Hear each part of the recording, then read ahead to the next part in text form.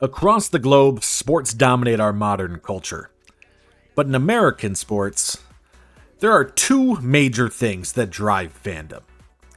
The first, hometown loyalty to a location which you derive your lifestyle from and you can identify with. And secondly, greatness.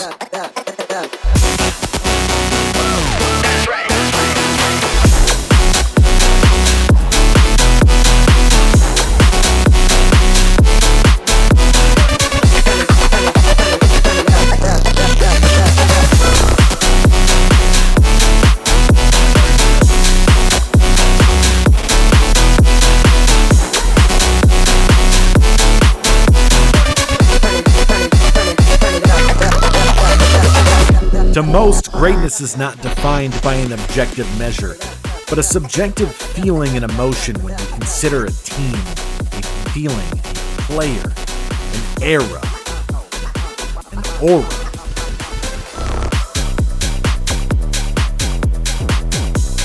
Trophies, awards, rings, titles, any objective hardware to be able to deny any naysayers the right to state that a team, a player, or an entire city is not destined to stay at the top in history.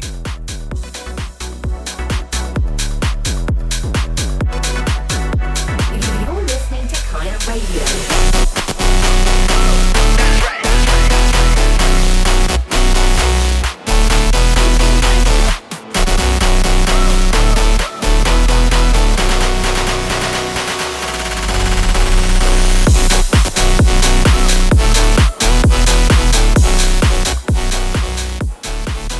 Now, the truest greatness in sports fandom comes from a cross-section between the two.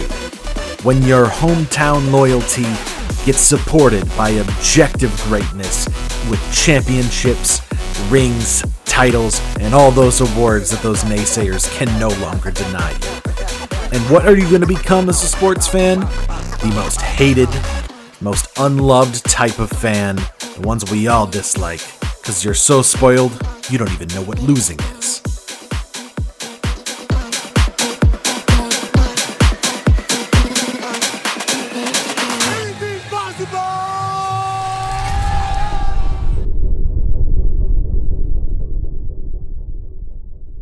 Welcome back to the greatest cities in sports. I'm your host, BigIrrelevant, as we are going to be starting our third rebuild in this series of challenges trying to determine what is the greatest city in all of American sports. If you have not watched episodes 1 and 2, you have missed out on Miami and the Bay Area. Today we are going to be doing Wisconsin, which doesn't really necessarily fit as a city. However, that's due to Green Bay being a little bit north of Milwaukee. We're going to consider this as a full region because I think anybody from the Wisconsin area does identify Green Bay and Milwaukee as pretty much the same thing when it comes down to sports. So today we are going to be rebuilding the Milwaukee Brewers, the Green Bay Packers, the Milwaukee Bucks, and then for college football, the Wisconsin Badgers. All four teams in a 5-year rebuild, taking it 1 year at a time, chronologically, to try to determine what is the best city. Now, if you have not watched this and this is your first episode watching this, let me break down a little bit of what we are doing here. Over the next 5 years, we have a series of challenges and goals to try to dominate the entire league from sport to sport. All of America, to try to make sure that our city is the most dominant of all. In this, we are awarded points for winning championships, making finals appearances in any of the sports, winning major awards, minor awards, making the playoffs, and are penalized for missing the playoffs at the same time. Dominance and prolonged dominance is key. The whole question is, can we create a city that is dominant across all four sports, just as Boston was back in the last 25 years? The Wisconsin area did qualify under my requirements in order to be able to see if they could measure up to our two previous contenders. And so what we have to get into before we begin is taking a look at the status and where all the teams are at this point in our rebuild. Starting off with the Milwaukee Brewers, they are just slightly out of contention, not necessarily looking like they're going to compete much this year. However, with a lot of young talent on the way, plus young talent already on the roster, cemented by some veteran talent to help support that, this team is right on the edge of being able to really contend in Major League Baseball. The question is, can they get the performances and the development out of the young talent, both in the pitching prospects as well as the lineup? We can talk about, Bryce Terang and Sal Frelick out as current players. When you come to pitching staff, we've got some prospects like Jacob Mizorowski and Quinn Priester, who could also, be productive.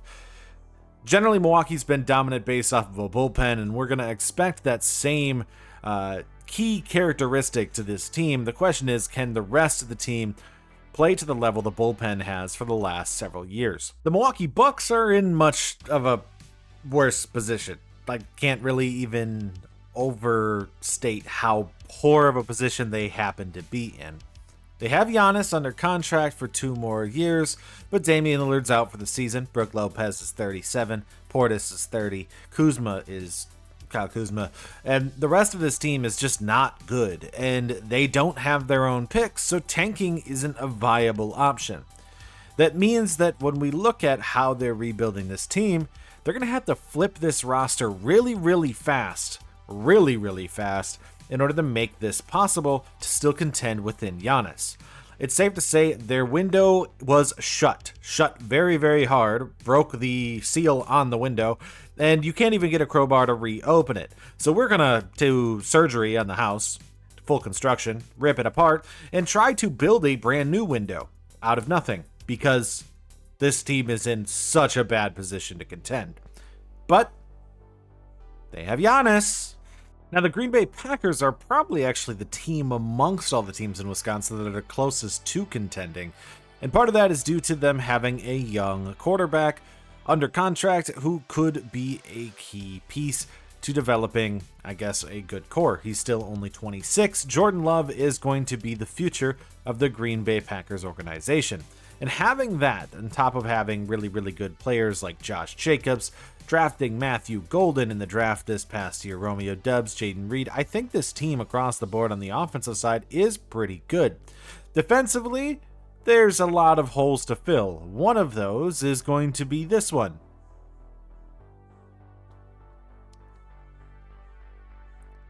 Which they just did. And so I did too. So there's a lot of gaps. I don't think this team's going to contend this year. And a part of that is due to the just talent in the NFC North. But knowing that we have players and prospects and talent that are capable of really contending and playing well. I've seen Edgerrin Cooper play really well in Madden 25. So I think there's a good chance this team is going to be on the cusp the whole time. Just getting over the hump is going to require, the extra bit of talent, a little bit of a next level from everybody on the board. We need Josh Jacobs to play really well. We need to see Jordan Love play really well for a full season, not just during Toyotathon.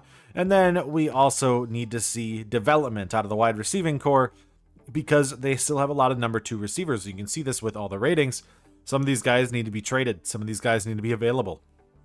So the Packers are a team that I don't think are going to contend in 2025, but they'll still probably be a wild card team. And the question is, can they just make the slight adjustments that they need to make to get just over the hump to beat Detroit and Minnesota and, of course, Chicago in their division? And that leads us to our last team, the Wisconsin Badgers, who I think of the 4 teams are the least likely to contend. And part of that is due to the just dominance of some of the other teams with NIL deals and all that in the Big Ten. Wisconsin held a lot of power in the Big Ten West when those Pac-12 teams weren't there, because there wasn't a whole lot to compete with a surefire, running, powerful offensive line offense every single season. They've got a lot of history with that, a lot of history with running backs and the power run game with great offensive linemen being able to be recruited from Wisconsin. And so what I think we're going to try to do is recreate that, shift away from the air raid that they've shifted to, and return back to what the Wisconsin Badgers once were, and hopefully be able to return back to kind of a former glory.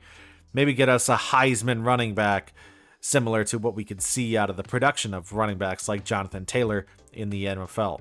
Well, Wisconsin probably, though, is going to be the furthest away. The entire season of the year of 2025 will begin with the Major League Baseball season, and so we are going to be beginning with the Milwaukee Brewers this year, where I'm hoping we can get and make some room for some of our top prospects to develop, and we can be contenders in a very, very competitive but weak National League Central Division, and we can see what we can recruit to add to our prospect pool going into the 2025 year, where maybe we can make a wild card run and contend.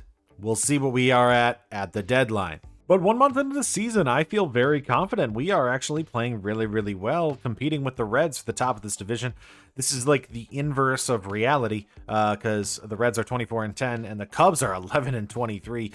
So a crazy spot to be in. I think mainly this is coming from a really good start for our pitching staff, especially Jose Quintana with a 1.62 in the beginning of the season. And even, the bullpen has played well too. So this is a really, really good start to a year where I think we might actually be able to contend for our division, I guess. I also cannot ignore the 368 average by William Contreras in the first month of the season. He already racked up 1.8 WAR in 28 games. And I feel like, because I'm going to show you when we get to the prospects, this is one of the most stacked classes I've ever seen. This player right here, 83 to 88 potential, 64 to 69 overall. I know he's 23 years old. He's the 51st best player in this class? Oh my. I mean, we're looking at a class where we could see several generational talents and guys I haven't even scouted. Like, this is just the pitchers I've found. We could find a ton of talent in this draft. And with 2 first-round picks and 2 second-round picks, we might actually be able to get a couple of them. This guy's a generational talent.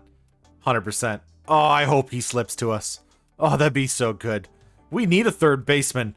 Please let him fall to us. And just before the NBA draft, as well as the NBA offseason, we are up on 6 games, or 5.5, over the Cincinnati Reds. The Cubs are catching us, as they have played really, really well for the second month of the season. But we are doing really, really well this year, 50-28. I feel very confident that this is going to be a postseason team. We just have to make sure to maintain this for this season. And I think we're going to draft really well too, just seeing the amount of prospects that are in there. And so with Milwaukee being able to possibly contend now, let's see what we can do with the Bucks to put them in position to, I guess, at least make the playoffs this year, even if they might not be contenders right away. Now, first things first with the Bucks, the big thing we have to look at is we have nothing. We can't trade Dame. I'm going to make sure I don't do that. Realistically, that's not possible. He is injured and out for next season. I'll put the injury on him when the year starts. But we don't have really any assets to trade. We've got Kyle Kuzma, who is kind of a negative asset. And you've got AJ Green and Livingston and Andre Jackson. I don't know. Really, we have nothing. And so what we're looking at for this potential year, or I guess a player option from Bobby Portis if he accepts it, but then I don't know why he would accept that if we plan on trading him. The big problem is going into the draft, we don't have any picks either. And so we're looking at how can we turn this into something so I can at least draft and get this team younger. We're not going to be able to bring back anybody, or we shouldn't bring back anybody. The hard part of having no assets for Kuzma is that it's like, the 2K values him higher than he really should be. And so they're like, oh, you could get 2-3 firsts out of him. That's not realistic. Kuzma is not worth 2 to 3 firsts. He might be worth 1. So I think we'll try to get 1 from Brooklyn. See if we can get our own pick back. We do. And so we're going to start the 2025 NBA draft with the hopes that Dallas doesn't mess up this first overall pick again and give the Spurs a dynasty, as I feel like they always do. Dallas with the first, they took Ace Bailey.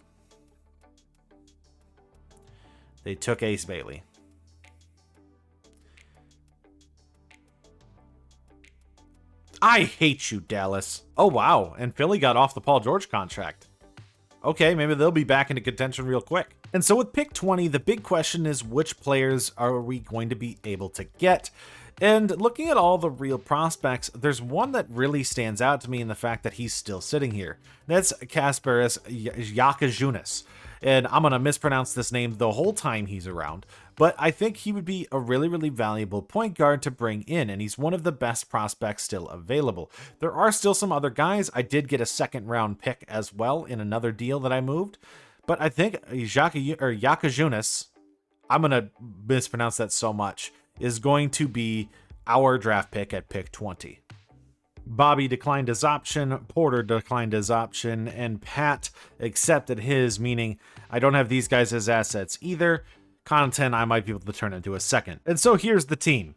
It's bad. And I was able to bring Bobby Portis back on 3 years, $38 million, which is going to be a big deal, I think, if we are at the off season, or not even at the off season, at the trade deadline, and are able to move anything. We have Portis's contract, which is a mid-tier contract, plus I can combine it with the trade exception that I got from Pat Connaughton, and that could give us some assets for next season where we technically have our pick. I think it's a pick swap in 2026, so we are able to get something, and the Pelicans shouldn't be that good either, so if we are bad, we'll be okay. But really what I did was I spent most of the time getting minimum contracts on guys that I thought might be able to develop into something interesting, mainly looking for guys who are good on the perimeter, three-point shooters, and good perimeter defenders to complement Giannis's kind of deficiencies. He is not a great shooter, so you want to put good shooters around him.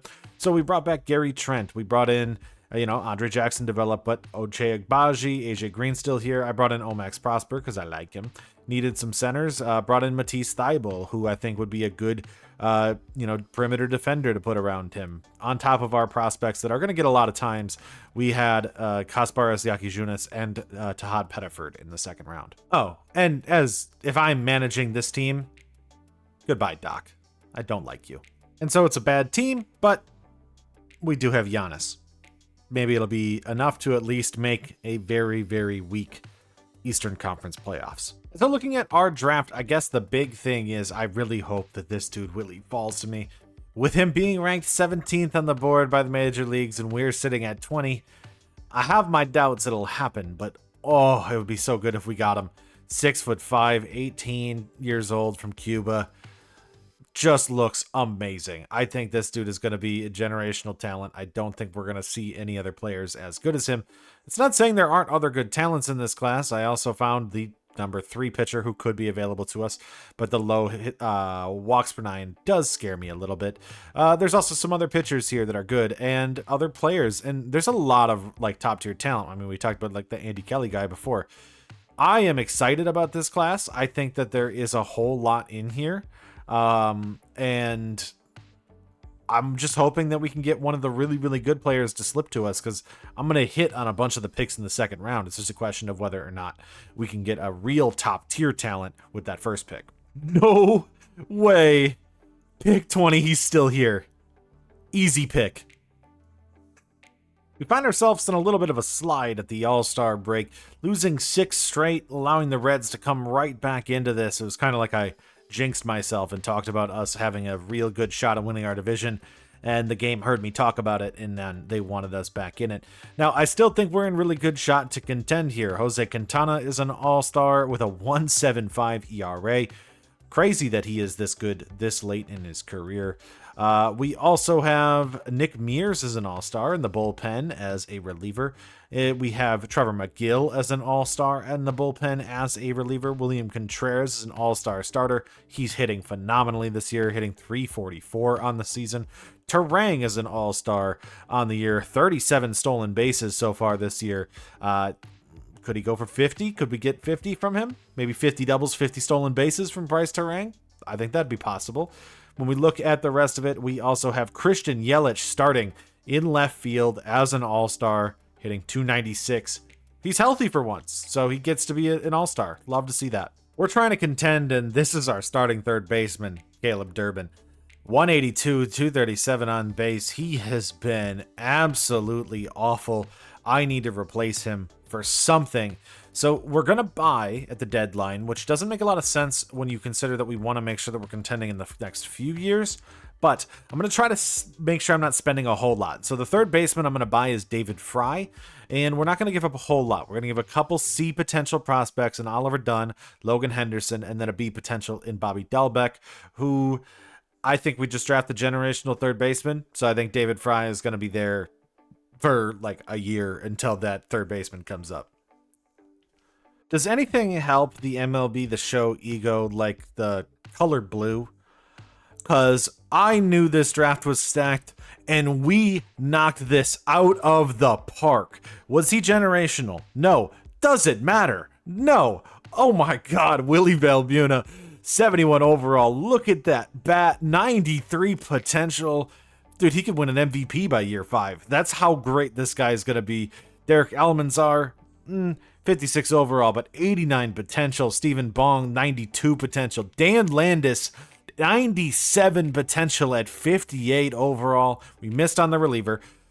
99 potential on a center fielder in the 5th round or 4th round.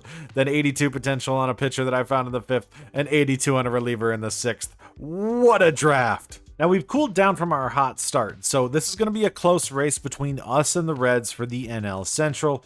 And when it looks at the wild card, there's a good chance that the loser might not make the playoffs entirely. So we kind of got off to a really, really good start, but slipped back down to where we should have been for the rest of the season. And so the question is if we can maintain this for the last month, for September.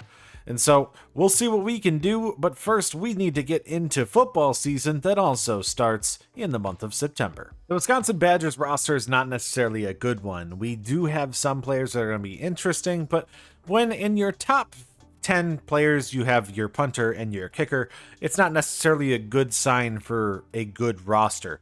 I do think that there's some potential here, and I think the big one is going to be with this quarterback, Cason Love, who in order to simulate to 2026 and get rid of the players, College Football 26 is not out yet. So if you're watching this in a few weeks when it is out, this is essentially me trying to make up for this fact. They did get a 4-star prospect in Cason Love, who I'm going to redshirt to be our quarterback for the future. But really, the rest of the team isn't necessarily great. We could see Nate White being something at running back potentially, and the wide receiver core is actually pretty good on top of that. But, you know, the core thing about a Wisconsin team is the offensive line, and that's actually something we're going to spend a lot of time recruiting, because I want to build a really good offensive line and a really good run game around first Nate White and then possibly another running back on top of that afterwards, and we'll see what we can do with it. And other thing we had to do, fix a terrible secondary. This is going to be awful. Ooh, that's not a good start. I don't like that at all. How do you lose to Miami of Ohio and beat Alabama? How? 5 touchdowns from Braden Locke? Is that all we really needed? But after Michigan comes back to beat us in the 4th, we're kind of exactly where I thought we would be at. We are 2-2. Though we found an unprecedented way to get there. I thought we'd beat Miami and Middle Tennessee and lose to Alabama and Michigan. But different road, same destination. But at the same time, the NFL season is going on, and the big question I think with this team is who is going to step up, I think, this year. I'm going to give Matthew Golden the number 2 receiver spot behind Jaden Reed, and I did up Jacobs' dev trade because I felt like it didn't make any sense for him to be a star after the season he put up last year. So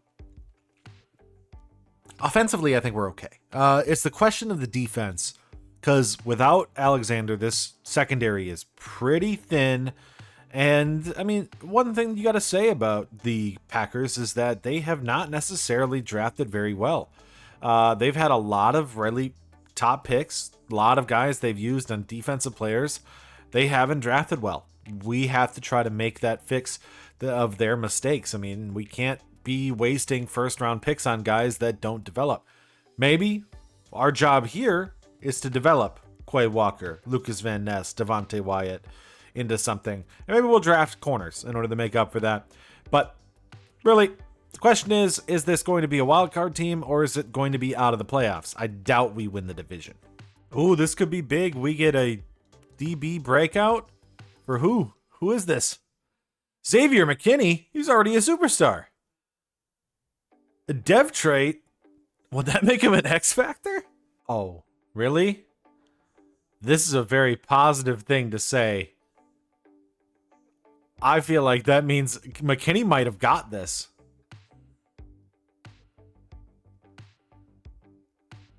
XP, no dev trait. We are 3-2. We defeated the Los Angeles Rams and Vikings. Good first month of the NFL season for a team that needs to make a wild card run. Wait, he got it. He got the dev trait. Oh my God. But we go 91-71 with the Milwaukee Brewers making the playoffs, meaning one of the 4 teams are going to be in contention this season, going on to take on the winner of the wild card playoff game, a nice division title for the Milwaukee Brewers. And we had an award winner, a batting title for William Contreras. Now, I'm only going to count that as 1 point because that just means he led in batting average, but he does get the batting title. William Contreras gets that for us.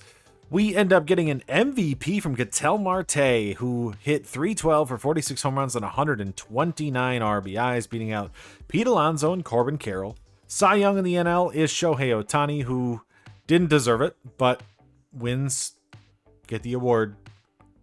Yeah, he didn't deserve it at all. In the AL side, American League is Aaron Judge, gets the 327 average, 50 home runs, 127 RBIs for an MVP, beating out Gunnar and Jonathan Aranda in third place for the Tampa Bay Rays. Cy Young, Garrett Crochet, 16-8, 309 ERA with 227 strikeouts for the Red Sox. And so, with the batting average led by William Contreras, we also get a second one as Terang steals 63 bases on the year at second base. Phenomenal year from him. Contreras leads the way, hitting .344, beating out Will Smith barely. 344 over Will Smith's 340. Hits leader this season was 192 by Pete Alonso. Terang was 2 away from taking that. Oh, that would have been nice to have 2 of them. Didn't lead in doubles either, right behind Tyler Fitzgerald. But that's a 50-50 year for Bryce Terang on that one. Home run leader, Pete Alonso with 50. Saves leader in the NL was Tanner Scott, who had 49 saves for the Los Angeles Dodgers. When it comes to ERA, Zach Wheeler led the way with a 2.24 ERA, just beating out Paul Skeens, getting himself a big lead. Definitely the deserving Cy Young over Shohei Ohtani. Your strikeout leader, Mackenzie Gore, with 228. The batting title in the AL goes to Jonathan Aranda, who hit .336 on the season to get himself the batting title. Didn't lead in hits. That goes to Aaron Judge, who had 198 hits on the season, just beating out rookie Jacob Wilson. When it comes to home runs, Aaron Judge also led the way with 50, meaning him and Pete had 50 home runs. The saves leader, 52 for Griffin Jax of the Minnesota Twins. Your ERA leader was Chris Bubik of the Kansas City Royals, the 2.46 ERA. And your strikeout leader, Garrett Crochet, with 227. The only guy that I think was really sent down for us was Elvis Peguero, who had a 3.30, 1.37 whip. Payamps never came back up. So that's really the only guy who got sent down for us in the lineup. Jacob Mizorowski, 5.31 with a 1.66 whip for this season for the rookie. He's more of a strikeout guy than a whip guy, but still was a negative WAR pitcher for us. I still think he'll stay up. He's kind of the prospect that you want to build this team around, I think, within the pitching staff. So I want him to develop. I want him to play well, and that's going to be the guy we're going to focus on. Brian Hudson, 2.93 with a 1.38 whip for him in the bullpen. Koenig, 3.68 was pretty good. Ashby, 2.60 with a 1.20 whip. That's great for him. Look at that development, what we need to see from him as he's under a really cheap contract. TL Hall, small sample size, 5.79. Abner Uribe, might trade him. I know a lot of people are really excited about him. I might trade him. Big strikeout guy, not necessarily a good guy getting guys out. Nick Mears, really good, 1.52 with a 0.73. And Trevor McGill, my bad, mix up the brothers, 2.77 with a 1.3 whip. For him in our bullpen, 37 saves on the season. Was pretty good for that. Freddie Peralta had a pretty down year, 4.15 ERA with a 1.27 whip. Home runs per 9 went down. He gave up 34 homers on the season.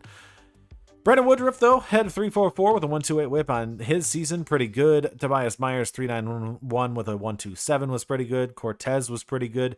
And Jose Quintana was phenomenal. 2.84 with a 1.22 whip. Sadly, he's a 69 overall, so I don't know how much more gas he'll have in the tank, but that's a really, really good season for an aging starting pitcher. The guy the Brewers just traded Aaron Savale for, Andrew Vaughn, barely got an opportunity up in the major leagues. Honestly, probably should have just sent him down to AAA, but nothing really there for him. When we come up to, Caleb Durbin got sent down, by the way, so he was bad. We showed him already.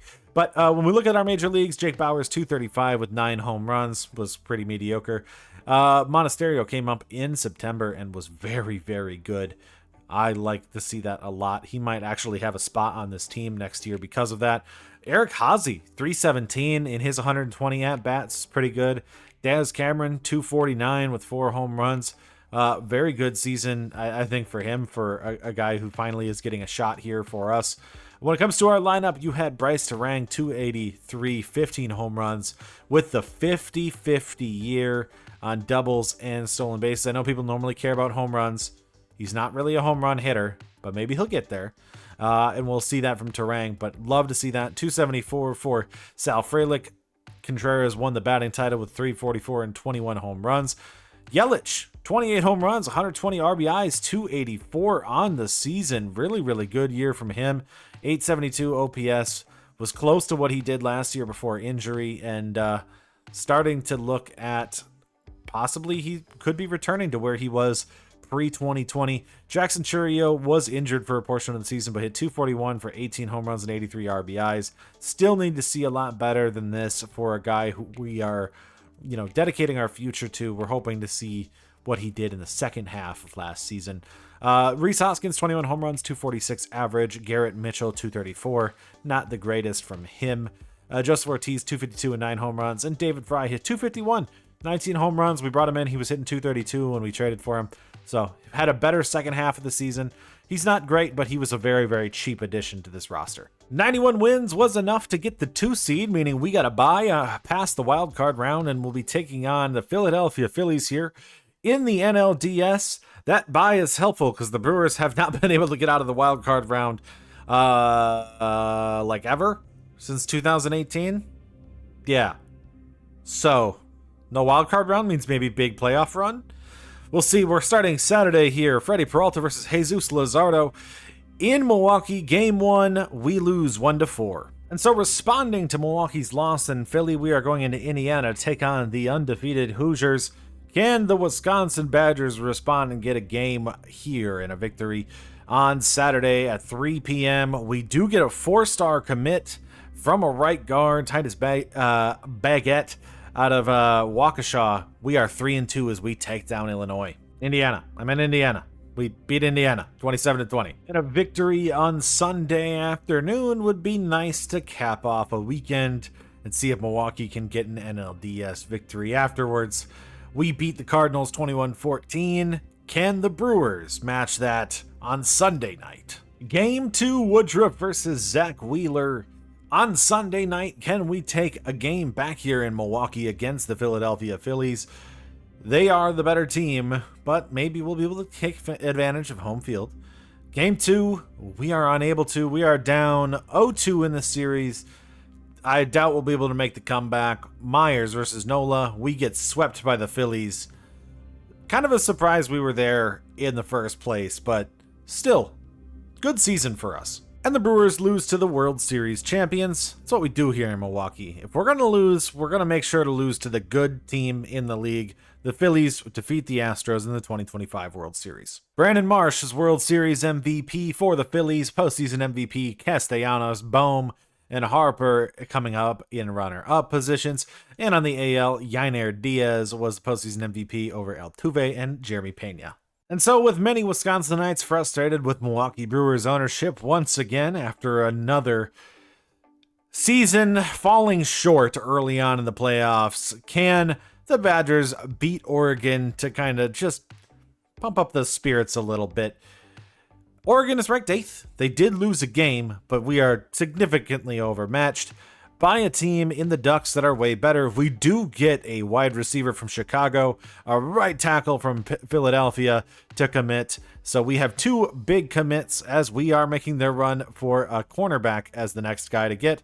I'm going to guess based off the XP we lost, 3-3, now 15th in the Big Ten. If anything, I'm happy we kept it close against Oregon, and that's really all that matters. Being 3-3, though, with still having Ohio State and a couple other really good teams on our radar for the rest of the season and our schedule, I doubt we'll be able to make the college football playoffs, and definitely not to the Big Ten championship game. So we'll probably skim a little bit forward in this season because we're probably not going to contend. The question is, can we make a bowl game? Oh, how is he supposed to get better? Like, he's already, like, the greatest player we have on our team. Oh, okay. All these breakouts, man, we're going to end up having a phenomenal defense. Kingsley Enagbari. I think one of the other realistic things we're going to expect this season out of Green Bay is that now that they have a stockpile of wide receivers, Christian Watson kind of feels expendable.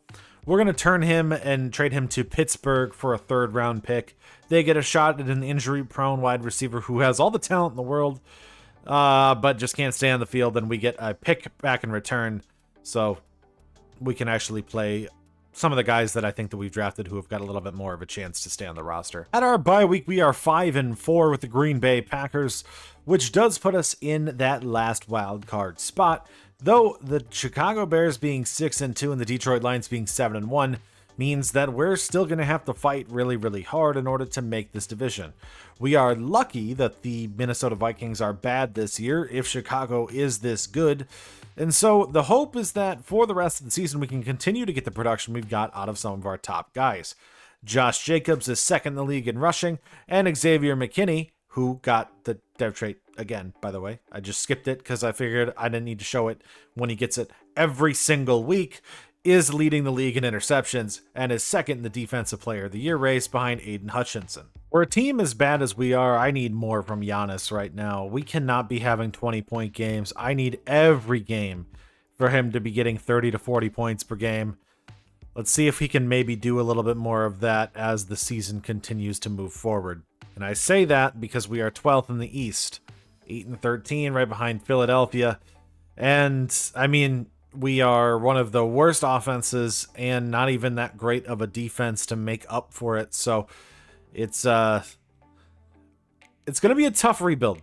Let's just say this is going to be a very, very tough rebuild to try to keep this team together and just, you know, make something out of absolutely nothing with this roster. And this is actually pretty realistic to what Milwaukee's going to have to do. And so I think in the college football season, a lot of this is down to this game against Ohio State. We beat three pretty bad teams in Illinois, Iowa, and Maryland on our way here, but I don't think we'll beat Ohio State. This is really all that we have left in our schedule. After this, we have Washington and Minnesota. So we've clinched a bowl game, but winning against Ohio State would be a major difference. Can we take down the Buckeyes here in Madison, Wisconsin, in Camp Randall? We get a 4-star commit in Tyler Combs. We get a 4-star quarterback. And then we get actually we get a ton of commits here. That was a lot of commits. Oh, we won? That had to have been a game to watch. Wisconsin beats Ohio State 37-34 in overtime. That's a huge win there. Aaron Noland had 3 touchdowns and 4 sacks, but Braden Locke, 4 touchdowns, no picks. Got 42 yards out of Nate White as well. What a game. I can't believe we just beat Ohio State. That puts us in contention. We might. I don't think we're going to. But if we beat Washington and Minnesota,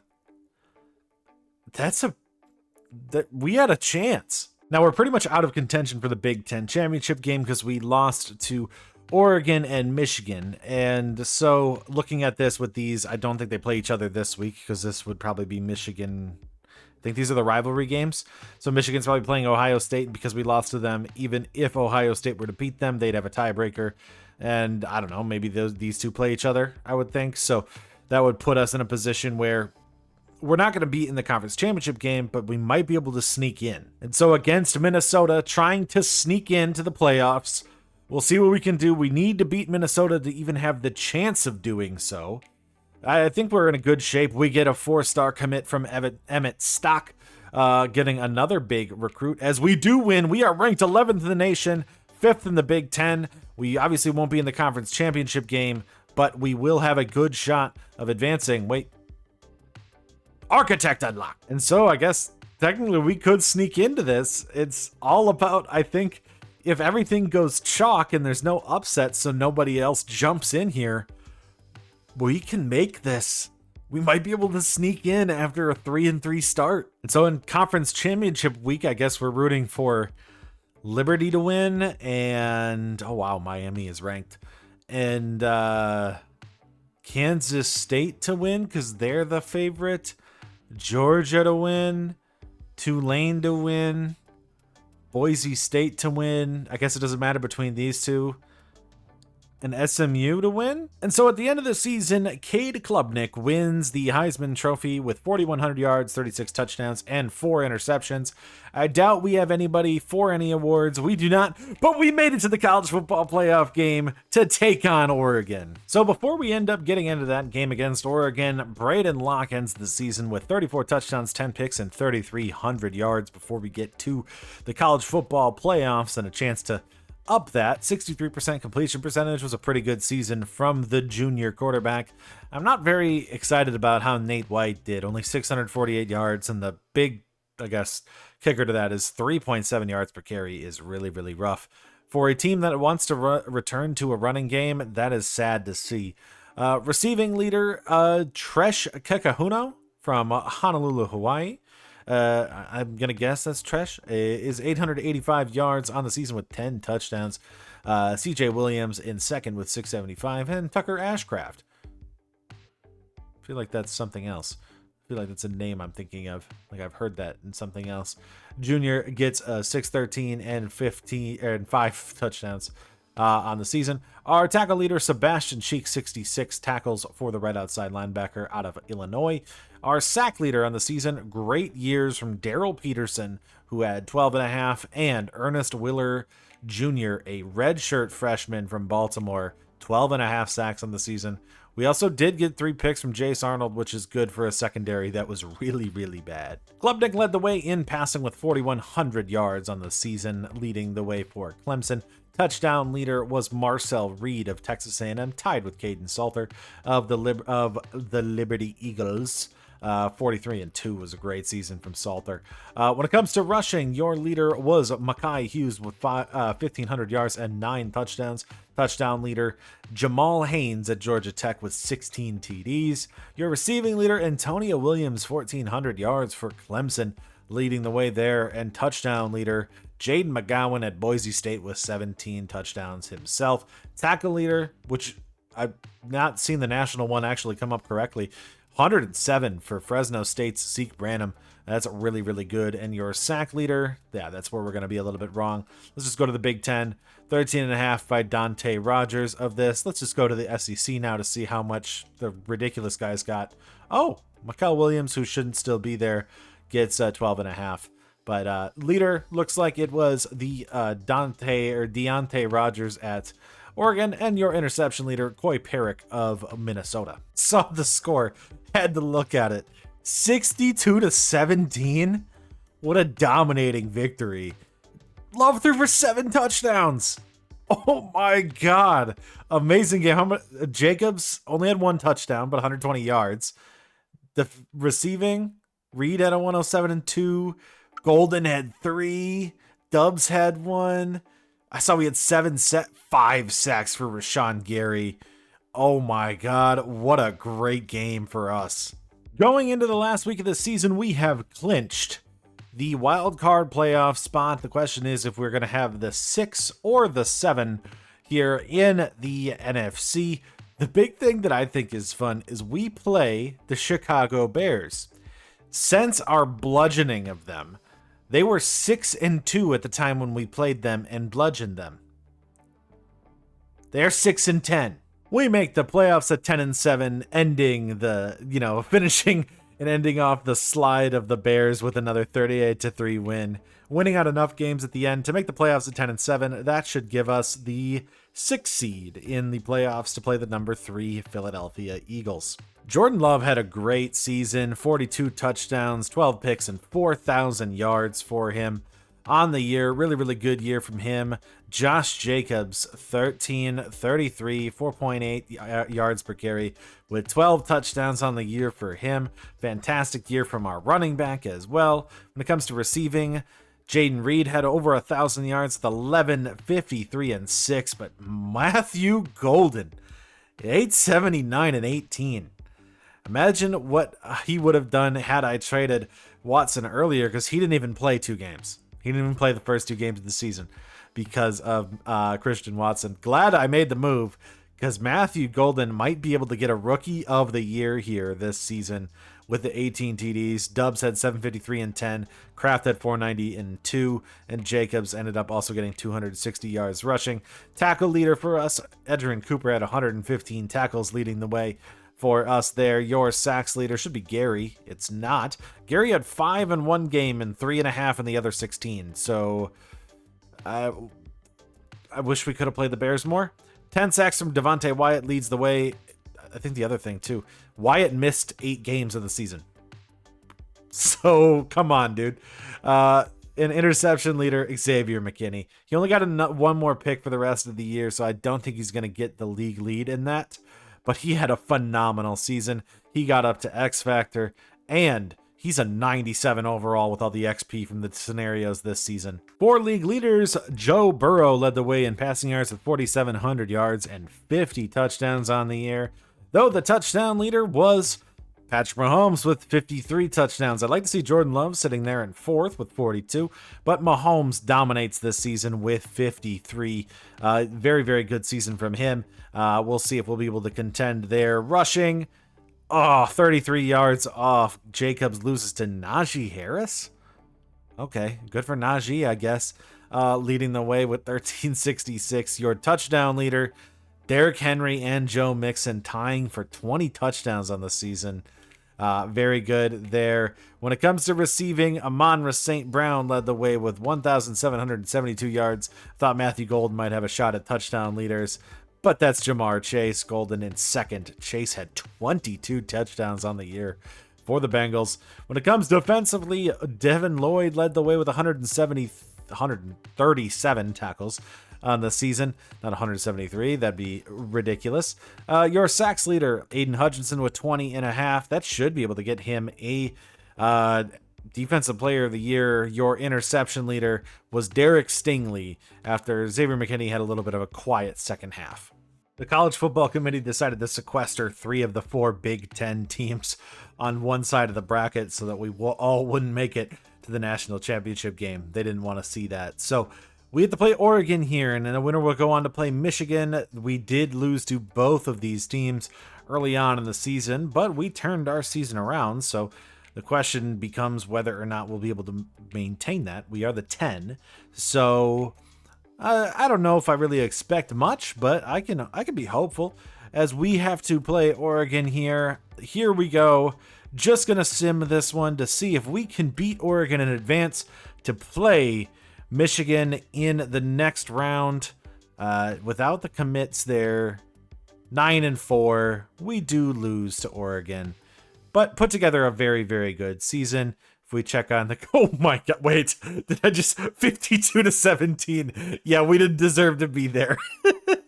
The College Football Committee is getting hate. They're like, why was Wisconsin there? Why did you put them in there? Big Ten bias. Big Ten bias. 52-17. We got smacked in this game by Oregon. Oh, good luck to them. They have to play Michigan. Washington State was the big upset so far, but they get to play Liberty. So we'll see who ends up winning that one. Wow. Your national champions are the Michigan Wolverines, beating Liberty 27-24 in the national championship game after they had a shootout with Georgia to make it there. They beat Clemson. So we'll go in, I guess, next season with kind of a fluky college football playoff appearance on our resume. And so in the NFL, we're trying not to get smacked like Wisconsin was, but we have to play the Eagles. So I don't know if we're going to have much of a shot. Can we not get smacked, please?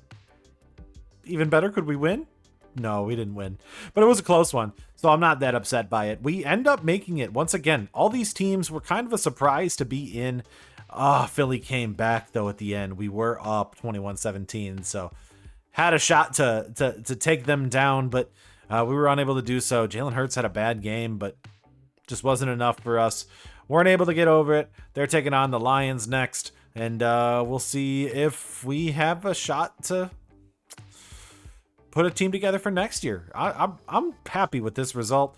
So 3 teams so far all made the playoffs, got eliminated in the first round, all of them. That Super Bowl is a massacre. 49-10, the Buccaneers take down the Chiefs. Baker Mayfield wins Super Bowl MVP for the Bucs. MVP on the year was Patrick Mahomes. Coach of the year, Zach Taylor with the Bengals. Offensive Player of the Year, Jamar Chase for the Bengals. DPOY goes to Aiden Hutchinson. We do get the Offensive Rookie of the Year, and Matthew Golden as Defensive Rookie of the Year goes to Jahdae Barron of the Broncos. Looks like we're going to get one big free agent signing. That's John Means. We need to kind of shore up some more guys in the rotation beyond just Peralta and Woodruff, and I think John Means is a perfect guy to be the third arm in a rotation that is honestly pretty weak. We're really a bullpen-heavy team, and there wasn't a lot of guys I felt like that made sense to sign that weren't going to cost me $20 million. But as we actually approach the end of the free agency period, Pavin Smith was like worth nothing on the market, and I felt like I could not deny the opportunity to pick up a guy who can get on base at the level of Pavin Smith for $3 million a year. Now, I wasn't really looking for a deal like this, but the Pirates offered me David Bednar for Jake Bauers. Now, the only reason I'm even considering this deal is because we just signed Pavin Smith, and that kind of actually means that Jake Bauers has become expendable. And, he had a decent season last year, but I guess the Pirates, desperate for any form of offense, know that we don't need Jake Bauers, offered us a reliever. I'm going to take this deal, and we're going to get a good bullpen arm. But if Giannis puts up games like this for this season, we might actually have a shot at an MVP and a playoff appearance with the Milwaukee Bucks. And to have 4 teams make the playoffs in year 1 would be a first so far in this challenge. And Giannis is, I guess, taking over. He got real accustomed to the new coaching staff and adjusted to what the plans were for the season, which the plans were give the ball to Giannis every single time, has brought us all the way back up to the 4 seed and right back into contention in the Eastern Conference. Something I'm excited to see, and I'm hoping that we'll be able to maintain for a possible. We're not going to win the division, I don't think, but I don't know. Maybe we could beat the Pacers. But this has been really, really good, and we have been red hot despite not really being a really good offense. The big thing, we are a very, very, very good defense. Surrounded by Giannis, made sure to get a bunch of young guys. That is a really big improvement over where they had been just last year.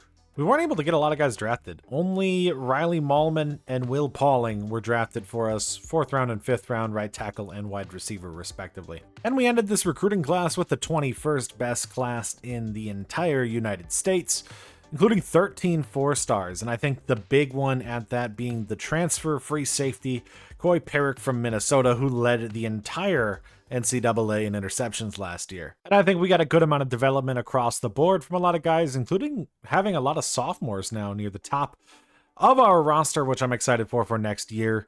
The big question is whether or not we'll be able to kind of play well again with Braden Locke, who is up to an 84 and will start this year, but I think there's a good chance if he does struggle, we can move right to Mabry Matar, who is a sophomore redshirt from the Woodlands in Texas, before we can move to Case and Love. So that's kind of the big thing for this, because we didn't see much progression from the running backs, meaning we're probably still going to be a passing team this year. The Green Bay Packers are going to be going after one player and one player only, and that's going to be Khalil Mack to rush on the opposite side of Rashawn Gary. We have $80 million in cap space, and so it makes sense to go in, and this is how Green Bay won their last 2 Super Bowls. They invested heavy on a veteran defensive player of the year caliber player, Reggie White, Charles Woodson. Now, it's a little late on this. I think Khalil Mack would have been somebody who they should have done this for 3-4 years ago. But 1 to 2 years of Khalil Mack might still be enough to be able to contend with. and the defense. And he signs on the dotted line. Khalil Mack is now a Green Bay Packer. Looking at the 2025 NFL Draft, we have pick 20. And I think the big thing we are going to attempt to try to do is get corners. Amongst anything, that's our big positional need, and I don't really see there being much more to pursue outside of that. We don't need wide receiver, we don't need halfback, we really don't need anything offensively, though we could look at some tackles just because tackles are always valuable to get. So that's what we kind of did for scouting. Now, when I look at corners, I think the guy who I would hopefully want to take is going to be Avion Terrell, but I don't know if he'll still be there. Otherwise, we could look at Mansur Delane, who could be a really, really good corner to add to the team. Otherwise, there are some other guys that I think jumped up the board. I've got an outside linebacker here in Trey Moore, who I think could be valuable. We have a linebacker in Ben Roberts, who could be interesting. And then there's a lot of offensive linemen that I think could go in the first round. We could look at Blake Miller, who could jump up the board. We could take a little bit later. We could take Carson Williams here at the very, very top. We could also take Cash Queen here at the very top too, though I think the top rated guy would be either Carson Williams or Blake Miller. So we'll see what we end up getting, what is available at pick 20, but I'd also be willing to trade out if there's really nothing that interests me. It's always better to get assets if possible. And just like that, I'll be able to move back with the San Francisco 49ers, take pick 28. They're going to give me a future second, third, and seventh for doing this deal. And essentially now I feel like this is even better. I'm also getting another first from them to completely trade out of this pick. We are getting their first and second next year, plus another second in 2027 to basically move out of this draft pick. And part of the reason for that is Terrell is gone. Williams is gone. All the guys who I wanted in the first round are gone. I'm thinking I'm going to take some swings here in the middle rounds. And so we'll show our first pick, which is going to be Blake Miller, right tackle, who I would have been willing to take in the first round. We're going to get in the second round, and then we'll go after the corners a little bit later because I have some later and lower on my board. Blake Miller is ranked 20th in true value with a hidden dev trait. This draft actually looks horrible if you just look at the talent in this, because I don't think we actually did that well, but we got a hidden dev in CJ Allen, who was a little bit higher than what I was expecting, or not expecting than he was on the board. And then Jordan Hancock is a 72 overall at slot corner. The thing was, I traded down into the third, and there was a day 3 corner that I thought would be available at this pick here. He went 2 picks before, as well as the tackle, who I also wanted, was 1 pick before that pick. And so it was like all the guys who I wanted in the third round were all gone, like 6 picks a row. There was a right outside linebacker, a middle linebacker. Everybody who I wanted was gone right before this pick.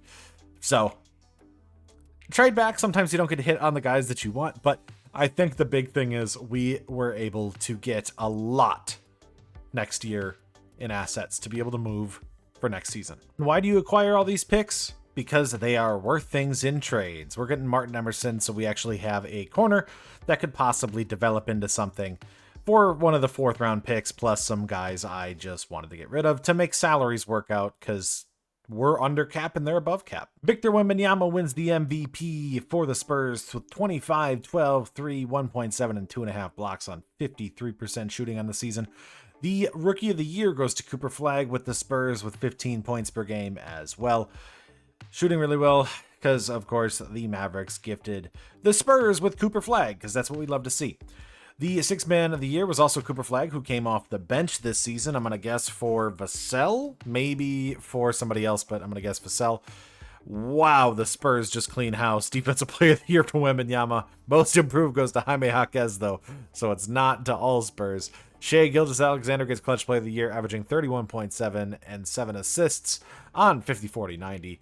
Coach of the Year goes to Popovich, and Executive of the Year to the Spurs. We get a All-NBA first team from Giannis, who does end up being 3rd in the MVP race behind Wembanyama and Jokic. So not too bad. Nobody else really in the race. All defensive. Giannis is 2nd in all defensive. So 2nd place in the DPOY for him. And nobody else on our team in there. All rookie team. Hey, Yakajunas was 2nd in the Rookie of the Year race. We will take that. Good season from him to be in that position. Like to see that from the first round pick we got for pick 20. I mean, it was crazy that he slipped there and we got him. We are the 4 seed in the East. We do not win our division. The Pacers win the Central. But we make the playoffs, and we have to play against Miami in the first round. The team was a one-man show. It was Giannis who single-handedly carried us to make the playoffs in the 4 seed. He averaged 30 points. Jonas with 19 or 15.9, almost 16 points per game. And then Gary Trent had 11.5. Portis had 11.5 off the bench. Bagley at 8, Jackson at 8, 7.8. Yeah, so nothing really else there. Our rebounding leader, once again, was Giannis. 10 points per game on there. Assists leader was Jonas, so he didn't lead in everything. Giannis didn't. Steals, Giannis. Blocks, Giannis. For us. Field goal percentage, Giannis. 3-point percentage, okay, not Giannis. That was Gary Trent, who did shoot over 40% from the three-point line. And our best free throw shooter this year was Jonas with an 81%. So, two-man team right here. I think a lot of people thought that would have been Damian Lillard and Giannis, but without Dame, we were able to do something with Jonas. And we'll see this offseason if we can move off of Damian Lillard for something in return, essentially. Jalen Brunson led the way, averaging 32.2 this season for the New York Knicks over Shea, with Giannis in third. Rebounding leader was Walker Kessler of the Jazz, averaging 13.8 rebounds. A couple guys had over 10 this season. Giannis in 10th in that list. Assist leader Halliburton was the only guy with over 10 assists per game, averaging 11.2, a 26-11 season. He truly is like our next Chris Paul. Steals leader was Dyson Daniels with 1.9 steals per game this season, and blocks leader Walker Kessler with 2.6. Did Giannis get the field goal percentage? He did not. That is Zion, who averaged 62%. Giannis was fourth in that category. 3-point percentage leader was Peyton Pritchard, who averaged 46.6% from the 3-point line. I forgot to injure Jason Tatum, so he did play well for the majority of the season. And then free throw percentage, Steph Curry led that with 94.8%. And so I would like to make it not every team losing in the first round. We have Miami here, who I believe are probably going to be the exact same team. Cleveland was the 8th seed. That's crazy.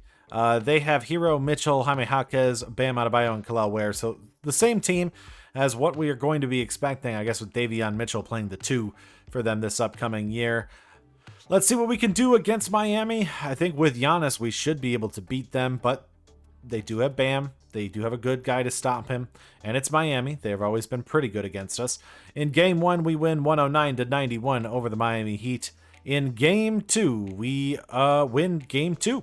111-105, taking both games in Milwaukee. In Game 3, they take a game 122-86. In Game 4, in Miami, we finally take a game off of them, winning 107-103. Hero had 25. Jonas had 33, as Giannis only put up 14.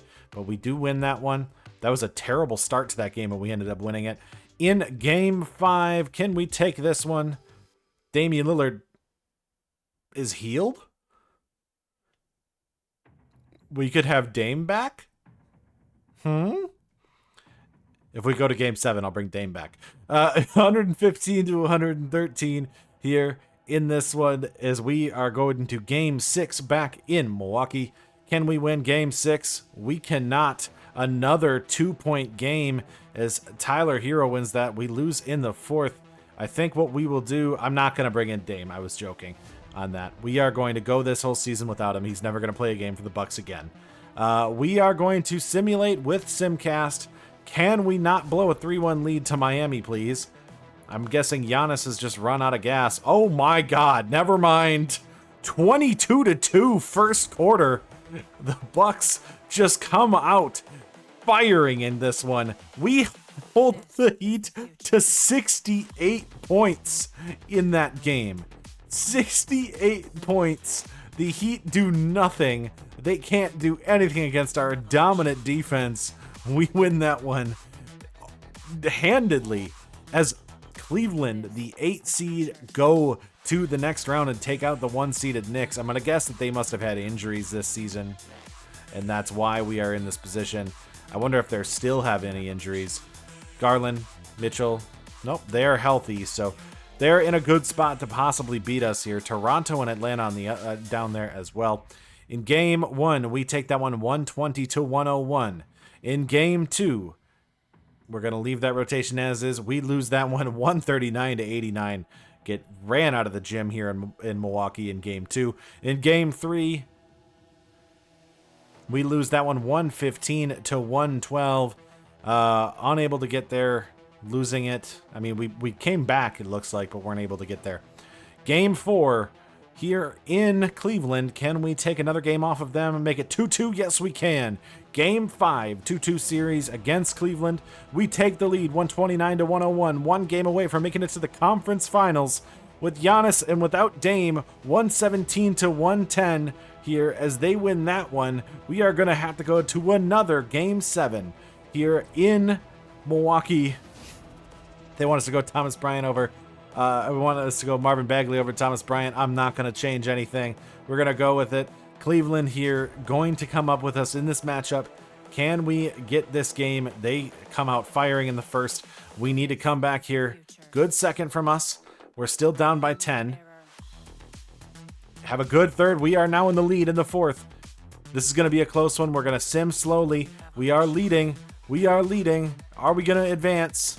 This is going to be a victory as we come back in game 7 and beat the Cleveland Cavaliers to advance to the conference finals against the Toronto Raptors, who have Emmanuel Quickley, Grady Dick, RJ Barrett, Scotty Barnes, and Jakob Poeltl. Crazy for us to be in this state, in this position. Without Damian Lillard, we are in the conference finals against Toronto. Can we take down Toronto? Game 1, the Raptors beat us 1-0. Game 2, we take that one back 114 to 111. Game 3, Toronto takes that one 128 to 99. Agbaji is injured. We'll leave this rotation as is. We are down 3-1 in this one as they win 115 to 93.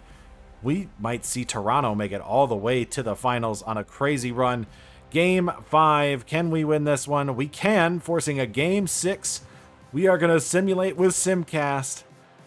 Can we go to the finals? We need to win 2 in a row here against Toronto. This one in Toronto to start off the series. We take a big lead early in the first, but they come back and get it. We take a really good second quarter from us to take the lead, though they're coming back. This is a very close game here in the fourth. We are up by 3. This is a very, very close one. Can we hold on? We are up by 2 with 3 minutes left. Up by 5. We should probably jump in here. I think we'll jump in. We'll see what happens here. We are up 5 in this one. I'm going to switch to switch the side so I'm not controlling anything. Let's see what they do. Can the Milwaukee Bucks hold on to the lead? We have the ball. 108 to 103 over the Toronto Raptors. They have Brook Lopez on the team. Passes over to Gary Trent, who drives in, gets past the defender, but takes a weird layup. Giannis is unable to grab the rebound. Brandon Ingram running down the court, takes the left side, does a weird spin, finds Jordan Battle, I think that is, to get it.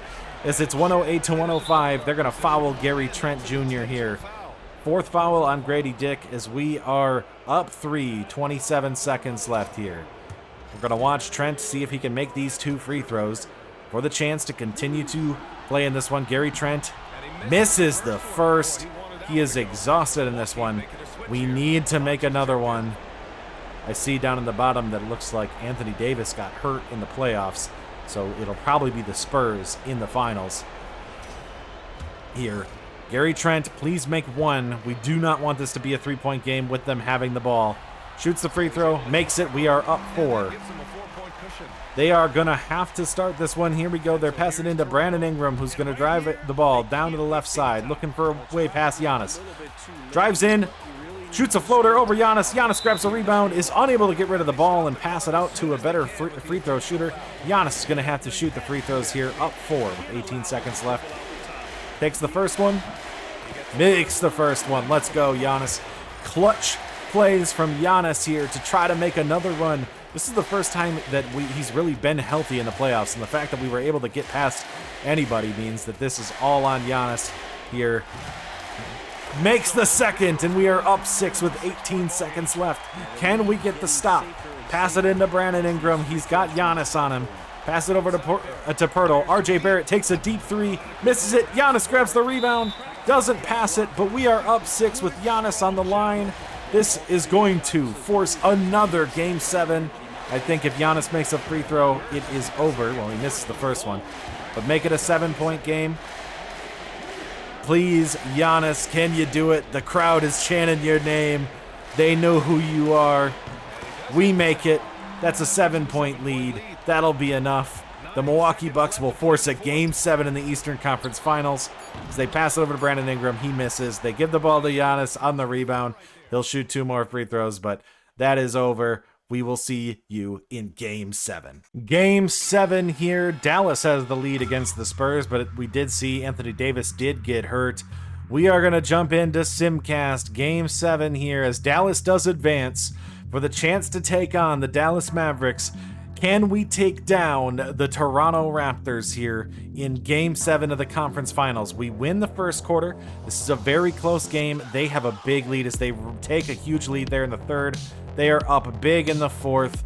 We are going to be unable to come back here and take this series from Toronto. We lose in 7 to the Raptors. Very anticlimactic as Kyrie Irving wins Western Conference Finals MVP. Giannis wins Eastern Conference Finals MVP in a loss, averaging 34, 9, and 4. So, good for Giannis, but we don't get there. That was 3 7-game series in a row for Giannis. Your NBA Finals is going to be Mavericks over Raptors. Kyrie Irving averaging 41 in the finals to take down the Toronto Raptors and win his second NBA championship. And so that does it for year 1, where we ended up being in position, I guess, to win and make the playoffs. And I'm glad the Bucks made it so that not everybody lost in the first round. But we were able to do this and have one of the best year 1s we've had so far. It's because year 1 is kind of difficult to turn a team that's nothing into something. And so we made the playoffs with all 4 teams, which was great. We didn't get really any awards. We did see a little bit from the Brewers, but sadly, because it was not a victory in the Eastern Conference Finals, the Bucks don't get us anything really there in points, but still really, really great season, I think, for us for a start, because it means that everybody is in position to contend. Everybody should get better, and I'm glad that we didn't see any really big fall off. I think this is going to be a really, really good 2026 once everybody is able to manage their rosters and actually take control of some of the faults of everything. You know, Dame off the books. The Packers now have some edge rushing talent that I think can be interesting, and the Brewers should be able to get a better development from their pitching staff, because what I did was I signed Freddie Peralta to a contract extension, and this is a really, really good deal for what Freddie normally costs in this game. So we were able to do that, bring in John Means, bring in David Bednar, and just kind of have a good roster for this next year. I'm excited for what we can do in 2026 with the Wisconsin area. So we'll see you there in 2026 as we end up going there. That'll be the end of episode 1 today. Thank you very much, and I'll see you next time. Welcome back to Greatest Cities in Sports. This is year 2 of the Wisconsin rebuild, aka 2026, in which we are coming off of a season and where we actually saw some decent success. 4 playoff teams across the board, one of them making it all the way to the conference finals, the other ones all having first round exits, means that I feel like we're in a good position to see some growth from that stage, from every single team, besides maybe the Badgers, who I do think were a little bit fluky in their appearance in the college football playoff. I'm not sure if they're going to be able to recreate that once again. So if you have not watched episode 1, please go back and watch episode 1. If you're watching this in the supercut, hi, how's it going? I'm still here.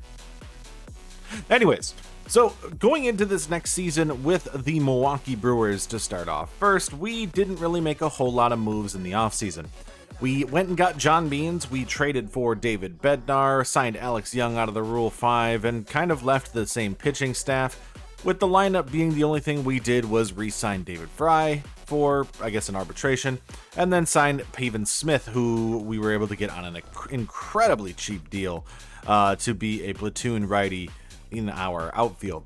With those in mind, knowing that we have some prospects now, especially this just phenomenal looking third baseman that we drafted last year, I'm really excited to see how he develops. I think we have another shot to win the NL Central again. I mean, it's not necessarily going to be a guarantee. The Central still has the Cubs, and they still have the Reds, who were really, really good last year, and so there's still a lot of chances for us to not be able to do so, and we didn't make a whole lot of moves to really put ourselves into position.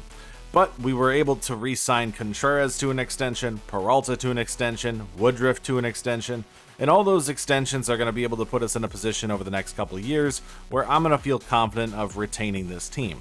Cortez will be gone at the end of the year, Hoskins will be gone at the end of the year, but I think we'll be in a good spot to replace them. And maybe I'll be looking for a new first baseman to go alongside this roster if we don't find one in the draft. Because I think Rhys Hoskins, while he's been great, I don't necessarily know if I want to pay him this offseason. And Andrew Vaughn's not really going to develop into anything. We can be real about that. Maybe David Fry will be a first baseman. I don't know. Anyways, I digress. Let's get into this season and see what we can find in the draft as we approach 2026, trying to get finally out of the first round of the playoffs. Taking a look at the draft, I think we might be getting probably pitchers, I would say. I don't necessarily think there was a whole lot of position players, but there is a lot of really, really good pitching in this draft. And I've only scouted for 7 weeks. After a nice little win streak to end the month of May, we are sitting in first place in the NL Central, 9 games ahead of the Cincinnati Reds. I feel pretty confident that this will be another division as long as we hold this together and don't have a hot start and a slow decline throughout the season like we did last year. And as we move to the NBA draft, we should be in a very good position now. 10 games up on the Reds as they are battling with the Pirates for the second slot in our division. I think we're going to be pretty safe this season. And the question is what we're going to see in the draft to be able to kind of support this roster, as I think we'll be pretty good for contention this year. The question is if we'll still be good enough to beat any other divisions. Because as you can see, we're 20-3 in our division because the NL Central is awful. My lord, soon the realm will feel the weight of your iron boot upon its neck. I shall return the realm to its rightful heir, the King of the East. Sir Giannis, how may I serve you? I present a sacrifice, my lord. Sir Dame of Lillard will go to the Lakers, as their greed will be their end once again.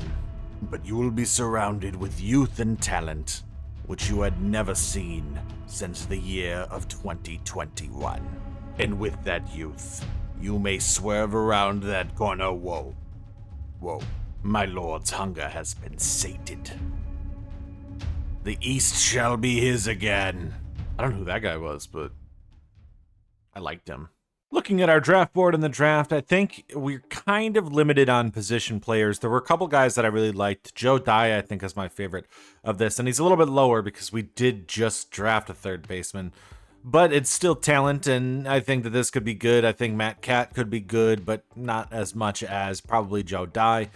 Bradford MacArthur could be good. We could get something here in the second with one of these guys. I think, though, out of anything, when I look at it, this is a pitching draft. This is a draft where there is a ton of pitching talent, and I need to get as much of it as possible. We are going to probably be drafting almost all pitchers. Not a single one of the position players that I liked are still available. I mean, Deerdorf is technically, but that's more of a second-round pick, as is De Los Santos. But really, I mean, it's going to be hard to deny the desire to take one of these pitchers then. And there's a lot of good ones, I think. But I put a bunch of them on my board, but I didn't generally grab the ones who are like ranked right next to where they are supposed to be drafted. And when I scrolled through, I was like, oh, who's still available? Who's still looking around? This starting pitcher is going to be really good. With the walks per nine and the hits per nine, Roger Lincoln should be really, really good. There's also some other position players that could be good, like William McVale, but I'm just gonna take the position player or the pitchers, and we're just gonna go for it. Roger Lincoln, welcome to Milwaukee.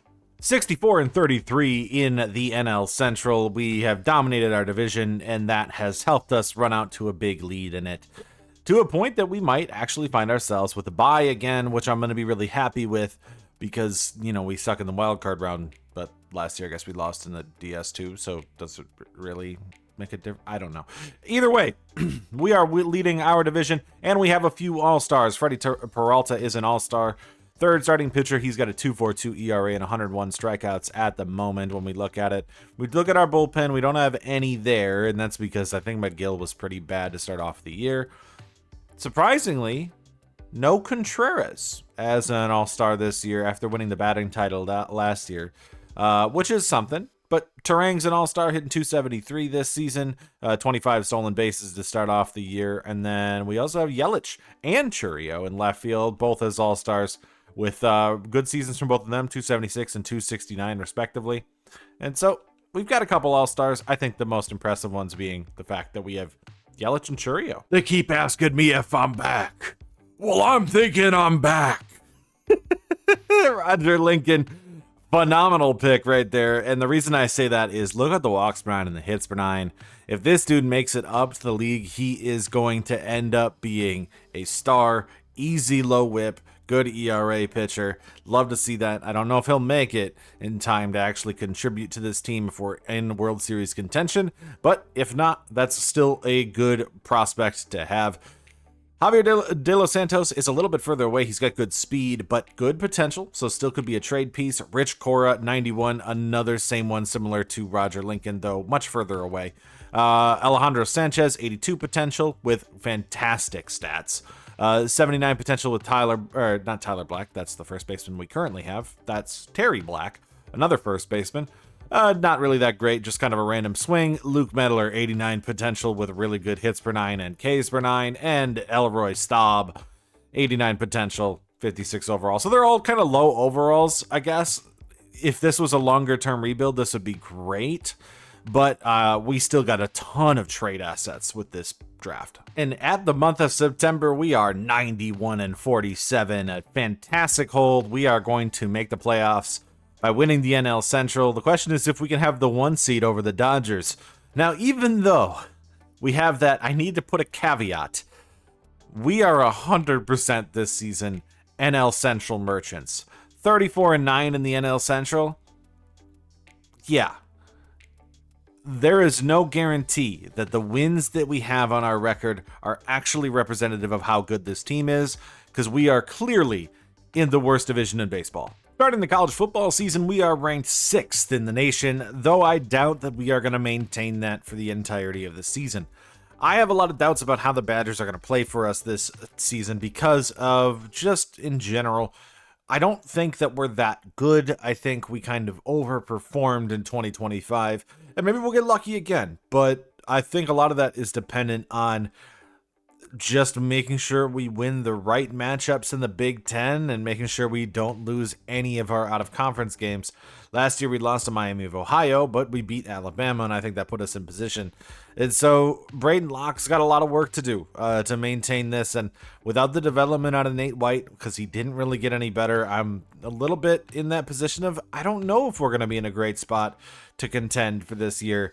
We just kind of have to hope that everybody kind of overperforms their ratings and that we have a great punter. I don't know. He's a great punter. That's all I got on this roster. Our second best player is our punter. But when you look at our schedule, we beat FCS Midwest. We really don't have a whole lot of ranked opponents, and I think that could be a good sign for us. We have to play Liberty, which is a tougher game, but it's at home in Madison. Then we have UCLA, who I don't think is that tough. Purdue supposedly is ranked, but it's Purdue. Shouldn't be that threatening. The big challenges are going to be USC and Penn State, and I think we might lose those 2 games. If we find a way to win every other game besides those 2, I believe we really have a shot. I think those are the 2 losses we can afford. But a big win against Liberty is a good sign, as we have a fantastic fourth quarter coming back to beat them, and they're challenged. They're Liberty. I mean, I guess they don't have the star power and Salter anymore, but I still think that we, getting a victory over them is important as one of the hardest games on our schedule, and winning our out-of-conference games are even more important, really. But surprisingly, we were 5-0 at the end of the first month of play. after a dominating 47-3 victory in Iowa, I think we might actually have a shot. We really just, like I said, have Penn State and USC left on our schedule, and I think USC has actually slipped. Yeah, they're all the way down to 24th. They have not had a good start to the season like we have. So besides them, I think we really could do this and make it to the playoffs again, really, which I didn't think so at the beginning of this season. And a big part of that is Braden Locke is leading the Heisman Trophy race right now for Wisconsin, beating out Marcel Reed. I mean, if he plays this well and we continue this up, a Heisman from Braden Locke would be something. The Green Bay Packers are coming off of a wild card appearance this past season, and we made some trades in the offseason to kind of stockpile picks for the future. So we didn't really make a whole lot of big acquisitions off of last year. We are rolling with Offensive Rookie of the Year, Matthew Golden, as our wide receiver 1. I'm excited to see what Jordan Love can do with him again in year 2, where he is going to be our primary target. Josh Jacobs moved up to X Factor at running back, which is going to be huge for this, as we could get a big season out of the running back. Still a good offensive line, despite our first-round draft pick not necessarily taking the job from Zach Tom or Rasheed Walker, but he doesn't need to just yet.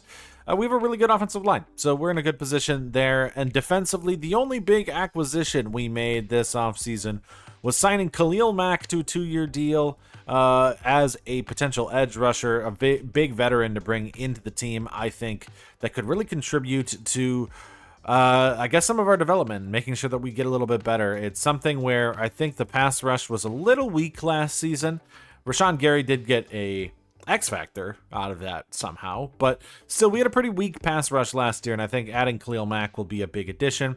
And the secondary, which was weak, we added Martin Emerson off of a trade this season, and I think that's going to be a big thing. Can we turn this into something this year, knowing that the defense is now pretty good? I mean, look, we've got not our only bronze player right here because of dev traits is a tight end playing fullback.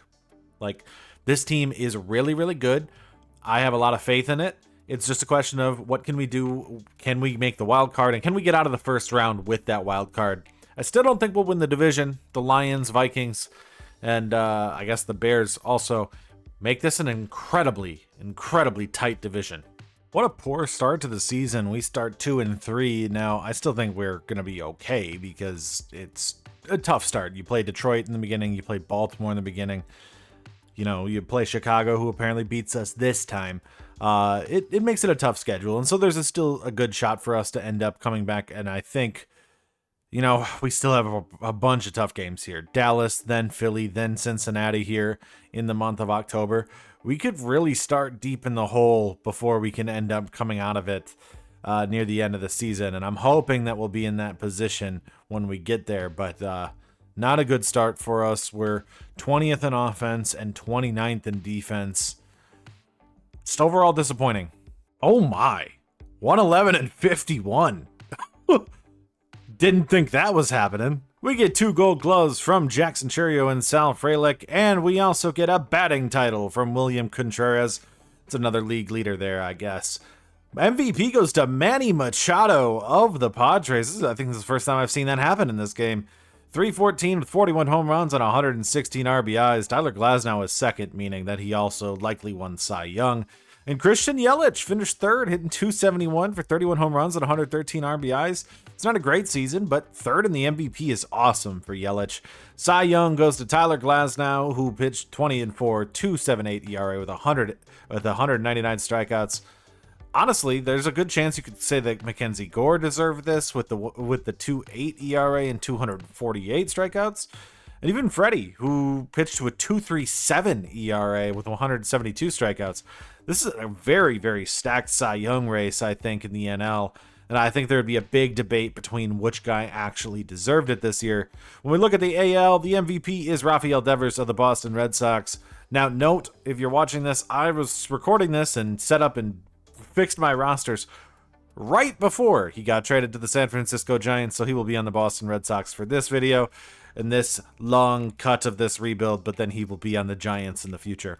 Aaron Judge finishes second, and Ryan O'Hearn finishes third with 41 home runs, hitting .321. Cy Young in the AL is Logan Gilbert with a 2.91 ERA and 184 strikeouts. Another also really competitive race here. Wow, what a season. John Means leads an ERA with a 2.09. What a year. Freddie had a great season, but John Means 2.09. We have the league leader in triples with 14 for Jackson Churio.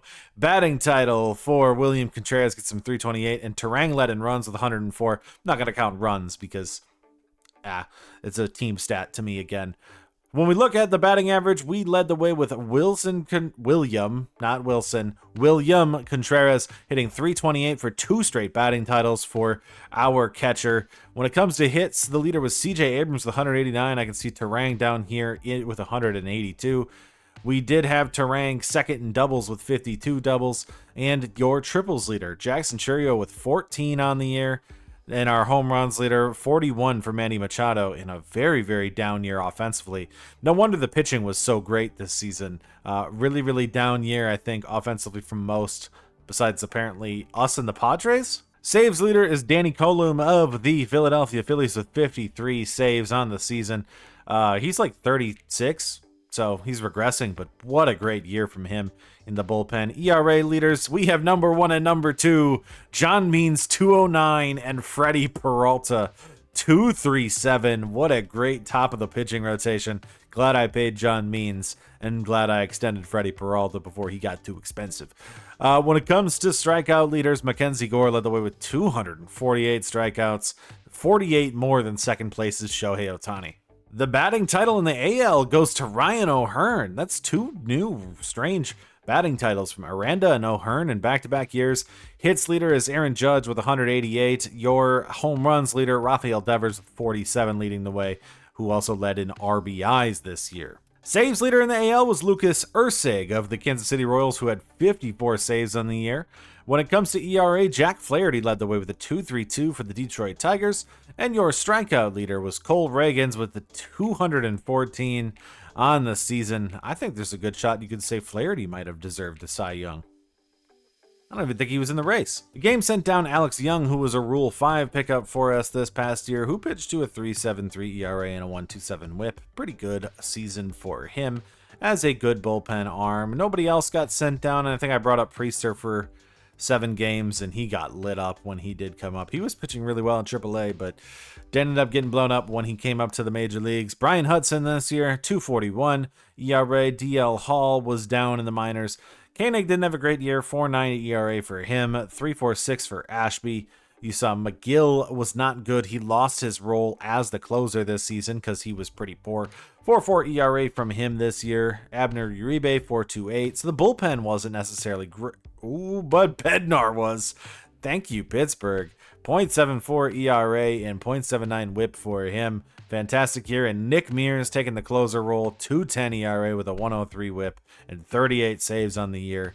Think he might be able to get another year, and he might be our closer next season if I don't give Bednar an extension, because Bednar was great. When it comes to the starting rotation, 2.37, 102 whip, and 172 strikeouts for Freddie Peralta. Phenomenal starting year from him. Brandon Woodruff, 3.19 with a 1.29 whip was good. Tobias Myers was a little mid, 4.02 ERA with a 1.41. Cortez was good, 3.66 with a 1.1 whip. And John Means. Oh, I love John Means. 2.09, 0.99 whip. He pitched 163 innings because he got hurt, and so he had to go to the bullpen for a while. He only got 69 strikeouts in 163 innings.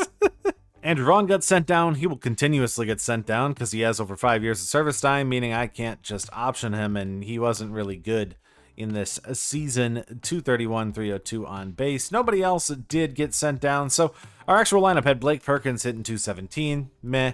Andrew Monasterio, who I've been taking advantage of his options because he has so many. Wow, he is really, really good. 423 average. I know it's a small sample size, 531 on base, and a 615 slugging. Like, these are small sample sizes, but this is, I feel like, what you regularly get out of him. And I want to give him a shot, but I also need to conserve the options and optionality of him. It's great. Eric Hazy, terrible. I think it's time to bring up Cuero, or I think I have Tyron Lorenzo as well as a catcher, but I think Cuero should probably come up next season. Garrett Mitchell, 248 this year, was not anything special. He did do a little bit of lefty platooning, but nothing really great. Still .8 WAR from him.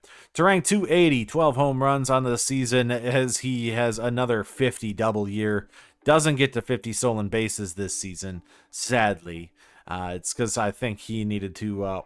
I know he got his walks up, so, I mean, just needs to steal a little bit more bases, Bryce. Oh my god, I love him. Look at the defensive ability, the WAR he brings in at second. Really, really good season from him. Sal Frelick, 267, 12 home runs, and 54 RBIs. William Contreras with a second straight batting title, 328 for 15 home runs on the year as our catcher. Just another great year from him. I love to see this, as it wasn't as good as it was last year. He was much better defensively last year, and he kind of was insane with some of the extra power that he had last year too, but really good. Yelich was third in the MVP as a DH, 271 with 31 home runs and 113 RBIs, 175 hits on the year. He's 34, he's regressing, but he's still performing really, really well. And so I cannot be mad at the productivity of a regressing Christian Yelich. Jackson Chourio, 257 with 24 home runs and 99 RBIs, as he got a gold glove defensively. And therefore, I'm thinking we're really going to start to see him blow up right here offensively this upcoming season. Still need to get that discipline up in the vision so that way he can walk a little bit more, but that's okay. 32 home runs from Rhys Hoskins this year. We had 19 from Pavin Smith, who had 299 with a 406 on base. Love to see that as a righty platoon. 925 OPS for a right fielder. That's crazy for $3 million a year. Joey Ortiz, 14 home runs, 239 average, and David Fry, 256 with 18 home runs on the season.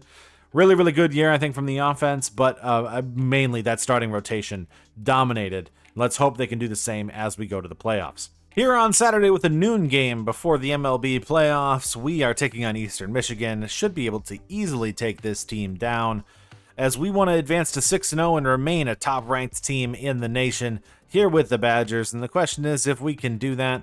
No recruits. I lost a couple guys, actually. But we stay 6-0, defeating Eastern Michigan, as we will have USC next week, who are 2-2, and we might be able to take them down. And so we have San Diego here in the first round, one of the best offenses against our pitching staff. We are going to have Peralta, then Woodruff to start off this series on the weekend. As usual, they have Musgrove and Nick Pivetta to go after us. So can we take them down this weekend? Saturday, we start Peralta versus Musgrove. We lose game 1.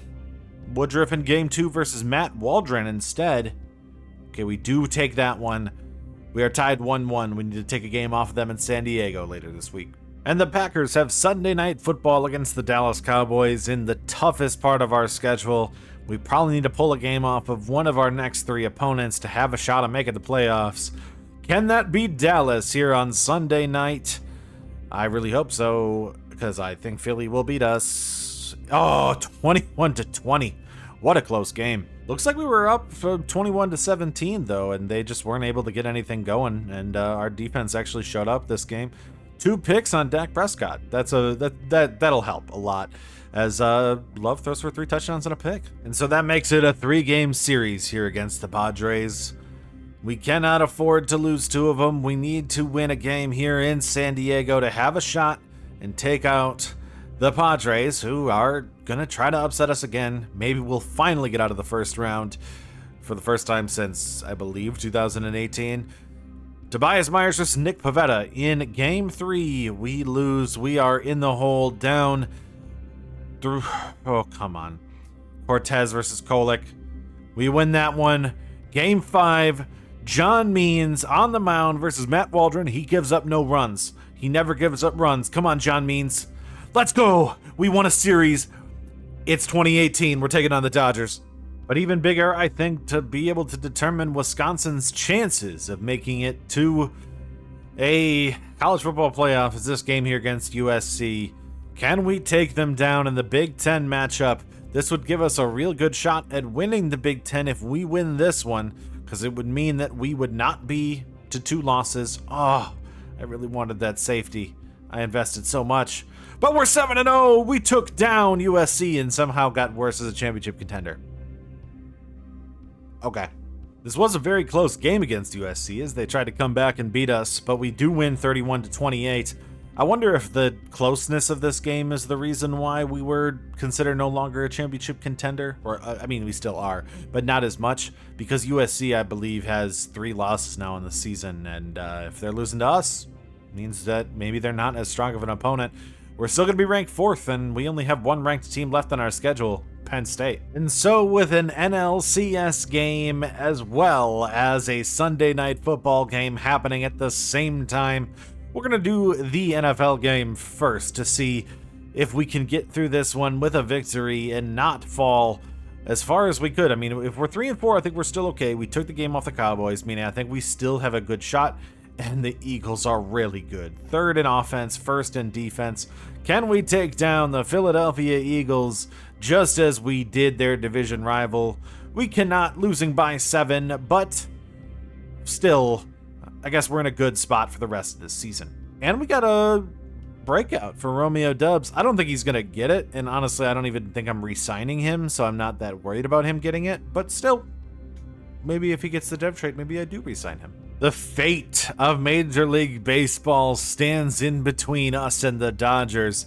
If we win this one, that would mean that one new champion will get crowned no matter what. The Seattle Mariners, Tampa Bay Rays, and Milwaukee Brewers, all without a World Series in their history. And the Dodgers have enough. They have enough. Can we take them down here in this one? In Game 1, we have Peralta versus Ohtani in the NLCS, the 2018 rematch. We lose Game 1. Peralta's 0-2 so far in these games, and that leaves us out of home field advantage. Woodruff in Game 2 versus Glasnow. We are down 0-2. Myers versus Blake Snell in Game 3. We are down 0-3.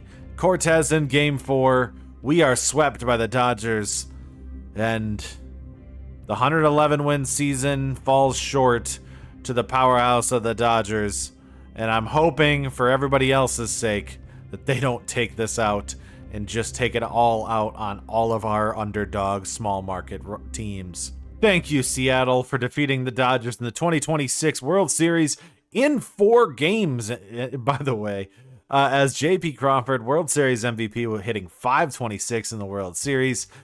Ha-Seong Kim was the postseason MVP for the Dodgers, and Julio Rodriguez for the Mariners. And that gives us a brand new champion, the Seattle Mariners.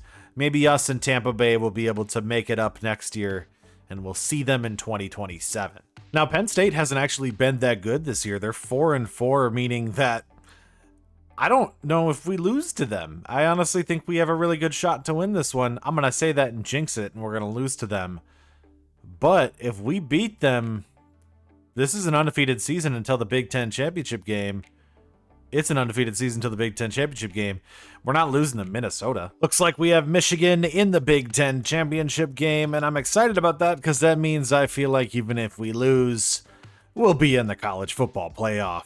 Another reason I'm confident that we'll be able to make it even if we lose to Michigan is I see Oregon is in here, who is not going to be in the game, as well as Liberty, who we did beat earlier in the year, meaning that we would have a victory over one of these top teams. So I feel confident we will see ourselves in the college football playoff, win or lose. My lord, the realm suffocates underneath your presence.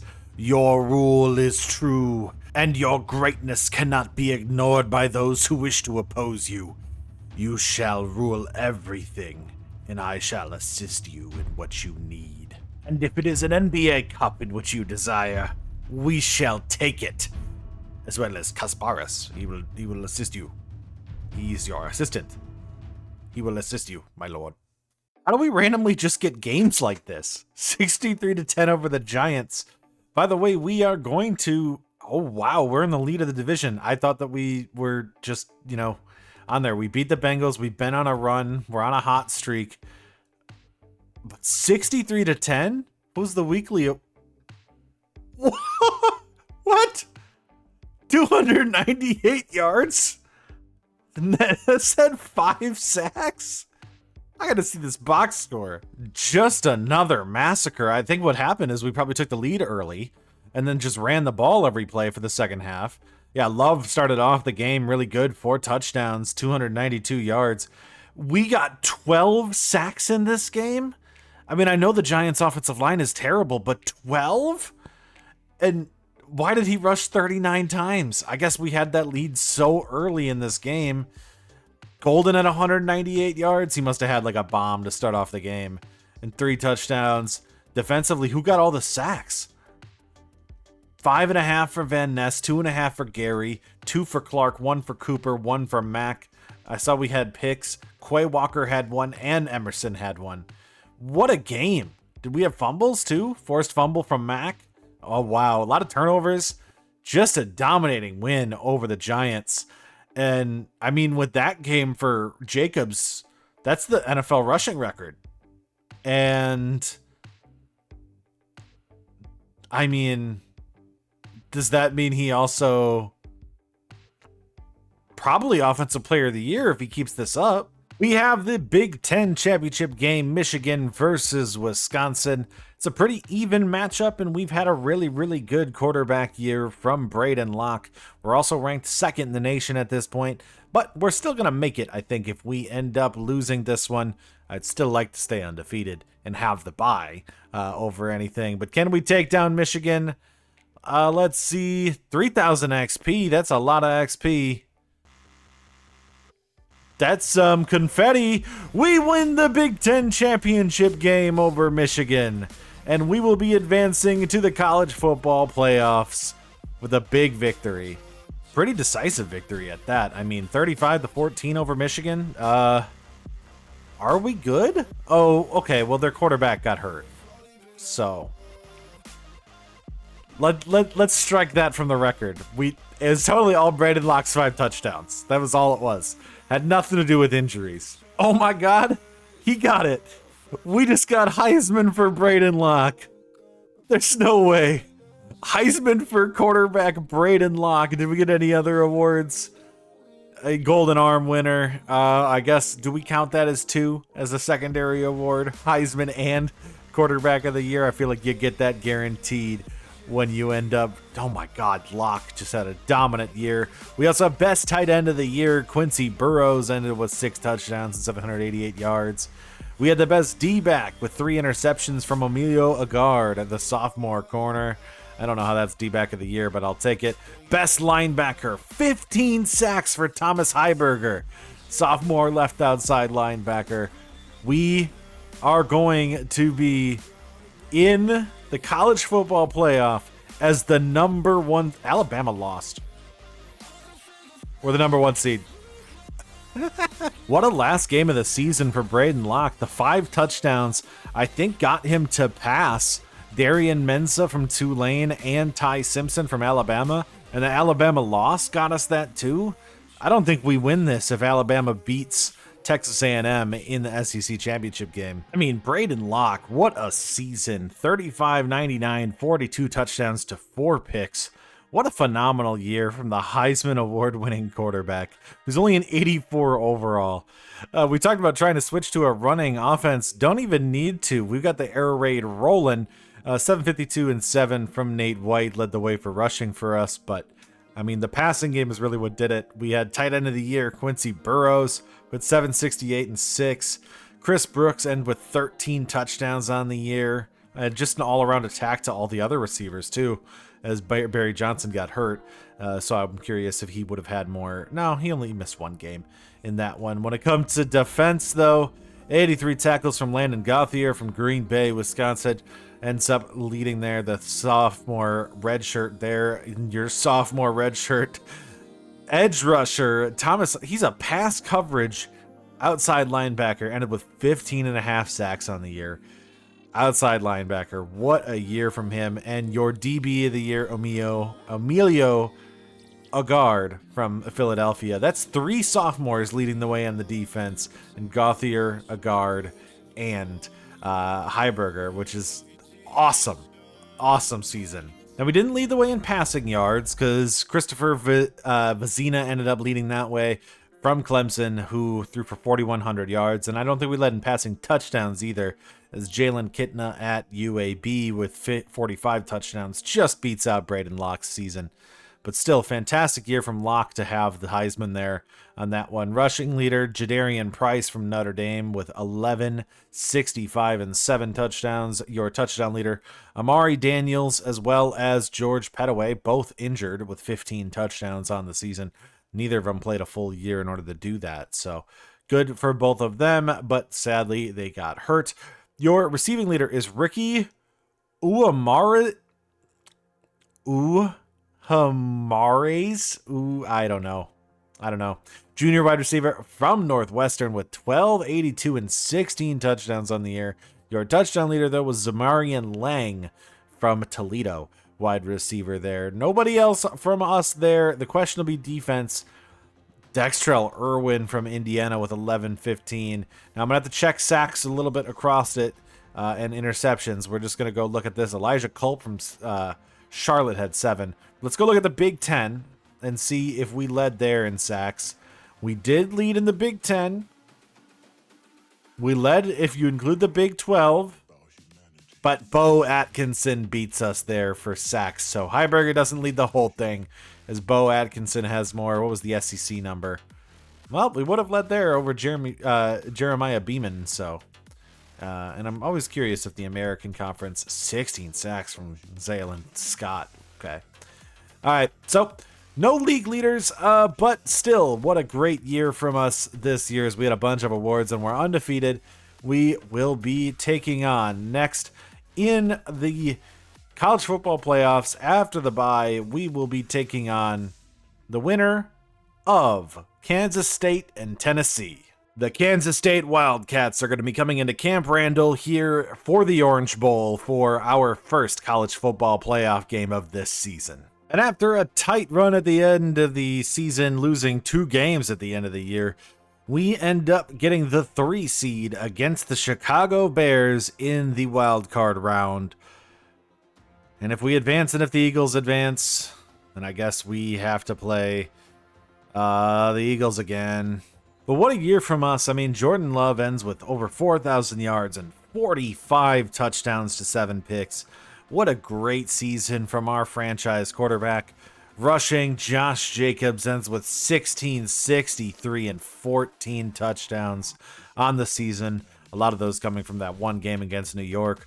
And what a great year from him, who averages 5.3 yards per carry and ends up actually, performing like he's our franchise running back, and I love to see that. When it comes to receiving, Matthew Golden, 12, 13, and 11, 906 and 13 from Dubs, 903 and 12 from Reed, 457 and 5 from Kraft, and 330 and 4 from Wicks.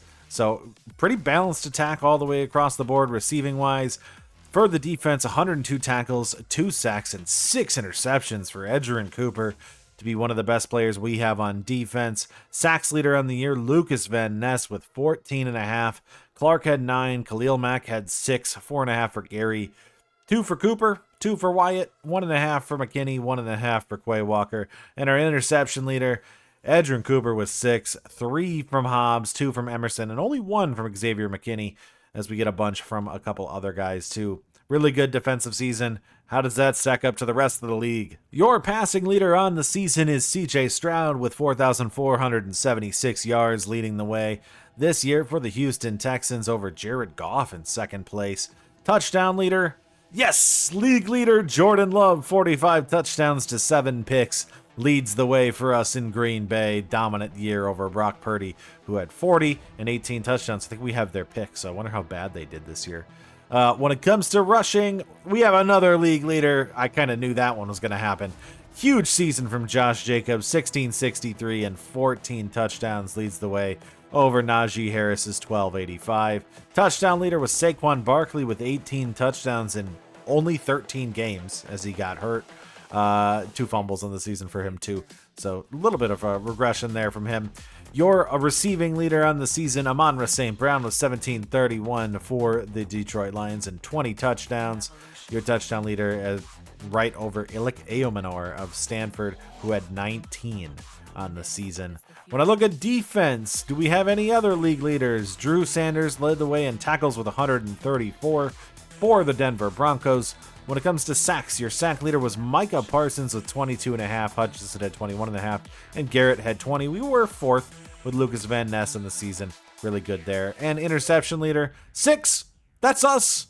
4-way tie between Quincy Williams of the Jets, Avion Terrell, rookie corner of the Raiders, 6 from Fred Warner, and 6 from Edgerrin Cooper, meaning we have another league leader on the board in picks with Edgerrin Cooper. Since the Badgers had a bye and the Packers do not, we are going to take the Packers game here in Lambeau in the wild card round against the Chicago Bears.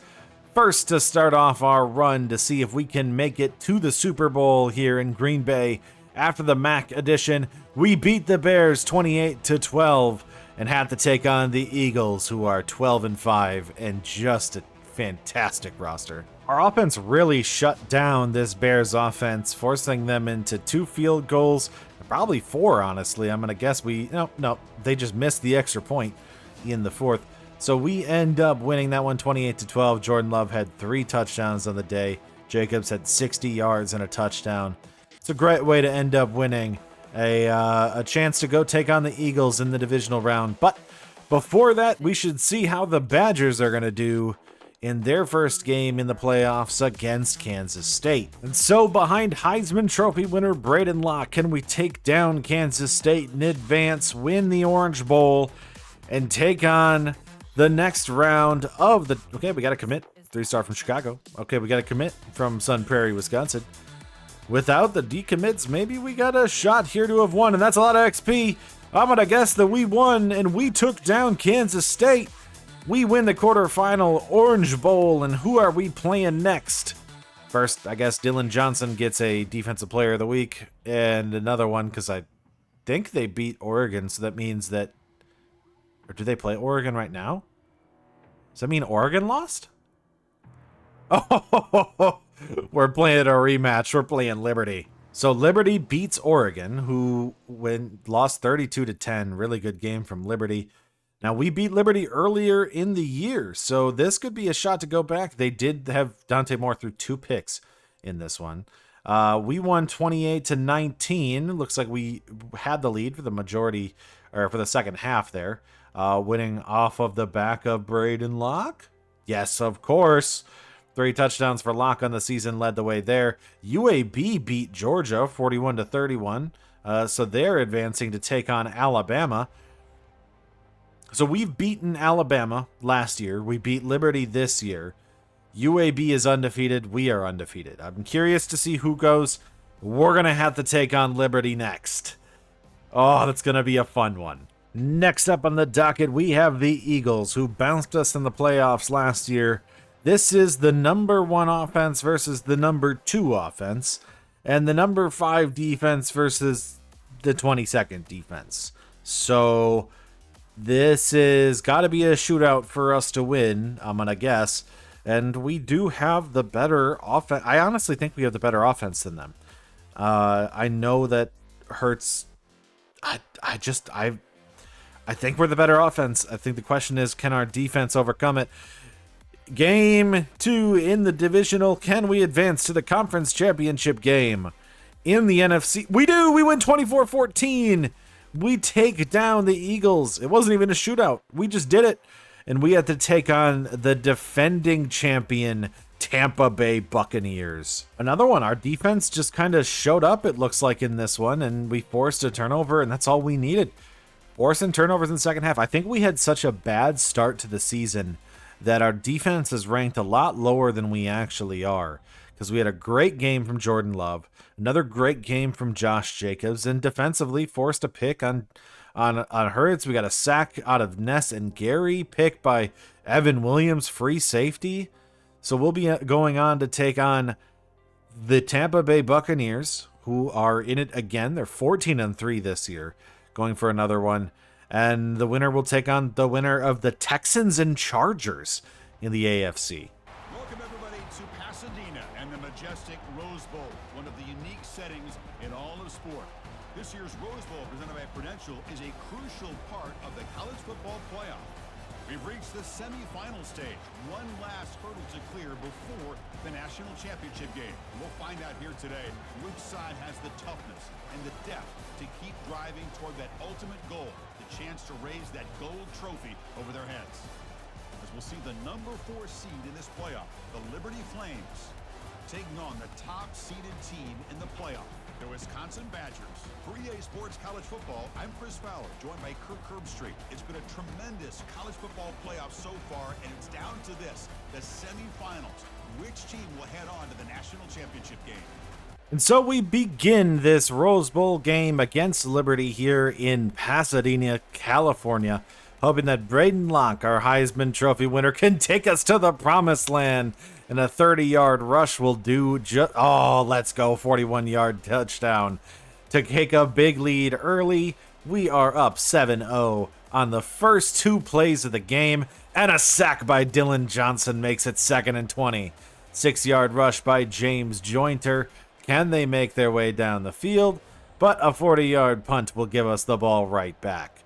They do get a sack by Larry Jones to kind of, ruin a little bit of our momentum, but another pass to Chris Brooks makes it 3rd and 4, and 1st and 10 on the pass to Quincy Burrows. 2-yard rush by Nate White makes it 2nd and 8, 3rd and 4 after the rush by Braden Locke, and 4th and 4 after the incomplete pass. We are going to punt it only 29 yards for Birdhams as they get the ball back here. So nothing on our second drive, but we are able to really kind of... Oh, never mind. Shouldn't have said that. I was going to say we were going to stop them, but James Joyner had a 30-yard rush there. 3rd and 10 for Ryan Berger here, and a penalty against Moses makes it 4th and 10. So they had to punt the ball right back to us as our defense has played well to start. I think offensively, I can see why Nate White is not necessarily the most reliable, because that's a little scary why he doesn't get any rushing yards, and our only rushing has to come from Braden Locke. So, but so far, defensive matchup as we force another 3-and-out for Liberty and are going to get the ball back here to start the second with good field position too for us. 10-yard rush for Chris Brooks makes it to the 50. 5-yard reception to Kekahuna gets us there, and then Braden Locke for 3rd and 5. Another incomplete as another, not 3-and-out this time, but another turnover on downs for us, gives them the ball back. We had a great first drive, but nothing since, and a big 56-yard rush from Ryan Berger brings them to the 15, puts them in scoring range here as it's now 3rd and 4 for Caden Williams, 4th and 4 as they are unable to convert there, and kick the 25-yard field goal to make it 7-3. So we need something here. We need a little bit more offense. Pass to Chris Brooks for 8 yards. Another 14-yard catch to Quincy Burrows. Incomplete for Braden Locke on 2nd and 10. Another rush gets us 0 yards, makes it 3rd and 10, and a 3-yard rush ends that drive right there. The thing I'm not enjoying is that we get a big first down, and I feel like we just stall the next ones. Penalty on Dylan Johnson is going to give them good field range, and a pass to Darius Copeland puts them on the 7. Penalty against the offense makes it 1st and goal on the 12, but they score a touchdown to take a 9-7 lead.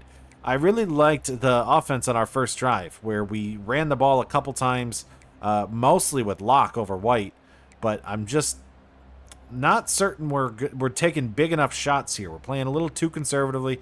Penalty against the offense makes it 1st and 20, and then a 3rd and 17 here. We're going to need to take a shot, and we don't get it. We take a 1-yard rush to punt the ball off with less than 2 minutes left. I think we're running out the clock in the first half, essentially. So we had one good drive here, and then nothing else. But an interception by Landon Gauthier. I thought that was going to be over.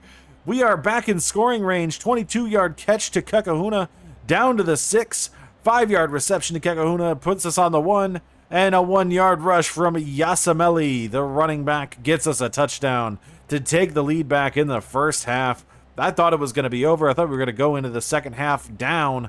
We're going to go into the second half with a lead after the big interception by Landon Gauthier to give us a 14-10 lead. Now, they're going to start with the ball here in the second half. And we're going to hope for more defensive plays like that to keep the momentum. I mean, I guess that's the big difference between Braden Locke and a bunch of the other guys. He doesn't really make mistakes, and we play a conservative offense, and Nate White gets 28 yards on the carry to get us in good range. Now, we don't have a good kicker this year, so we aren't really in field goal range until we really get in there. Incomplete from Braden Locke, makes us to the 39. We're going to have to punt the ball. Looks like it was a good pin, gets them down to the 1, so they get a 2-yard rush to the 3, another yard to the 4 for 3rd and 7, and an incomplete makes it 4th and 7, so they're going to have to punt from their end zone, and a bad punt because of that gives us the ball here.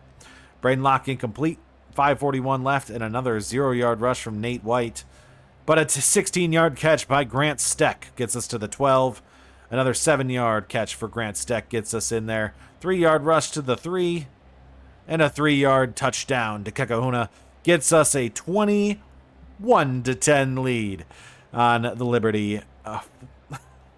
Okay, all right. So now we're up 2 scores. Big 40-yard rush by James Joyner Jr. is going to get them down the field, so that we're not stopping them. But a fumble gets us the ball right back. Tackett Curtis gets us the ball on the 42-yard line. We have forced 2 turnovers this game. Even if the offense has stalled out, it's been okay because of the turnovers. Because our offense has stalled out. It's not really doing much. We're just not making mistakes, and we're forcing them to make mistakes. Going to give us a 2-score lead. Oh, but they bring us all the way down to the 1 there for the first play of the 4th. I was going to say 2-score lead going into the 4th, but instead it is a 1-score lead as they score a touchdown and are unable to complete the 2-point conversion. So we need some first downs here. We need to be able to go down and actually drive a little bit. Braden Locke, 7-yard reception to Chris Brooks as we're throwing some passes. But a penalty against James Durand makes it 2nd and 13. 5-yard rush to White makes it 3rd and 8. And an incomplete pass is going to force another punt by Atticus Bertrams to give them the ball. And then Heiberger gets a penalty. So they're going to be able to march. Oh, never mind. Penalty on the offense. 6:25 left here as Caden Williams gets 1 yard. A sack by Heiberger, making up for his penalty, makes it 3rd and 20. Another sack by Morris. Awesome. That's awesome. 2 sacks in the drive right there. They're going to have to punt the ball to us. And 17-yard reception to Steck. I'm glad we're passing the ball a little bit here, even if we need to run down the clock. Only 2 yards there. Pass knocked away by Kwenku. Makes us have to punt for another touchback. So we're still not getting anything offensively. It's kind of been a bad day for us with the ball, but we've been able to stop them pretty well. They had to punt the ball back to us. 3:21 left in the game. Can we march and run this clock out here? 3-yard rush makes it 3rd and inches with 2:15 left. 2-yard rush makes Braden Locke get the first down. 2-yard rush for another one for Braden Locke. Oh, that's after the 2-minute. 2-yard rush for Yasameli makes it 2nd and 8. 24-yard rush for Yasameli is going to give us the first down. They call timeout, but we are going to kneel this one out, and we are going to be advancing to the national championship game as the undefeated Big Ten champion Wisconsin Badgers taking out Liberty for a 2nd time this season. We are going to go on to the national championship game after winning the Rose Bowl to play the winner of UAB and Alabama, and we're going to see what we can do. Braden Locke didn't have a great game, but they're going to give him player of the game. I think you got to give that to Gauthier, the guy who got the interception on the day. But we win the Rose Bowl. We will be advancing to the Natty here in 2026.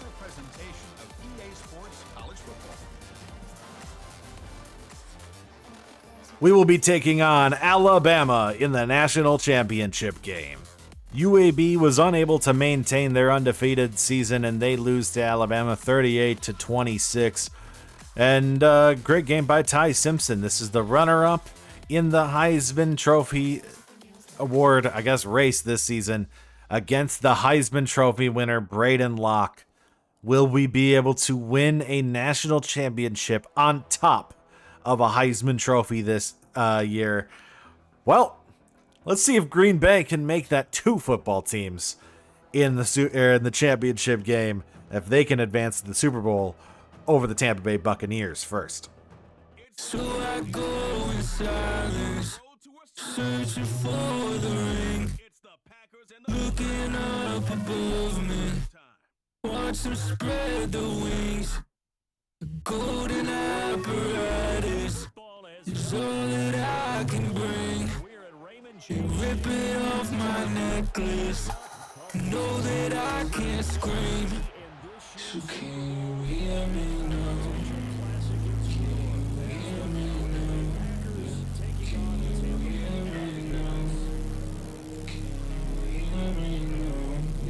So all that lies below me, everything beneath. Here we are in the NFC Championship game against the defending champion Tampa Bay Buccaneers, playing here in Tampa Bay. Can the Green Bay Packers advance to their first Super Bowl since 2011 here in 2026, 15 years later? Let's see if we can do it. Jordan Love starts off the game with a big 28-yard pass to Romeo Doubs to get a good start. But with two passes, with a slow run and then two passes knocked away, we end up getting nothing there and having to punt the ball back to Tampa Bay. But a pick for Xavier McKinney gives us the ball on the 8-yard line as he picks off Baker Mayfield, putting us in scoring position right away, and a 4-yard touchdown pass to Matthew Golden gives us the lead. This is a football state, and Wisconsin fans like football more than anything, and so being able to get a Super Bowl trophy would really make the fans happy after the disappointment of the Milwaukee Brewers earlier in the postseason. So, they are moving the ball down the field, finding quick little dink and dunk plays by Baker Mayfield to get some yardage. 3rd and 7, and a penalty against the offense makes it 4th and 7. So they have to punt the ball back to us here in Green Bay. Jordan Love gets sacked by Vita Vea to start off this next drive, and a negative 3-yard rush from Josh Jacobs puts us in the hole. A 15-yard pass to Matthew Golden isn't enough for the first down, so we have to punt the ball back to Tampa Bay. We do not have a good punter. That's a big weakness, I would say, that we will have. We did not invest in punting because we don't care about defense or punting. By the way, Tampa Bay is the number 1 defense. By a long shot, too. So when I looked at the scoring, Tampa Bay has only allowed their opponents, on average, 14 points per game this year. And that has put them in a position to really contend well. And they were 14-3 on the season. Another big sack by Hassan Reddick, as it is 7-3 after the field goal. But they are a really good defensive team, and we are primarily an offensive team. And if we are unable to get past this defense and make this into a shootout, I don't know how we're going to be able to beat Tampa Bay. Our luck is that we are generally good at forcing turnovers, and that's what we do. And a pass knocked away by Edgerrin Cooper forces 4th and 10 to get the ball back for a punt. But we still have the chance to win anyways. And a 7-3 lead as we get a little bit of a rush and then a pass, and we're going to move and get our first down in a little while, as we're going to start marching slowly down the field using Josh Jacobs and the momentum that he brings to move down the field. Pass to Tucker Kraft for 12 yards. Big penalty on Hassan Reddick. And a big pass to Matthew Golden to get us to the 3 as we get a 3-yard touchdown to take a 2-score lead here in the second quarter. So, if we are able to score, and that's just really kind of the big part, I think, having more offense in this game as we get another big stop on Tampa Bay. If we're able to score, I think that we'll be able to overcome their defense. We just passed to a tight end, or to a right tackle. That was Blake Miller, our first draft pick this past season, had a 15-yard catch in this game. Tucker Kraft with 12 yards. I wonder if Luke Musgrave is hurt, and that's why Blake Miller was getting yardage. But with less than 2 minutes left in the first half, 2nd and 5, Jordan Love is sacked to make it 3rd and 10. We're going to make a quick little check down pass to Tucker Kraft to give them the ball back with 1 minute left here in the first half. Can we get a stop and make sure they don't get an insta-score here? 2 quick passes to Godwin and Evans as they're going to no-huddle their way down the field. But the pass dropped by Igbuka is going to force the end of that half. 14-3, we're going to go into the second half with the lead as Tampa Bay is going to start with the ball. Now, we kind of like them in this position where they're running the ball because Bucky Irving is not as good as the offensive weapons they have with Igbuka, Evans, and Chris Godwin. But if we let them march like this, they are going to be able to score pretty easily because we are a bend, don't break defense. I mean, we truly are about getting turnovers, and that's all we really have. We can't stop much, and so forcing incompletions and forcing turnovers is all we can do to score, as they are going to go down and score after getting a 3rd and 10. They failed to convert the 2-point conversion, so it's actually 14-9 here, as we are going to take the ball here in the 3rd. 4-yard rush from Jacobs, 6-yard rush from Jacobs, makes it 3rd and inches, and a 2-yard rush from Jacobs, as we are going to move the ball slowly, or not if we get the negative yardage. But we're just kind of using Josh Jacobs to get our way down the field, I think. Not using our big play targets in Matthew Golden, or even in Jaden Reed, who I have not really seen so far in this game. Forcing 4th and 8, we have to punt the ball for 35 yards as they get the ball back here. Down 5. Can we stop them? They're going to start rushing the ball a little bit more. And I think our defense is starting to falter here in the second half. I say that, but they get a big penalty on Wirfs. Make it 2nd and 20. 3rd and 14, entering the 4th here. And the pass is thrown away. That's going to make them punt. I would like a 2-score lead, please, as they have a massive 69-yard punt for Brian Anger.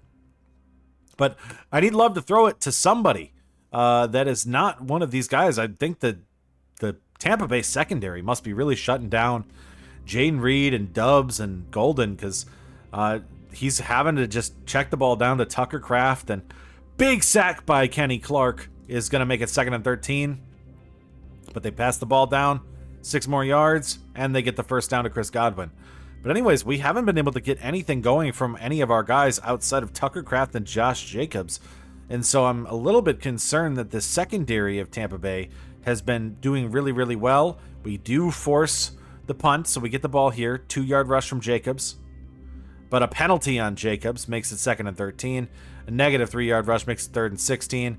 But a pass for 16 yards to Jaden Reed, who I thought had disappeared. Doesn't matter because we get sacked the next play by Yaya Diaby. 6-yard rush from Josh Jacobs makes it 3rd and 12 and 4th and 11. We're going to have to punt there after the penalty on the offense. So still 14-9 with 3 minutes left in this game. 2nd and 7 now with 2:37. 3rd and 7 as he throws it away. 1st and 10. Let's get to the 2-minute conversion, or 2-minute warning.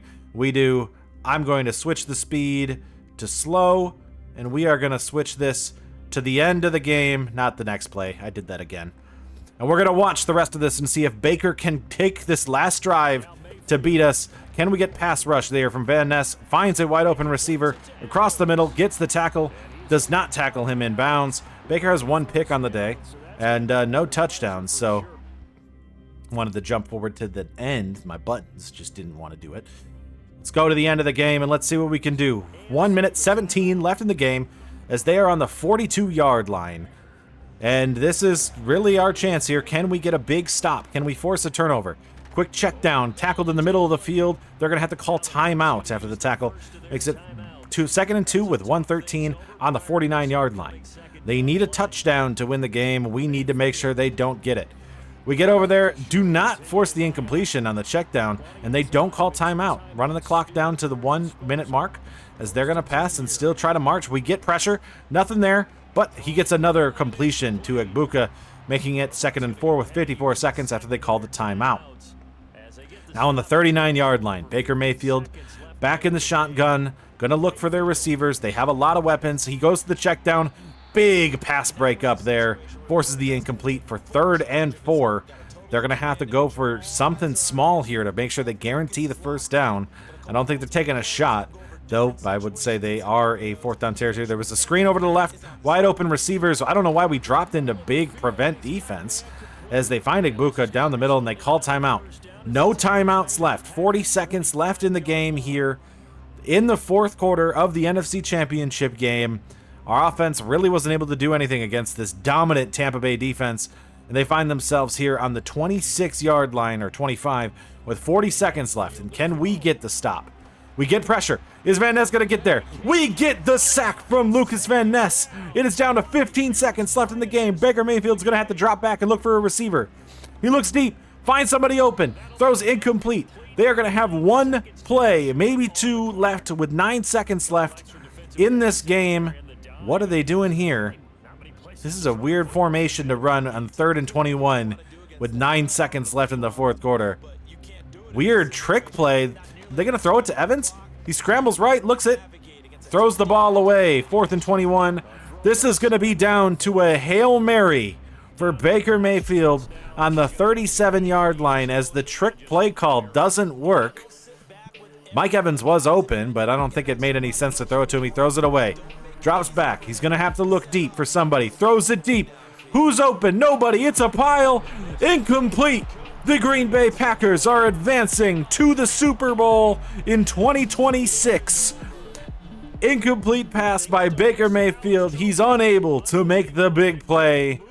And for the first time since 2011, the Green Bay Packers are going to be competing for a Super Bowl championship in Titletown. It's time for the national championship game where the Wisconsin Badgers are going to come out to play against the Alabama Crimson Tide. What a season. Heisman winner and an undefeated year on the line here to take down Alabama, who was the other top-ranked team in the year. This is likely the number 1 and number 2 matchup if they did not lose their SEC championship game, and we won the Big Ten. It's the top of the Big Ten versus second place in the SEC here. Can we take down the Alabama Crimson Tide? And so here we go. We are probably underdogs in this matchup when you consider just how good Alabama is. They get a sack to start, a negative 3-yard rush, and an incomplete pass, as that is a suffocating way to start a national championship game against Alabama, who just kind of punches us in the mouth in the first drive. And maybe we'll be able to punch them right back, forcing some incompletions and a drop pass to get us the ball back here. 0-0 in the national championship game, though Braden Locke is struggling. We struggled on offense last time against Liberty. So this is Alabama that we're talking about. This is going to be an even better team. Can we get them to be stopped just like we stopped them? Big pass to Ryan Williams for 30 yards, gets them under the 20, and they get a touchdown to Richard Young. So we go down 7-0. I need to see Braden Locke be able to move down the field and score. Can the Heisman Trophy winner win a national championship game in his Heisman year? He has not gotten like any offense so far. We are being suffocated by the Alabama Crimson Tide here in this one. And we are getting good stops, forcing some penalties, forcing some things, and a big sack for Kurt Neal gives us 3rd and 21, but they find Ryan Williams for a 26-yard first down, incomplete by Ty Simpson. Another 8-yard rush from Justice Haynes makes it 3rd and 2. 4th and 7 after the sack by Morris. Awesome. They're going to kick the field goal to end the first quarter. We are down 10-0 as we're going to need to move down the field much better. One thing I have not mentioned is that we are actually in this postseason missing our starting left tackle, left guard, right tackle, left end, right end, D tackle, and middle linebacker. So we are very injured. Now, that's not necessarily an excuse. You can't necessarily overcome and say, oh, well, we didn't win a national championship game because we were injured.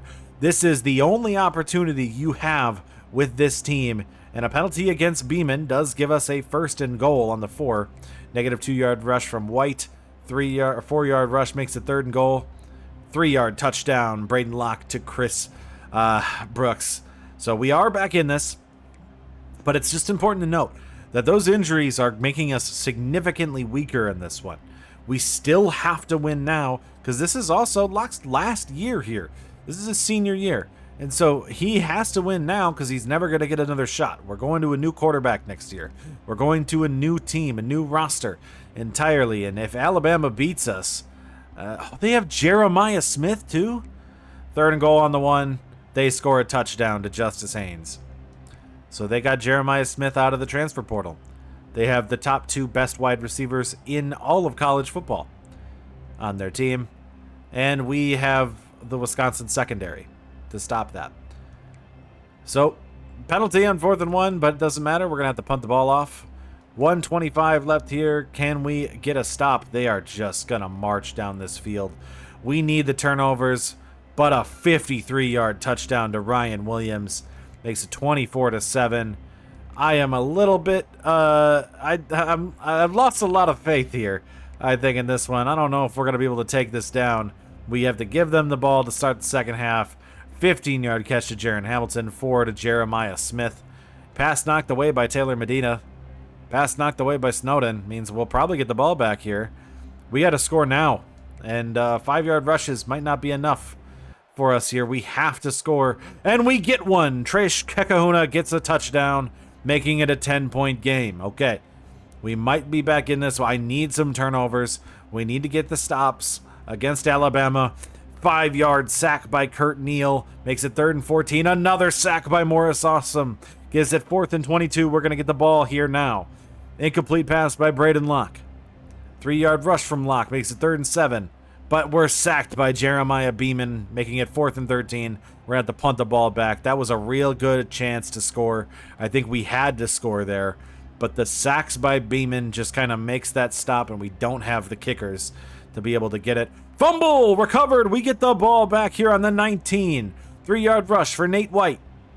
Another incomplete by Braden Locke.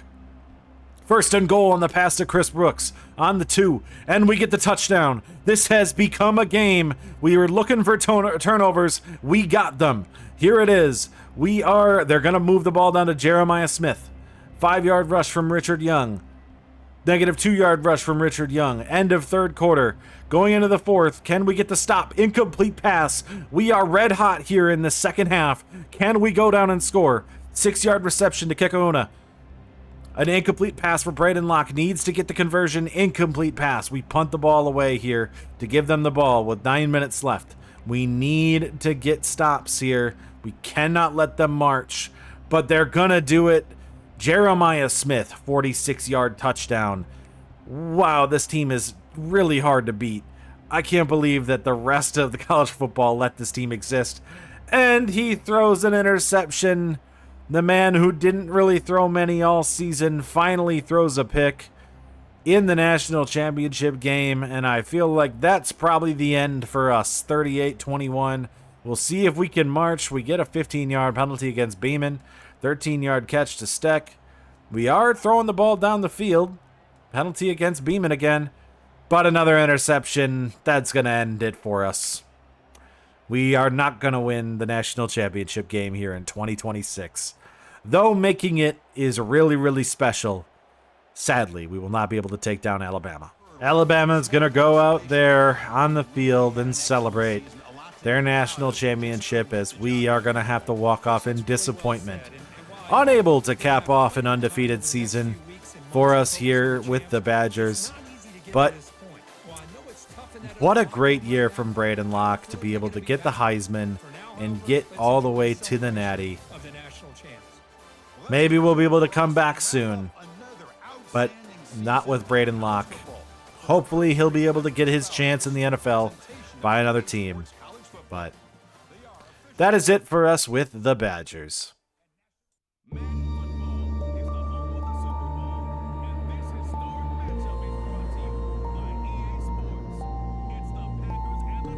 CJ Stroud versus Jordan Love.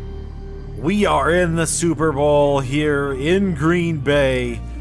This is being played in San Francisco for Jordan Love's opportunity to be the next great Green Bay quarterback and get his title of his own. And he has to defeat his mirror, CJ Stroud, the quarterback of the Houston Texans, as we go on to try to win Super Bowl number 61. And so we're going to begin with the ball here against the Houston Texans and try to make a drive and score quickly. They are another team that was here because of their defense and Will Anderson.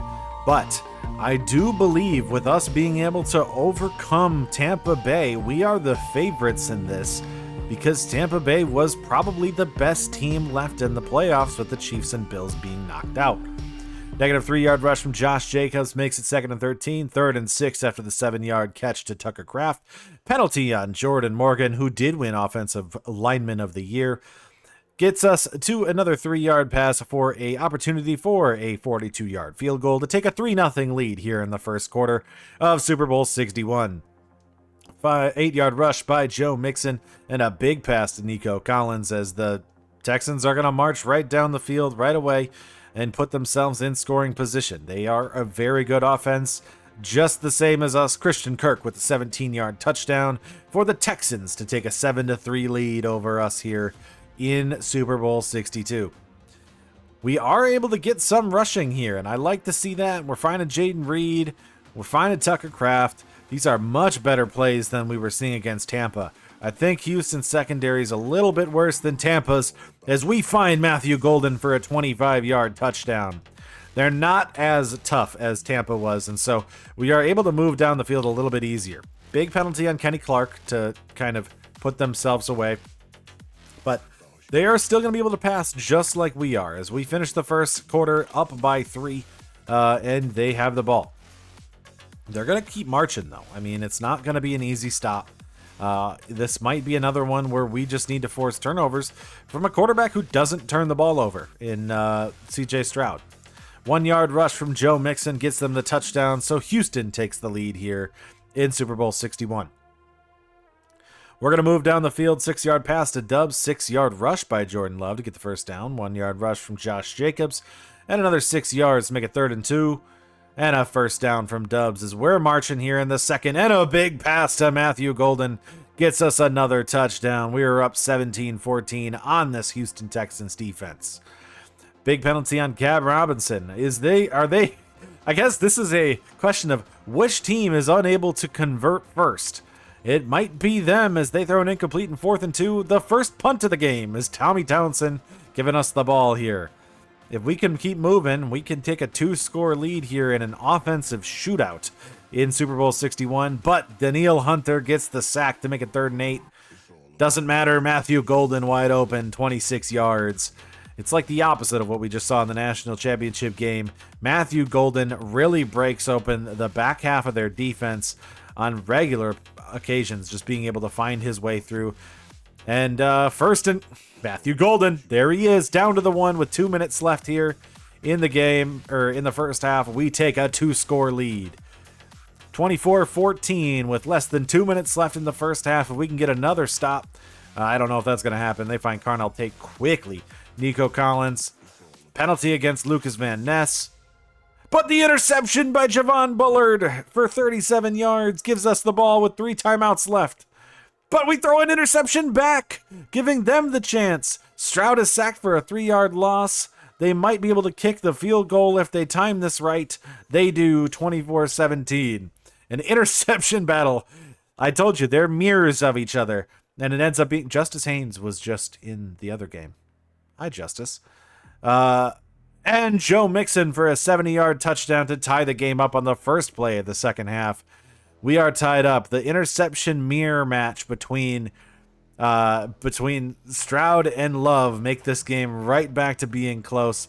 But 2 penalties on the Texans are going to put us in scoring range as we pass to Josh Jacobs and are looking to march down for a score here. This is Houston's first ever Super Bowl appearance, and if we can make sure that they don't get it and we get another one, that would be a great way to cap off a fantastic season by the Green Bay Packers and Jordan Love.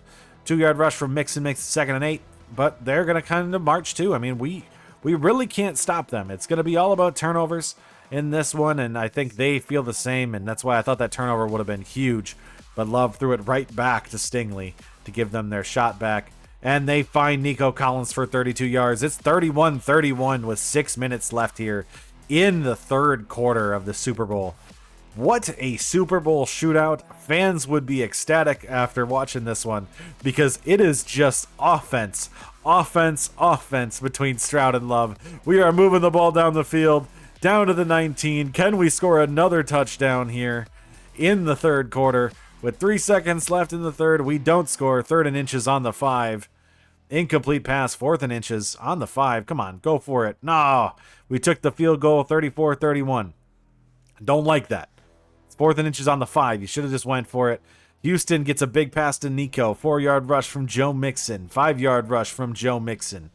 A 4-yard rush from Joe Mixon. Sack by Lucas Van Ness makes it 2nd and 14. 8-yard pass to Jolton Schultz makes it 3rd and 6. 4th and 2. Gonna force the field goal. It is back to tied at 34-34. What a game right here. It is still tied in this game. Green Bay and Houston. Romeo Doubs for 22 yards. Pass knocked away by Henry To'oTo'o.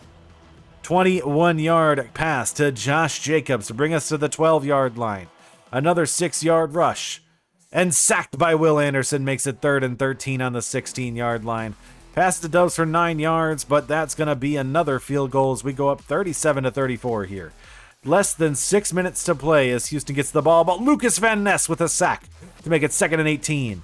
A 2-yard rush makes it 3rd and 17 for the Houston Texans. Pass knocked away by Edgerrin Cooper makes it 4th and 17. They punt the ball back to us. We're going to have the ball with the lead, 37-34 in the Super Bowl. Doubs makes a big pass, rush by Love, 4-yard rush by Love, 3rd and 5. 1st and 10 as the pass to Matthew Golden. Going under the 2-minute warning. They call their first timeout after an 8-yard rush by Josh Jacobs. They call their second timeout after a 9-yard rush by Josh Jacobs. They call their third timeout after a kneel. And we are going to win Super Bowl 61 here in San Francisco. Jordan Love and the Green Bay Packers are Super Bowl champions once again. Titletown adds another ring to the trophy case, as the free agent signing of Khalil Mack was the signifier of another run. That's what we do here in Green Bay. You add a Hall of Fame defensive player, and you go on to win the whole thing. 3 quarterbacks, 3 championships.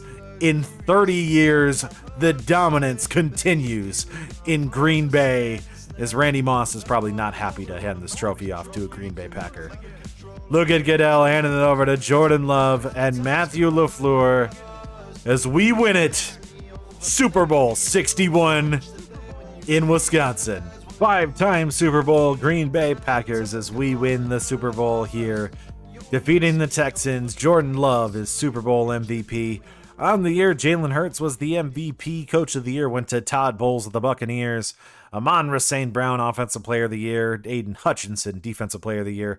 Alike Amenor of the Eagles wins Offensive Rookie of the Year. And Avion Terrell of the Raiders wins Defensive Rookie of the Year. What a season for us. Unable to do it in the NCAA, but we were able to do it in the NFL. And with one team left and one band left, I mean, come on. You think Giannis isn't going to see Green Bay do this and see that as a challenge? And Khalil Mack retires at the end of the season, riding off into the sunset as a Super Bowl champion with the Green Bay Packers. After the Super Bowl victory for the Green Bay Packers, we take a look at the NBA and see that Giannis, my lord, is leading the MVP race over Luka Doncic now with the Bulls. One of the reasons I traded Damian Lillard to the Lakers was because it made a lot of sense for them to do. They would have 2 expiring contracts this season because Luka signed with the Bulls, and therefore when both of LeBron and Damian Lillard inevitably retire at the end of the year, they will have a ton of cap space to work with, and role players don't make a whole lot of sense to have. Giannis should be able to win an MVP this year as long as he can maintain this top spot and we continue to win games as the number 1 team in the NBA.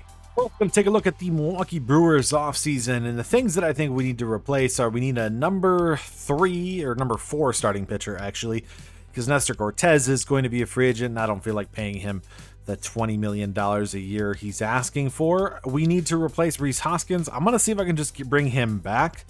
If not, because I want to make sure I'm saving some money here, because we don't actually have a whole lot of money to spend, and I'm going to get some guys that are going to go up in arbitration, so we don't actually have a whole lot of money to work with.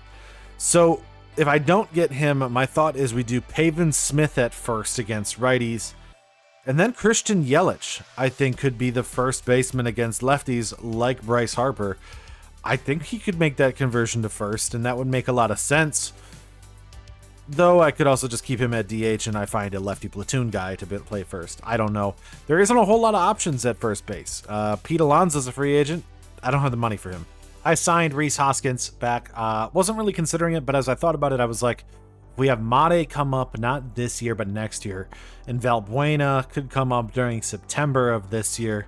Then we could save him in his rookie season for 2028. I think we'll be in a good position for him to contend for a really, really good season, rookie of the year and all that. And Rhys Hoskins' contract will be up by then, so I can move somebody over to first base if needed. And we got another starting pitcher under the books. Shane Bieber coming to the crew this season. We should have another really good pitcher. That should be a number 2. So we'll have Peralta, Bieber, Woodruff, then we'll have Means, and then the 5th slot will either be Tobias Myers, Jacob Mizorowski, or Robert Gasser. I like that for a rotation. Joe Bruner is a 2nd round pick. For us, we are losing our top left guard and our best offensive lineman. I think the big thing is that we're losing our quarterback, but he didn't get drafted, so no Heisman Trophy winner going to the NFL draft. And I'm excited to see the development from the defensive side of the ball. However, the one thing I'm a little disappointed by is we are not getting a lot of development out of the quarterback position, and Case and Love, who I thought might have been our starter in a couple years, won't be. I just don't see how he will be. We're probably going to go with Matar this year. Or maybe I just go with Patrick Teamer because he's a freshman, and we just roll with that. I don't know. Either way I look at it, I don't think we're going to be going back this year. I don't think we're going to get the same production that we had out of Braden Locke. Thanks to the 49ers not having a good year this year, we have pick 7 as well as pick 32 in this year's draft. And looking at our draft board, there's a couple guys that I think might be able to be interesting picks near the top. And I see a left tackle here in Kasim McCullers who could be something. I see a left guard that I know in Craig Woods that could be something near the top as well. Knowing that we need corner, I mean, there's a couple, but honestly, I think I can get one of these guys a little bit later. Nate Meredith and Matt Bartow as 2 corners who I might be able to get a little bit later. So I checked out some outside linebackers. Maybe Bernie Summers could do something to replace Khalil Mack. Maybe Brian Burrow. There's also the potential of us trading out again. Now, I don't know if I'm going to do that with pick 7, but we'll take a look at our possibilities in this draft because I do think I can get any of these corners and they can provide us with what we need. And we still have $46 million in cap space because we don't have Khalil Mack under contract anymore. And honestly, our team isn't that expensive. So we'll take a look. I have a lot of guys on the draft board that I think could be interesting. The question will just be down to who is available and when. If McCullers is there, I'm probably taking him. But otherwise, I don't know what else I'll take. There's a lot of options. And a great way to get good value, I think, is to get Jeremiah Owusu-Koramoah, who I honestly am going to say I think this is one of the last times you're ever going to be able to get him. Because whenever Madden 26 comes out and we're able to look at him, I don't think he's got much more left in his playing career. So let's see if we can do something with him before he is done due to injury. And so our first pick is going to be one based on need first. I'm going to get a corner, Matt Bartow, with pick 24 in the NFL draft. We still have another first-round pick where I can get the left guard, who might still be there. I don't need him, so I'm not necessarily in a rush to get him. Or I get an outside linebacker, who also now I don't need. Matt Bartow was ranked 8th, and a hidden dev trait. Love to see it. Wow, did we end up hitting in this draft as well as just acquiring a bunch of assets. Matt Bartow, 77 overall with a hidden dev trait, and 21 years old for the development. Brian Burrow, 75 overall, normal dev trait, so didn't get a big hit on him. But I'm going to guess that Bernie Summers, dev trait? Nope, no dev trait. So 76 overall, outside linebacker. Xavier Peppard, 76 overall, normal. So maybe only got one dev trait from this, but it's still fantastic. 2 dev traits. We'll take that from Justin Haynes. Great draft, I think, and I'm actually curious to see what that left guard ended up being when I look at the entire NFL and what the top corner was. I mean, okay, so McCullers, who went pick 1, was an 81 overall. The wide receiver who went pick 2 was an 82. So I could have taken Craig Woods. That would have been the good pick there, I think, is taking this left guard who had a hidden dev trait. This dude's going to be a stud for Houston, who was able to get him at 31 right before I drafted. So good for them, I guess. But we ended up still doing very, very well in this draft. And the team that we traded them with only got a 74 overall. But he had a hidden dev trait. And just to make sure he made it to the league, I signed an undrafted free agent rookie quarterback and made him into Braden Locke. No! No, no, no! No, no, no, no, no, no, no, no. One leg or no legs, he still gets it. MVP Giannis. Oh, I'm not really hopeful about our chances in the playoffs, but we do get the trophy for him. 32-11 for 1.8 and 1.7. Shot 60% from the field. Finally got rewarded back with what he deserved. For all these past years and the production he put together, he finally gets the recognition for his third MVP. AJ Dybantsa of the Detroit Pistons wins Rookie of the Year. Cam Boozer wins Sixth Man of the Year. Defensive Player of the Year goes to Victor Wembanyama, and Most Improved Carter Bryant of the Wizards. Cade Cunningham with Clutch Player as we win Coach of the Year at 64 wins, despite losing Giannis for the last 2 weeks of the season. He was first team All-NBA, and he put together a great season. It just sucks that he got hurt at the end right before the playoffs. I mean, he could be back. It's technically, he could be 4 weeks. If we decide to take 7 games per series for the first 2 rounds, maybe he'll be back for the conference finals.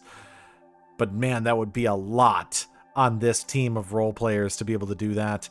Rest of the first team is Luka, Jokic, Wembanyama, and Halliburton. Second team was Shea, Edwards, Thompson, Cunningham, and Paolo. We don't have anybody else here. Joel Embiid was third team. There's another big one. Giannis was third in the Defensive Player of the Year race behind Victor and Amin Thompson. All defensive second team had nobody of ours. I don't think I played any rookies this year. I drafted Braden Burries, but I knew I wasn't going to play him, so I didn't really talk about him. And I'm just hoping he'll develop into being a serviceable guy next season on the roster as Dybantsa wins and gets first team All-NBA.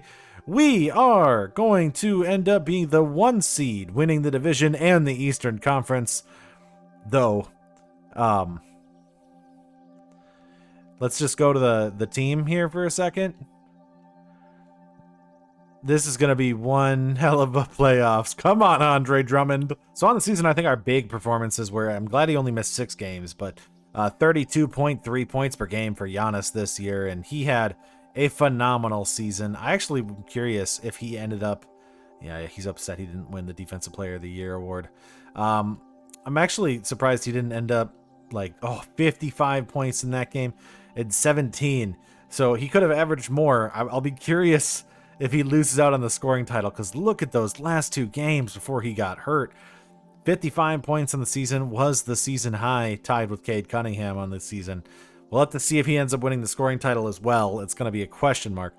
Kasparas Giannakis with 17 points per game, Reeves with 14, Pat Williams 9, Murray 8, Jones 4, Prosper 6. I mean, I wasn't asking a lot from all these guys. I actually wanted them to not score. It's why we went out and got defensive guys and guys who could play their role. I don't need scorers. I need shooters. And so our top rebounder was Giannis. Our top passer was Giannakis. And then steals, Giannis with 1.8. Blocks, Giannis with 1.7. And field goal percentage, Giannis. Did we have anybody shoot well from 3? Patrick Williams shot over 40% from 3. We'll take that. I'm hoping I can get a little bit more out of these guys, but that's okay, I guess, on it. Let's see if Giannis led anything across the league. Rack up another one for a scoring title for Giannis, getting 32.3 points per game, leading the way in the NBA this season. Didn't need those last couple games to do it. Rebound leader was Jokic with 13, who also put together a phenomenal season. Assist leader was Halliburton, who was the only one to average over 10 assists on a game. Steals leader Dyson Daniels with 2.1, and blocks leader Victor Wembanyama with 2.7. Your field goal percentage and best shooter this season was Derek Lively, beating out Zion and Giannis from the field. And then from the three-point line, your top shooter was Peyton Pritchard for a second straight season, shooting 46% from 3. Your top free throw shooter, Steph Curry, shooting almost 97% on the season. So for the first round of the playoffs, we don't have Giannis, and the question is, we need to win this one, but we also need to make sure that we don't win too fast. We need these to go 7 games for Giannis to be able to come back. in time for us to be able to possibly play in the Eastern Conference Finals. So, first off, can we beat Miami without him? Game 1 against Miami. We win that one 116 to 111. Game 2 against Miami. Keegan Murray should be back. We will fix that rotation. We win that one 106 to 89. What a bunch of role players. How are we winning these? Reeves with 30 in game 2. And in game 1, we had 41 from Yaka Jonas. That's a great start. Okay, as we go to Miami. In game 3, we lose game 3, 98 to 88.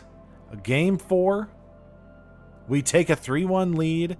I need Toronto and Atlanta to go 7 as well. In game 5, we advance, but they don't go 7. Okay, that's going to make us have an Eastern Conference Finals rematch without Giannis.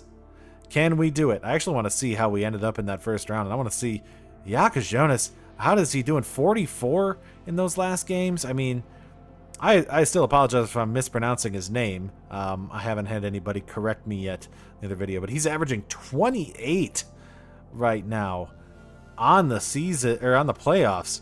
This dude could take a massive jump in the role if he needs to next year, because this has been a great playoff series against Miami. Okay, your last year Eastern Conference Final champion was the Toronto Raptors. This year they have Quickly, Dick, Barrett, Ingram, and Pirtle. Same team as last year. Can we make this go long enough for Giannis to potentially come back from a broken leg? Game 1, we win 107 to 94. Behind, please, we'll just watch it be Yak. Oh my god, he's so good. Game 2, can we take down Toronto? We win. We're up 2-0. The fact that we are winning this with a bunch of role players is insane to me. Game 3 going into Toronto. Okay, we lost Omax Prosper. But we're up 3-0. We win that one 124 to 116. 31 and 26. Can we sweep the Raptors without Giannis? Oh, we cannot. We lose game 4. That's okay. Okay. The more time it takes, the more time we have to wait for Giannis to come back. Game 5. Can we beat them here? Giannis is going to be back. Giannis is going to be back. And we advance to the Eastern Conference Finals. Giannis has returned just in time to play the Cleveland Cavaliers in the Eastern Conference Finals. We have Garland, Mitchell, Hunter, Mobley, and Allen. It's the team that we would expect. On the other side, it's San Antonio and Dallas. This is the usual situation. Can we beat Cleveland here? Game 1 against the Cavs. We lose this first one. I'm going to guess Giannis is a little rusty. Nope. No, he's not. Not at all. Not rusty whatsoever. Yeah, because Jonas didn't really... Oh my god, Austin Reeves threw that game away. All right, game 2 against the Cavs. We tie the series up 128-122. Game 3, they take another one, 117 to 114 in overtime. Garland is 28. Giannis put up 50, but it wasn't enough because we just couldn't get anything else from everybody else. They're exhausted. They put in so much work in the first 2 series, and Giannis is here to try to save the day, but can he do it? Game 4 in Cleveland. Giannis is hurt. I don't care. He's playing. We are down 3-1. Giannis gets hurt in this game as well. Still sore knee. His legs are just gone underneath him. Game 5 against Cleveland. This is to basically save ourselves. Giannis is healed, and we win that one. We are back in this. Giannis put up 43 in that game. Game 6 against the Cavs. I'm just going to simulate it. We have forced a game 7. We have forced a game 7. Giannis put up 36. Yaka Jonas had 30. Reeves had 23. Nobody else in double digits. It is game 7 in the Eastern Conference Finals. We fought our way here without Giannis. Now that he's been here, let's just take a look. I want to see what he's averaging in the finals. He is averaging 37 and 13 in the Eastern Conference Finals right now. Can we get over the hump with this game 7 against the Cleveland Cavaliers? Simulate with Simcast. We are going to go right in. What can we do here? We start off the first quarter with the lead. We win the first quarter. Can we win the second quarter? We have a first half lead. Cleveland coming back in the third. In the fourth, this is a close game now. We have blown the lead. Cleveland is right back in this. We are up by 3, by 5, by 5. With 2 minutes left, we are still up. I'm going to have to stop. We're going to jump in. We are up 3 with a minute and a half left in the game. In Game 7 of the Eastern Conference Finals. I have to make sure to switch over so I'm not playing the game. We're going to see, can we take this? We are up 3. Cleveland has the ball. 1:28 left in the fourth. Our team of role players around Giannis. What can we do? Jones holding down Hunter. We get the bad pass over to Tyson, over to Garland. He has Jonas on him. He's going to dribble around. He looks on for Mitchell. Mitchell's open. Takes the 3. Tie game. We are unable to defend the shot. Austin Reeves, bad defense, and left Donovan Mitchell wide open. Here, Giannis is going to bring the ball down the court. He is exhausted, but he's going to do the work. Going directly at Defensive Player of the Year, Evan Mobley. Passes the ball out to Jonas. Tied 128. He's dribbling him down. He's got Garland on him. He's a bigger guy. He's waiting. 4 seconds left on the clock. He's going to have to take the shot. Dribbles. Takes a contested 3. Makes it. He makes it. Jonas with Garland all in his face. Who are you? You are the man, Jonas. We are up 3 with 46 seconds left after the clutch 3-pointer from our first round pick last season. We are right back in the lead. The Milwaukee fans are on their feet, waiting for their hero to save the day as he always does. They look for who they're going to pass it into. Find Garland wide open. Jonas doesn't cover him, and he's wide open. It's tied back up. Our team is not really good defensively right now. The two guards that can score, Reeves and Jonas, are not the best defensive players. They're big, but they can't really do a whole lot. That's why we have all the great defenders that we have in Jones and Murray and Patrick Williams and Lonzo Ball. But you need to have these guys out there for offense. So Jones is going to pass the ball in, probably to Jonas in the start. Looks over. Reeves is actually open, but he gives it to Jonas. Pump fakes a couple times. Finds Reeves wide open for 3. Misses. Ball rolls out. Mobley gets the rebound, throws it over to Garland. Garland is going to dribble past Jonas. Mitchell on Reeves. Pass it over to Garland. Step back. 2. Makes it. Cleveland takes the lead. 27 seconds left in this game. Cleveland has taken the lead. They've come back from down 20. Can Giannis and the Bucks come back here and take this lead right back? We saw a contested 3 from Jonas to get the lead. Can we hold on to it? Who are we going to go to? I hope they go to Giannis, but I know they probably won't. They give it to him. He dribbles right. He does get past Mobley, but he passes the ball back out. Jonas is going to dribble around on the top of the key. He's got Garland on him. They're going to go for the pick. Sets the pick. Giannis is wide open, but he doesn't give it to him. Goes for the thing. Oh, he goes for the drive and the spin. I was going to say that, and I got distracted. He draws the foul. If Jonas makes the 2 free throws, it'll be tied at 133 with 13 seconds left here in Game 7. No pressure. No pressure for the year 2 point guard from Illinois. Can he make the 2 free throws?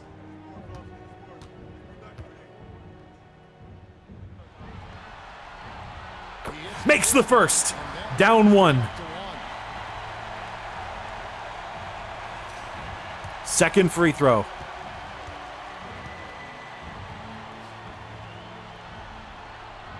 It's good.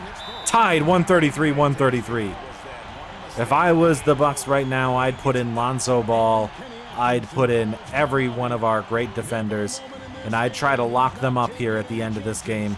I don't know. Garland has gone right at as far as Jonas and has been able to beat him over and over again. We do not make any changes. We're going to see an ISO here for Darius Garland on Kasparas Jonas. Can we win? Advance the ball. 13 seconds left on the clock. They pass the ball into Garland. Dribbles around. Looks for DeAndre Hunter. Goes right at Keegan Murray. Keegan Murray has to pass it out to Mobley. Passes to Tyson, who shoots it over. Does not get it over. Giannis throws in the heave. Oh, almost went in. We're going into overtime in Game 7.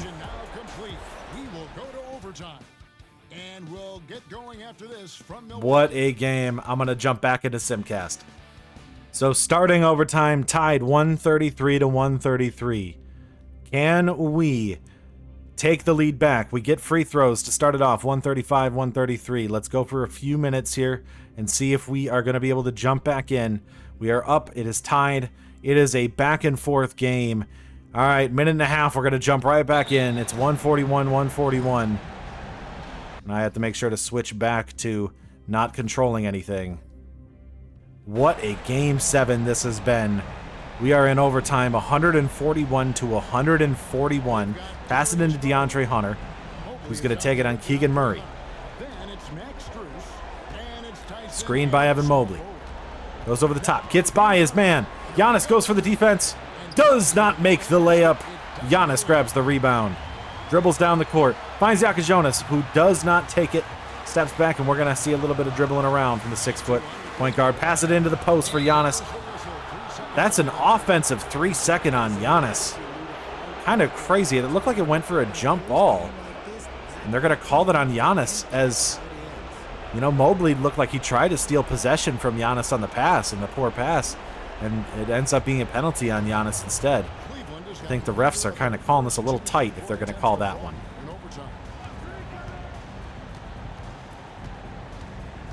Don't know what this camera angle is. I can't see what just happened because the camera angle's bad. I have to go to instant replay. Nope, we're still locked on Giannis. I can't see the game. 2K, I can't see the game.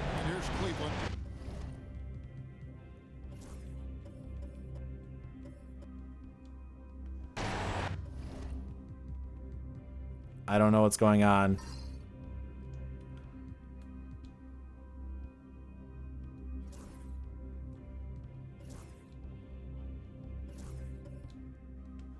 Yep, I can never see the game.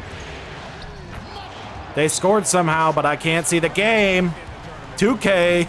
2K25 is terrible. Cleveland just went down and scored. We didn't get to see any of that. So, we're down by 2 with 41 seconds left now in the game.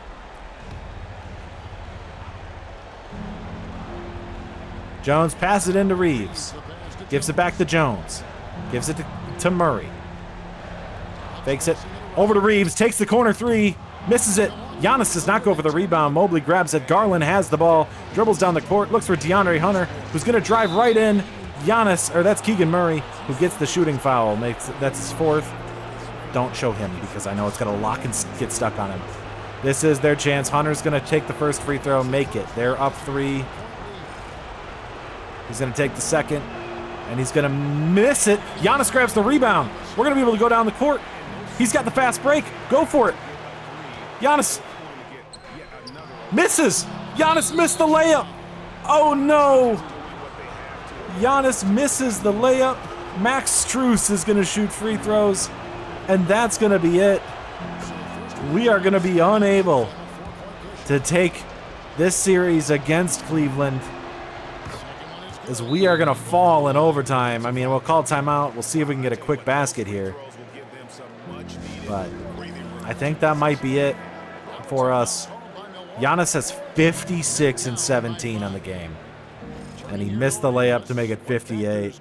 He put all that he could into this game. And honestly, a lot of it is down to the poor defense of Jonas and Reeves at the end of it.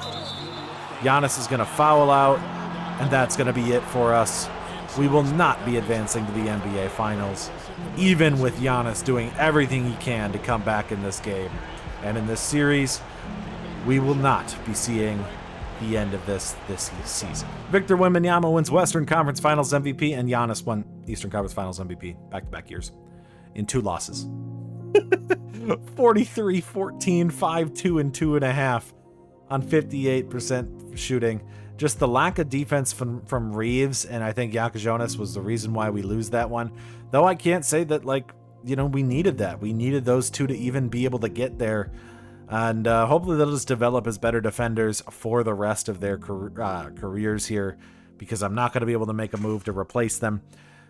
Spurs win the championship, Wembanyama finals MVP. What an ending to 2026, where we almost just got another one from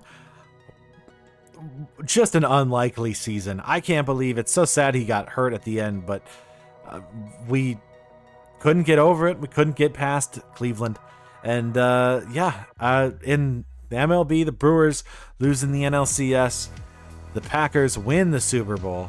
The Badgers lose in the national championship game. And the Bucks lose in the conference finals in Game 7. And so we're right there on the cusp for everybody, except for the Green Bay Packers, who have, made it. This is a really, really good year for us. We ended up having so much success in 2026. And really, I can only see upwards growth from everybody besides maybe the Badgers, who, I don't know, maybe I'm wrong, because they've shocked me so far 2 seasons in a row. Maybe they'll shock me a 3rd in a row. But with a Super Bowl under our belts, now it's question for the other teams. Can the Brewers get past the Dodgers and actually make it to the World Series? Can the Bucks finally get out of the Eastern Conference Finals and make it back to the NBA Finals for Giannis to get a chance to get some more rings on his finger? And then will the Badgers be able to actually win it with a new quarterback, knowing that they're not getting a whole lot of development from that quarterback position? Will they be able to replace their Heisman quarterback? Anyways, when we look at next season, I'm excited to see that we have a lot of good moves. I actually have Shane Bieber up, Mizorowski's up. I have a rookie closer who I think could be interesting, and Nick Mears is going to be our closer this year. I like the rotation for next season in Milwaukee. We pretty much just brought back the same team. Didn't make any real free agent moves. Made a couple moves around the edges in order to try to kind of clean up the back half of this roster, but I'm excited because next year or later this year we'll have Valbuena, and we'll be in a position to really contend, I think, as long as we can continue to get good production from everybody on this team. But that'll do it for us this year in 2026. This was a long year with a lot of success, and I'm happy to say that I don't think it's over. I don't think it's over. We'll see you in 2027, where we'll see if we can top how great of a year 2026 was for Wisconsin sports. Welcome to 2027, year 3 in our Wisconsin rebuild, our 4-1, where we're rebuilding all 4 major sports teams in the state of Wisconsin. If you've not watched the previous episodes, if you're watching this episodically and not in the large supercut, please go back and watch those so you can get a little context before I spoil anything for you, though I'm probably going to anyways. So, today, we are really trying to replicate a lot of the production that we had last year while being able to get over the hump with a couple of the other teams that we weren't able to do so with. The Brewers finally found themselves back in the NLCS for the first time since 2018, finally being able to get out of the first round, which barely, but we still were able to do that, and I think we're going to be in a good position to compete again this year. The NL Central is weak, so this division is pretty much a lock. The question is whether or not we'll be able to get over the NL West teams that are always in our way. When it comes to the other teams, though, we are going to see some massive success, I think, trying to repeat as Super Bowl champions with the Green Bay Packers, because we kept the whole team, besides the retired Khalil Mack, together for next year, and actually did a pretty good job replacing him with Jeremiah Owusu-Koramoah. And so when we look at next year, or this year in this case, I think we're going to be in a really good position to continue finding success in the NFC North with the Green Bay Packers. And then when we look at the other 2 teams, the Wisconsin Badgers, I doubt are going to be able to replace the production of Heisman quarterback Braden Locke. But we'll see. With a great defense, I guess a good development on the defensive side, maybe we'll be more of a stopper team compared to the shootout team that we needed to be in order to beat Alabama in the national championship game. Sadly, we were unable to do so. And the Bucks, well, they have Giannis, so does it really matter? We're going to win the whole thing. We've got the GOAT on our team, so it doesn't matter. For a quick adjustment, if you were not necessarily looking at what we had done last season in order to try to make our moves in Milwaukee with the Brewers, Shane Bieber was our big pickup this offseason. We let Nestor Cortez go because I was able to get Shane Bieber for cheaper than Nestor Cortez would have costed me, and I actually think Shane Bieber is going to be more productive than what Cortez would have done. We let a couple of our bullpen arms go, and we're going to move to Nick Mears as our closer this year. He was really, really good in the closer role last year and really good in the setup role the year before. So I want to give him a shot to just hold on to the closer role all season. Maybe we'll see some development from some of the other bullpen arms in this rotation. And lineup-wise, we're going to be running with the exact same team again. Now, the thing that I'm excited about is the potential development of Jackson Churio. Seeing maybe if he can get to the next level of his game. We saw some development. His slugging percentage went up. He's starting to see a little bit more power. He led the league in triples last year. If he plays 150 games, could he find himself in the MVP race, putting together a really good season? I mean, 4.5 WAR. Are we going to be looking at 6 this upcoming year? Terang has been phenomenal to start, and I'm wondering if he'll be able to do something crazy this year. And, you know, we have Hoskins and Pavin Smith back. I actually brought Monasterio up because I believe that this level of production is not a fluke. I think he's going to produce. I'm only going to have him play lefties, really. But as our backup shortstop or our backup middle infielder, I'd be excited to see if he can do something special with it. And so this season, we are going to be rolling with pretty much the exact same team, though we do have a lot of prospects that I'm excited about. The big one being Willie Valbuena, who I think will be up in September. I'll be excited to see him be able to develop in AAA this year. See if he can get some good production this season, hit around 300, and if he can do that, he'll come up and be able to play next year for a Rookie of the Year, come up in September, maybe stay on the playoff team if we need him to, because I still think the shortstop third base position is a little weak for us. Jesus Mate probably could come up at the end of the year if he produces down there in, I guess, AA this season, because I'm not having him in AAA. And then I think we still have a bunch of other guys that could be productive too. We even have, you know, a 99 potential center fielder here. I don't think he'll play, but there's still a lot of guys that I think could be something. We've got a really good farm system, and if you look at the top 100 prospects, Valbuena and Mate themselves are both in the top 10. And so I'll be excited to see if they can come up and produce in September, and then we can see them next year. But let's get our first month of play underway and try to move towards the MLB draft, where we should have another mid-20s draft pick, and maybe we'll be able to get something productive out of it. Though I'm going to start to have my doubts. This is probably the last year I'm going to show the draft unless we find like a closer in year 4, because I don't think that the majority of these guys will end up playing at the major league level if we're only going 5 years with this rebuild. Never mind, Monasterio is playing every game. Joey Ortiz broke his leg on the first day of the MLB season. Maybe Mate will play. So change all the plans I just said. It's a little early. Didn't really want to bring him up just yet, but I guess he has to. I don't have any other prospects that can play shortstop besides Jesus Mate. Well, that's a good MLB debut for Mate. 4 hits and 2 home runs. What is he, Trevor Story? We won 18-3. Guys, we can't be doing this. We can't be doing this. I'm gonna fire the injury, our medical staff. What's going on? Halfway through the scouting period, what we've done is we found a lot of really good pitchers once again, which I think this means this could be another good pitching draft for potential guys to trade away. With it being pitcher heavy, generally that also means that the guys that you'd be drafting aren't necessarily going to be players that you'll be able to play. So I think what we'll have to do if we end up doing this with all of our pitchers that are here is we'd probably grab them and then trade them right away for some asset that we need in order to replace, maybe replacing Christian Yelich with something, maybe just getting more pitching, I think, in the starting rotation and the bullpen. Haven't scouted a whole lot of position players, have found some guys that might be available for us at pick 21. I think the big one that I found was, this guy, number 1, but whatever, is this right here, Steve Trailer, who could be something, might not be in the first round. Maybe I wait for him in the second and third and hope he's still there. He's not necessarily anything special. He kind of just looks like Garrett Mitchell. Joey Ortiz is back from injury, but honestly, Jesus Mate has played really, really well to start off this season. I don't think Ortiz is getting his spot back. That injury might have been the end of his time at shortstop, because Mate, I think, is going to take his position here, and Ortiz is going to have to go. I guess defensively he's still valuable, so there's still that, but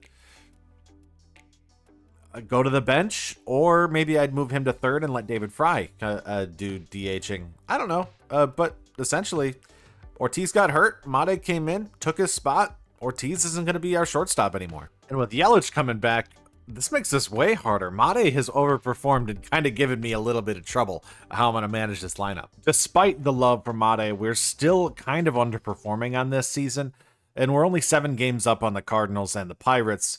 And I'd like to see a little bit better. I think we were a little lucky against the NL Central last year, and I think that we can continue to perform a little bit better this season. Our pitching staff has not been as good, and we've had a little bit of a rough patch. I mean, Mizorowski at 5 ERA. Bieber 2.84 has been good. Peralta hasn't been that good.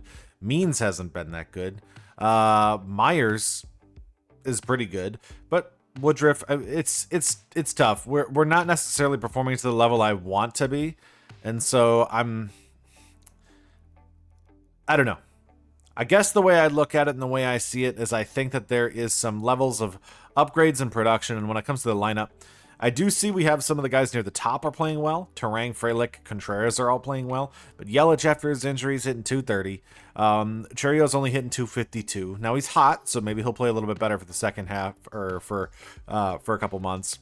But we just haven't seen a whole lot of production from everybody. Mate cooled off. He's hot again, but cooled off a little bit. I still think we'll be able to get a Rookie of the Year from Mate, which I'll be excited for. But it's still necessarily like, and also that progression. He started off so hot. Look at the progression he has in this season.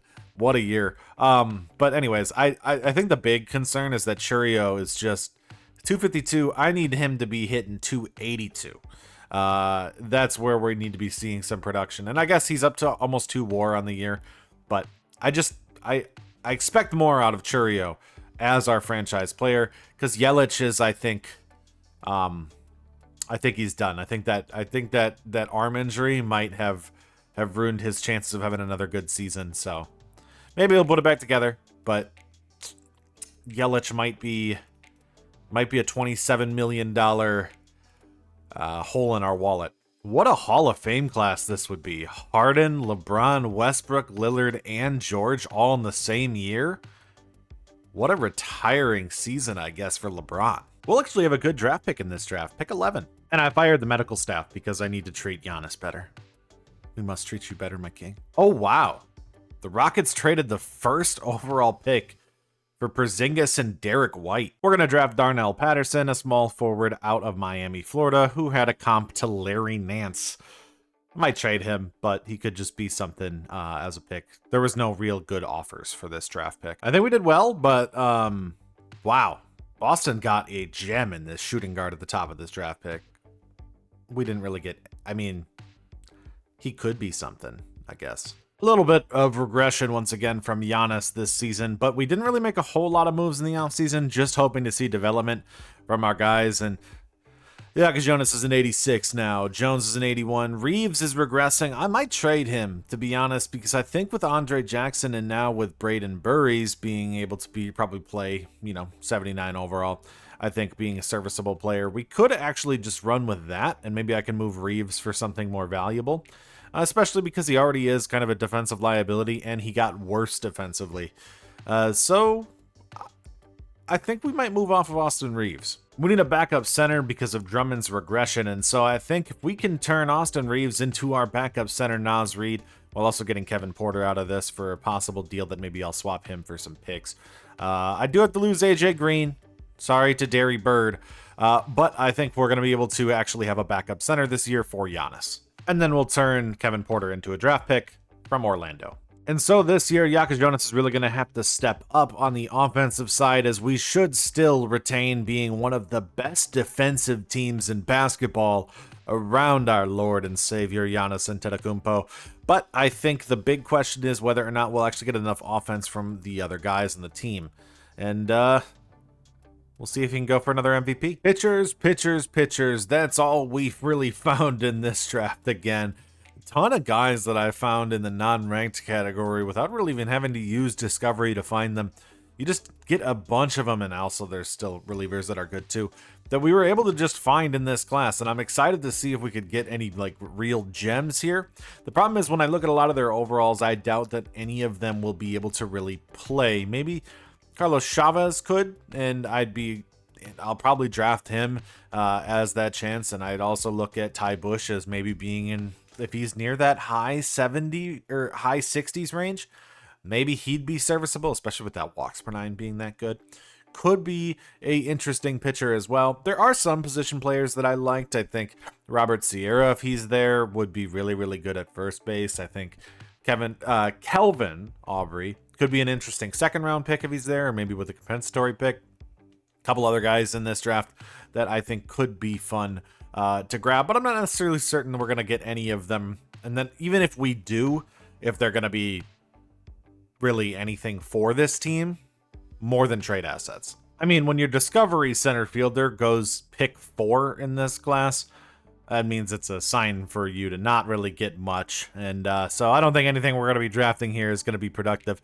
Maybe Ty Bush will. We'll take the swing on him early. I know he's non-ranked, but there's just not much to take.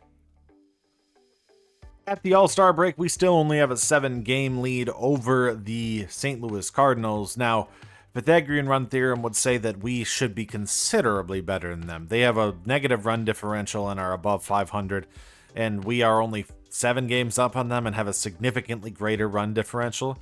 So I'm going to hope that with that, just based on the math and the analytics, we should kind of return back to being way ahead. So I'm not going to panic about this being that close of a race. Just means we're underperforming in late games, and I guess our bullpen is underperforming.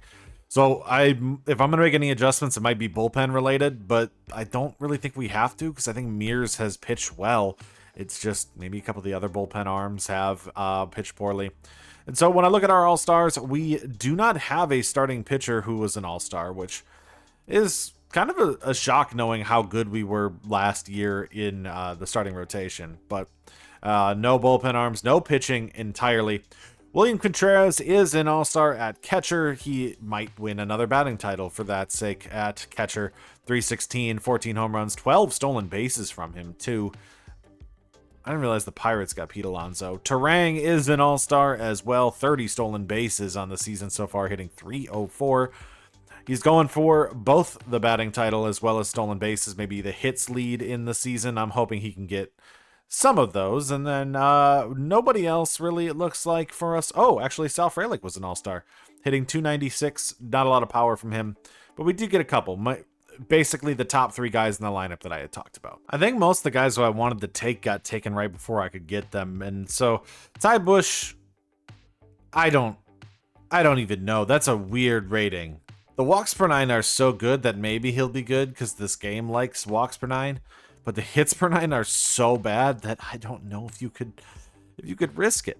Kelvin Aubrey is actually pretty decent at first base, and Johnny Bingham, far away but 89 potential. Got a decent closer here, but no walks per 9. It took just a random swing on this guy. I actually like that he was 75 overall. He'll regress instantly. Maybe I'll just bring him up in his rookie season just to give him a shot because he'll regress instantly.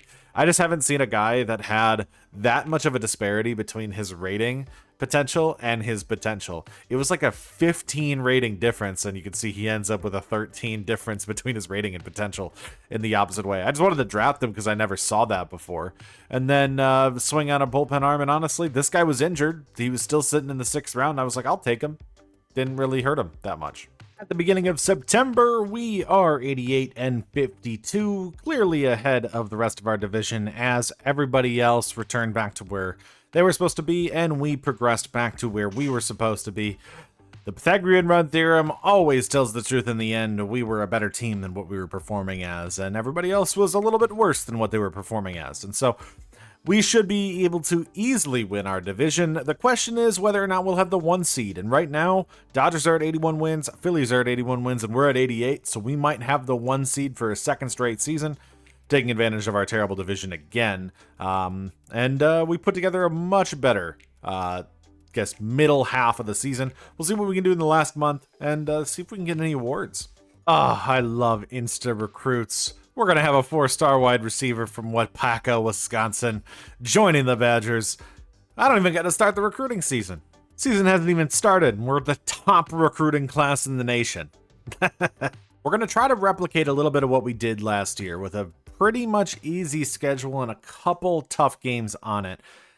Therefore, if we lose those tough games, we'll still have a chance of making the college football playoff, but those tough games should also shape us up so that we're not necessarily just used to playing the weakest teams in the nation before we get there.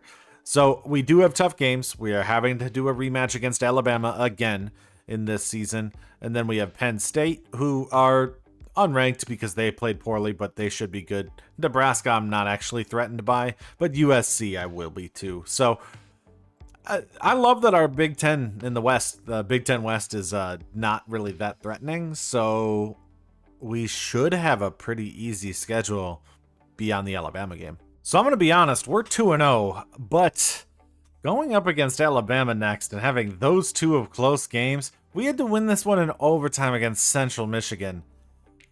Mator was starting the season on the hot seat, and he has not shown me enough to be able to say, like, oh, you need to be able to start. I kind of just want to go with one of the younger guys and just give them the shot because I don't really trust him. I kind of want to go to Case and Love. And so I'm going to do it. Take the risk. We're switching to Case and Love for the Alabama game. And hopefully he will be much better than Matur was in those first two games. I just doubt. I have no idea. The quarterback is such a weakness on this team. We play Alabama. Don't get any commits. We do get a lot of XP. Oh. Did we get a player of the week? Okay, Scheme Guru, whatever. We win! 9 points at the end of the game in the fourth. I mean, a lot of field goals to get there. But we forced a turnover. Love wasn't necessarily great either, but at least he can run, so I'll take it. I just don't have a whole lot of faith in our quarterback room, and so I just figured we might as well go with that. He found Kekahuna a lot, though, so that's what I needed to see. We do lose to Michigan State, though, falling to 3-1. Close game, just didn't have enough to end up coming back and winning that one. I'm scared of our offense. I really am. I don't necessarily know if we're going to be able to do much this season. It's kind of why I wanted to go with a younger quarterback, because I don't think Mator was going to be enough. And so you might as well just go with a younger guy and say, hey, at least he'll develop. But I think if we see games like this against Illinois where we can score 45 in the game, I think that maybe we'll be able to get there with Case and Love. 6 interceptions? What? Okay. We had 5 touchdowns and 1 interception. I got to see this defense. How did we get 6 picks in this game? 3 from Taylor Medina, who's hurt. 1 from Xavier Lucas, 1 from Jace Arnold, and 1 from Emilio Agard. Okay. And so at the end of the month, after a 27-10 victory over Penn State, we find ourselves 10th ranked, 5-1, before we have a bye week and then, make our run for, I guess, the latter half and the easy part of our schedule. And to defend our Super Bowl championship last year in Super Bowl 61, we're rolling back with the same exact team, minus Romeo Dubs. I think we'll still be fine with Dontavian Wicks taking that third wide receiver spot. Jordan Love moved up a dev trait. Jordan Morgan moved up a dev trait. Matthew Golden moved up a dev trait. We're going to be in a really good spot this season, and when you look at the defense, it's even better. X Factor Rashawn Gary, X Factor Xavier McKinney, X Factor Kenny Clark. You've got Lucas Van Ness coming off of a really good season last year.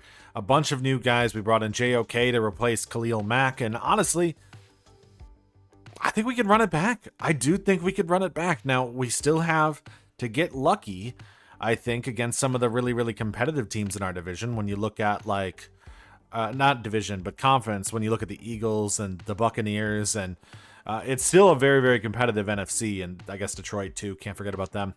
But with Josh Jacobs and Jordan Love and this good defense, I think we could be right back at it. Oh, Jordan's a highly regarded quarterback. Where would you say he ranks among the other QBs in the league?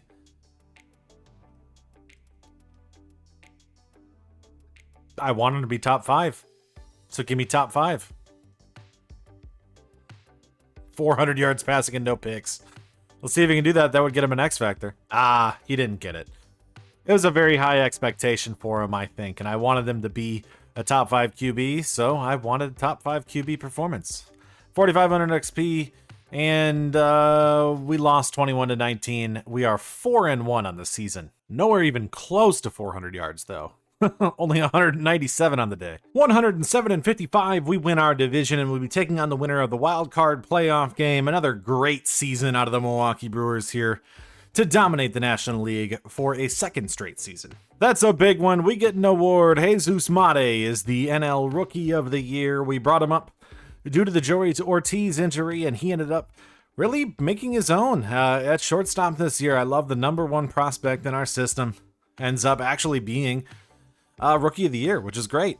So, otherwise, batting title from Terang. That's not Contreras, but we still get a batting title. That'll be 1 point for the league leader, not for the award. Your MVP is Spencer Strider of the Atlanta Braves, meaning he also won Cy Young for the Braves. Pete Alonso was second, and Corbin Carroll was third. Strider wins the Cy Young. Shane Bieber was in second, so we did have another top runner in the Cy Young race from Bieber. I'm actually curious to see how close this was. Oh, it was close, but Mate gets it. 283, 15 home runs, 73 RBIs. I'll take that. When it comes down to the AL side, Tyler Soderstrom is the MVP for the A's, hitting 284 for 47 home runs and 127 RBIs for the A's, who must be a playoff team if he had that level of production. Beating out Riley Green and Cole Reagans, who is probably the Cy Young winner. Correct. Reagans winning the Cy Young with a 2.69 ERA and 207 strikeouts. Rack up the league leaders, because Shane Bieber led the way in ERA with 2.51 on the season for us. Woodruff also led in winning percentage. And for hitting, doubles, stolen bases, batting average, hits, and WAR for Bryce Terang. We're going to count the hits, the batting average, the stolen bases, and the doubles for Terang and how he led the way. That is awesome for us. That is 4 league leaders just on that board. Led the way in batting average, and we had Contreras second, 309 for Terang. He also led in hits, 194. Contreras at 189 in second place there. We also saw doubles. Terang led 53. Austin Riley had 43. Guess this is the benefit of a guy being this fast, means that he basically can turn any single into a double. Oh, add another one. That's triples too. We also led in triples with 16 triples on the season for Terang. Didn't lead in home runs, that's Pete Alonso, 47. RBIs was Corbin Carroll with 118. Saves leader on the season was Tanner Scott of the Dodgers with 55 saves for them. ERA leader, Shane Bieber, 251 over Robbie Ray's 278 in second. And when it comes to strikeout, Spencer Strider led the way with 217. On the AL side, Nolan Schanuel ends up getting the batting title, hitting 336 for the Los Angeles Angels. I love this sim, getting random new players to lead and getting batting titles this year. Jacob Wilson leads in hits with 197 over Jackson Holiday. Your home run leader was Rafael Devers with 48, beating out Soderstrom by 1, who had the RBI lead, and I'm going to guess that's helped by having Jacob Wilson right in front of him in the lineup. Saves leader was Mason Miller with 54 saves on the season. I'm going to guess the A's must be good. ERA leader Garrett Crochet with the 2.46. For once, I feel like Garrett Crochet might have actually deserved a Cy Young, and he didn't get it, which is crazy. And then your strikeout leader is Cole Reagans with 207. The game sent down Alex Young, who was actually pretty good this season. 2.6 ERA with a 1.21 whip in 69 innings. Pretty good as a setup man. 30 holds on the year. I mean, regression, which sucks to see because I actually think he was really, really good for us. But still, not bad. I think I had Pyamps up at the end of the season. Oh my God, Pyamps was phenomenal when he came up in the 0.96 ERA. I might have to bring him back up for this last, for this playoff run. Mizorowski, 4.93 with a 1.48. I really want this dude to turn into something. I'm just not seeing it. I think he has to remain a long reliever because he does strike guys out, but like, that's pretty bad. He's not necessarily been that productive. Thiel Hall with a 3.51. Gasser, it didn't play. Tupman, 3.24 with a 1.14. Ashby was good, 2.58 with a 1.02 whip. He's up to an 81 overall. The B potential means that, man, he could start. I don't think he will. They changed his stamina being a little bit lower, so he's going to be a reliever, but still really, really good. Brian Hudson was really, really good. Abner Uribe was really good. And Nick Mears, 1.69 with a 0.94 whip 41 saves on the year. He went 11-3, so he also must have gotten a lot of opportunities to just play in games where we were up by a lot. One of the most reliable bullpen arms we have. No reliever of the year, but still, what a good year from him. Woodruff, 384 with a 1.25 whip on the season, was pretty good. Shane Bieber, second in Cy Young with a 2.51 and a 1.08 whip. Freddie was bad. We can say that Freddie was bad. I don't think I've generally ever seen a season this bad from Freddie. 0.5 WAR. I mean, that FIP is terrible. He wasn't good. He just was not good this year. I'm hoping he can get a little bit of resurgence because he was good last year. Just was not good this year. John Means, 376 with the 1.18 was pretty good. And Tobias Myers, 339 with a 1.29. I think Woodruff has a couple more years on his contract. Probably shouldn't have signed him. I didn't realize he was going to regress this fast. But we have our pitching rotation. Monasterio got sent down, and I see why. I mean, he ended up... I feel like I put a little bit too much hype on him. He just struck out a good amount. Though, I don't think he was terrible. Just struck out 22 times and only 74 at-bats. Anybody else get sent down? Andrew Vaughn again. Much better. He hit 244 this time. I don't know. I mean, you want to keep him around because they did just trade for him. But it's just, he's not good. He's not good at all. So, when we look at our major league team, Blake Perkins hit 230 off the bench. David Fry, 266 with a 390 on base. 85 walks on the season. Fantastic for him. Garrett Mitchell, 255 with 13 home runs and 52 RBIs. Terang, 309, 194 hits, 53 doubles, 16 triples, 14 home runs, and 48 stolen bases. What a year from Terang, who puts up 9 WAR on the season. Also probably getting a gold glove, too. What a year from him. Fantastic 2027 for Bryce Terang. Sal Frelick, 287, 17 home runs. He did get hurt and missed a bunch of games, but he was on pace to also be near that 200 hit mark. He had 159. William Contreras, 304, 23 home runs, 107 RBIs. Got a little bit more power here as he had 189 hits this season. What a year from him. It's a little bit getting worse every year, but honestly, it's just the contact is turning into power. And, I guess 2025, he was phenomenal. Rhys Hoskins, 281, 27 home runs on the year. Jackson Churio, 255, 22 home runs. I need to see more, man. I said I wanted 6 WAR. What'd he get me?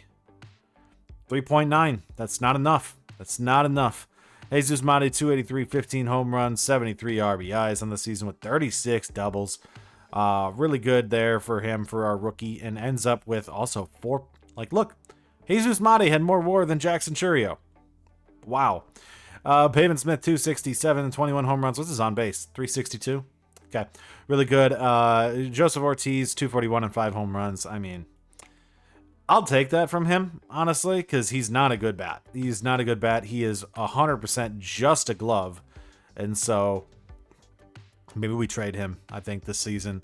I wouldn't be hurt by that. 18 home runs, 251 average, and 68 RBIs from Yelich coming off of injury, missing 52 games this season. And continuing his regression, we might be stuck with 2 bad contracts with Yelich and Woodruff. So this weekend, everybody in college football played their game on the 2nd, technically, but the NFL is on bye, and so we are also looking at, this is going to be a series we are going to run straight through against the Dodgers here in Milwaukee. Can we win this one and get past them?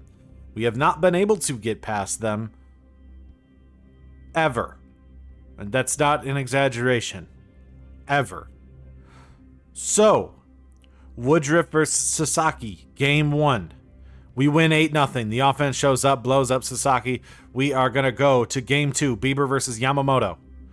2 games down in Milwaukee. We win both of them. Just finish this series for me, Freddie. Versus Ohtani. We sweep the Dodgers and we'll be taking on the Philadelphia Phillies in the next round. And we have a bye for the, for the NFL. So I guess we can just jump right into this Atlanta series. Actually, no, technically, I think they play on Monday Night Football. Yeah, the Packers do. So let's play Sunday night first for this game against the Atlanta Braves. John Means versus Framber Valdez in game 1. We lose 4-10 Actually, it's Monday Night Football, so let's play both of them here. Myers versus Ronaldo Lopez here in Game 2 in Milwaukee. We are down 0-2 going into the rest of the week. And so Monday Night Football, Packers, Bills going in after the 2 losses to Atlanta. Can we take this victory and hold on to a 6-1 season, or are we going to fall to 5-2? We are 6-1, and we even got a weekly award on the week as JOK with a fumble, forced fumble, and 2 fumble recoveries, 9 tackles on the day, as it looks like our defense really showed out against Buffalo. Tampa's in the ALCS again, so we really have to kind of get there so we can make sure that we're not really the last dog at the bowl to try to get a World Series. I mean, it's down to us, Tampa, and San Diego.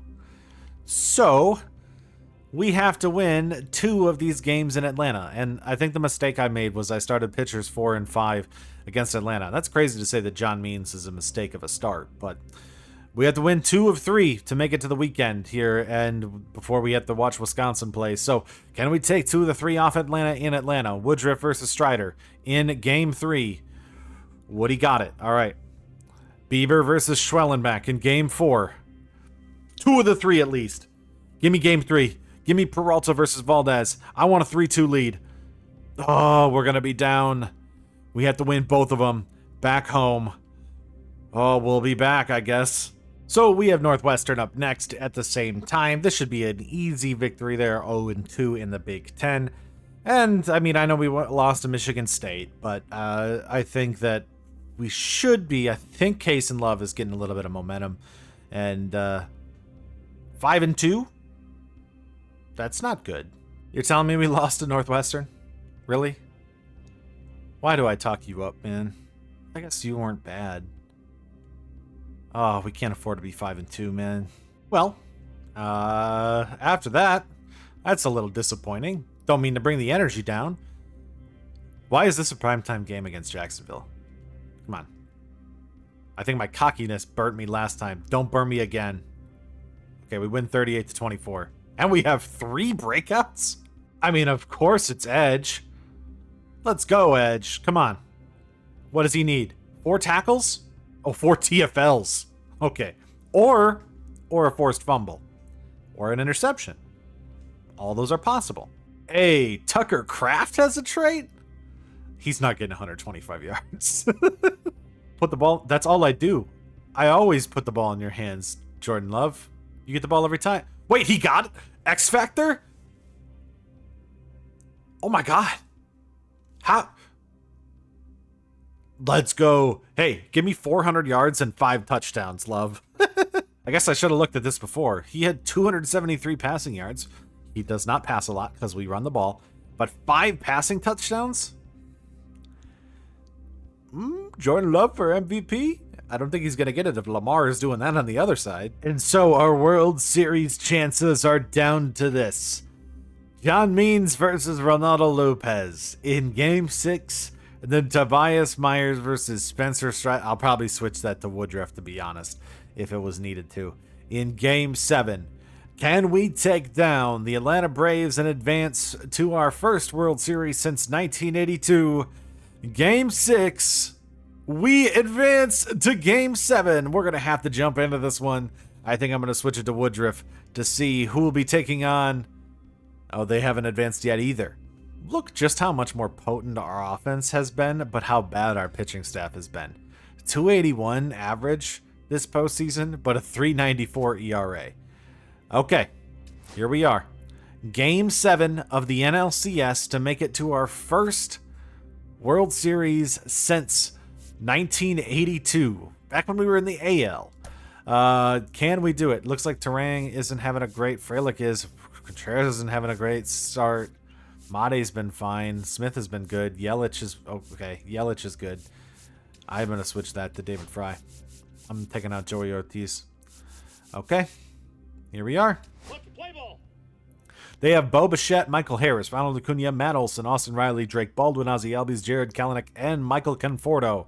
This is a pretty Atlanta Braves team plus Bo Bichette. So let's see what we can do here in Game 7 with Woodruff on the mound. Ground out, fly out, and a ground out. Gets out of the first pretty quickly. Double from Terang, steal third. Stolen base. That gives Frelick a chance. I'm going to have him just swing first. And a double from Frelick. I think he could steal third. Stolen bases. Ground out. Another run scores. Hoskins gets on to first. Fly out for Cheerio. Pop up. We're up 2-0 with 2 stolen bases.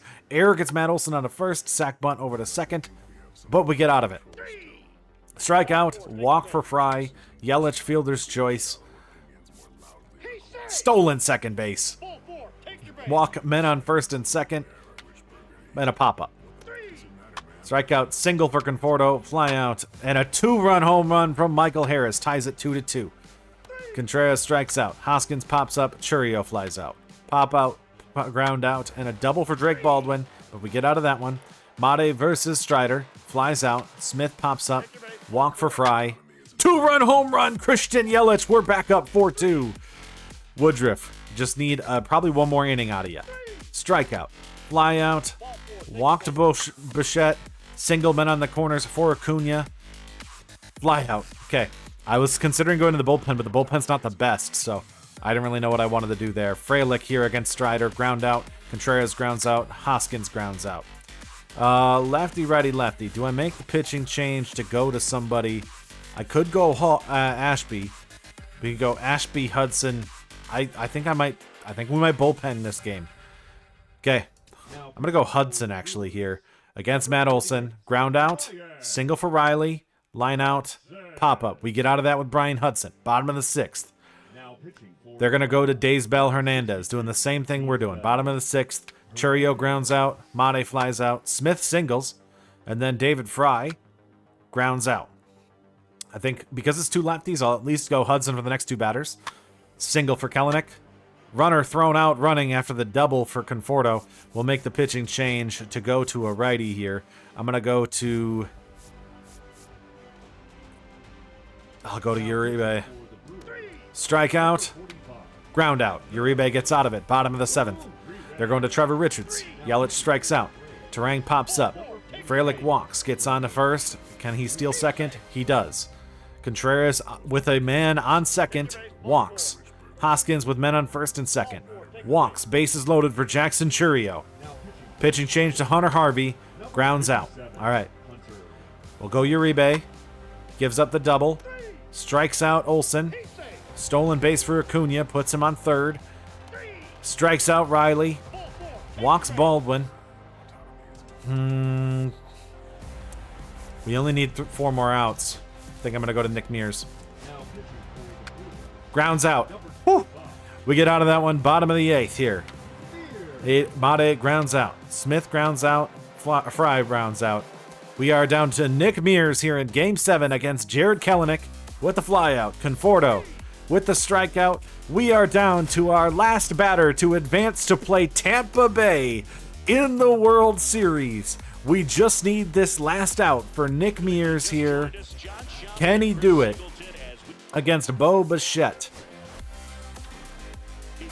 We've put a lot of faith into Nick Mears so far this entire rebuild. Can he get us Game 7 with the pitch? Throws a 4-seam fastball, gets the strike. 0-1 count for Bo Bichette.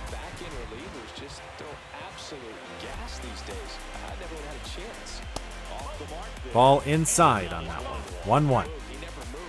No pressure. Just our first World Series appearance in 25 years. 35 years. 35 years, Nick Mears. Ball is popped foul. Bo Bichette will be down to his last strike against Nick Mears and the Milwaukee Brewers. With the pitch. Ball hit real hard, foul. Still 1-2 count.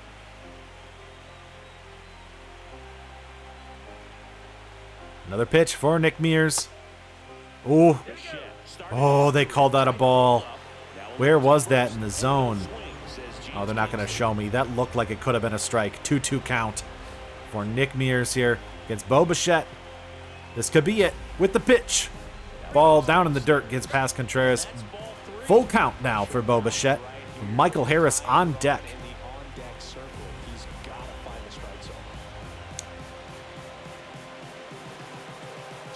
With the pitch. Ball is grounded over to shortstop. Mate, jumping throw. Gets it over to Hoskins. The Brewers win. Going to the World Series in 2027. Nick Mears gets the 4-out save. And we come back from down 0-2 to the Atlanta Braves to advance to take on the Tampa Bay Rays in the World Series. We are National League champions for the first time, actually, ever in franchise history. It's time for Thursday night football right before we start the MLB playoffs. The Badgers are going to be on a bye, and because we have a Thursday night football game before we have to play the Eagles next week, that means after this one, we're going to have a straight shot of nothing but baseball in Wisconsin. I guess technically the Bucks would be playing too, but still nothing but baseball in Wisconsin for 1 week of the World Series against Tampa Bay. Can we beat the New England Patriots and advance to 7-1? Also, can we get any of those ridiculous amount of dev traits we got for this game? We win 35-27. How'd we do on the breakouts? No upgrade for Tucker Kraft on the day. Also didn't get one for Cooper either. And Love already has the X Factor, so the question is, how much did he get? He had 275 yards, which means he gets 2,500 XP, and 3 touchdowns is an extra 10K. Yeah, Love didn't have a great game. He threw 2 picks in the game, but we still won, and he had 3 touchdowns, 278 yards. Had some good rushing, it looks like, from Josh Jacobs. Had 2 touchdowns on the day. Receiving, all the yards going to Matthew Golden. Defensively, how did Cooper end up doing? Did get a sack, but remember, he needed a forced fumble or an interception. He didn't get those, so still a great day from him. And so here we are in the World Series with 2 of the smallest markets in Major League Baseball, the Milwaukee Brewers and the Tampa Bay Rays. Coming up with these are 2 teams that are really, really good at developing pitching, and so I'm not expecting a shootout. If anything, this should be low scoring for 7 games. Though I think we need it to be a shootout because our pitching has not performed very well so far this season. And theirs looks like it really has with McClanahan. Bradley hasn't played as well. Shane Baz hasn't played as well. So I don't know. Maybe I'm wrong. But Tampa Bay still is Tampa Bay. So game 1, Woodruff versus McClanahan here in the World Series. We win 11-10. Maybe we do need shootouts. We win that one with Nick Mears getting the victory over Kevin Kelly. Game 2, Bieber versus Bradley. We win 5-4. We are up 2-0 on Tampa Bay going into Tampa Bay. Peralta versus Shane Baz in Game 3 in Tampa. We take a game off them. I feel safe. Peralta versus Baz. We win 6-1. We are up 3-0 in the World Series versus the Tampa Bay Rays.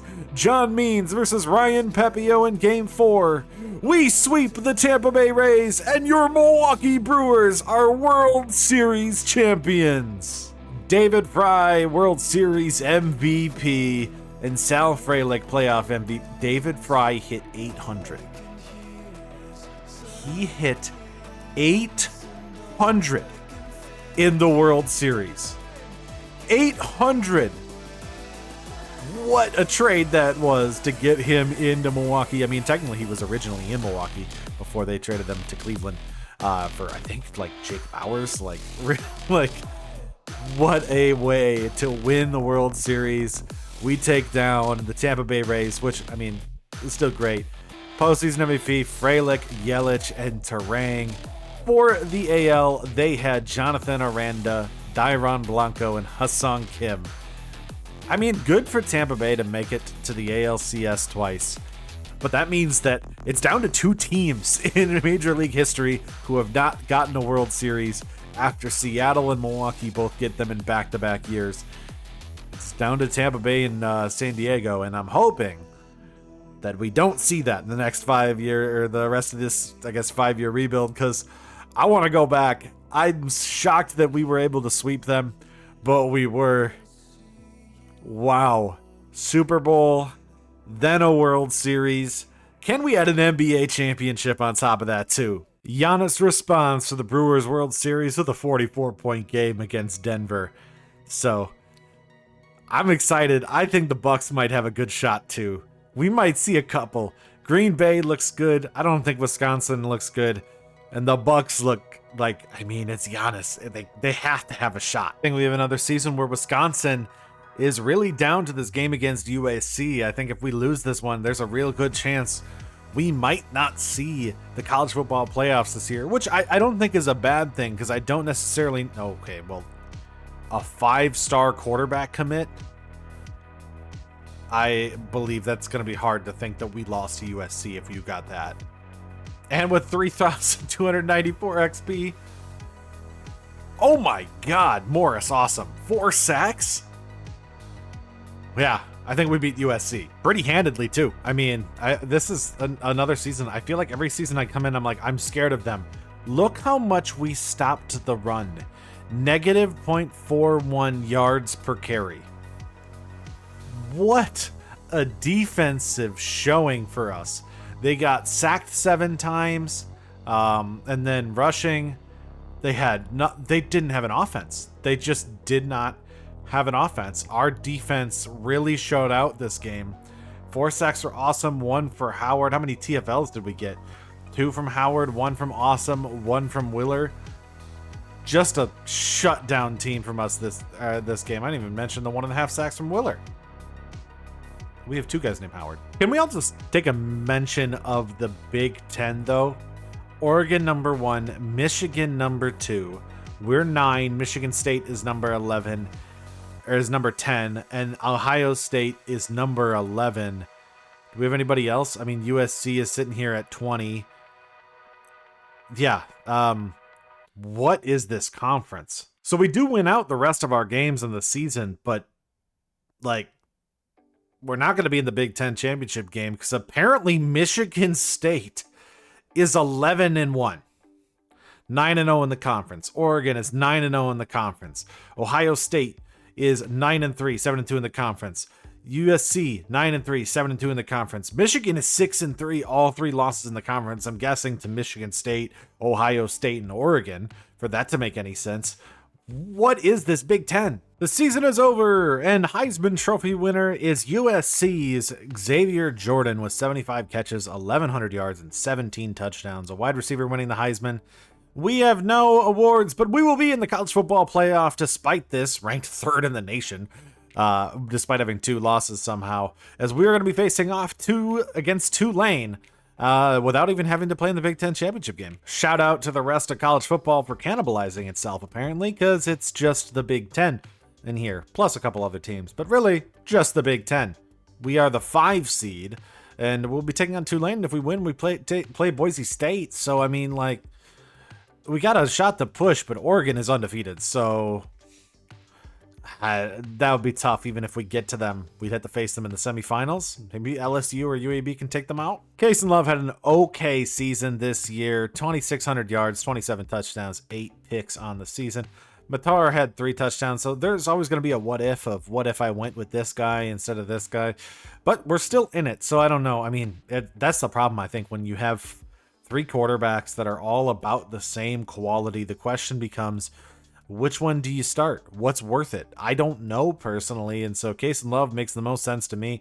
Really another season with almost nothing out of Nate White, 595 and 8 touchdowns on the year. Receiving, Kekauna did have 956 and 13, and Zamarian Lang, who was one of the top receivers last year, we got him out of the transfer portal from Toledo, 757 and 8 touchdowns for him. We didn't really have a whole lot of offense, and we didn't have a whole lot of defense either. Bibbs had 68 tackles.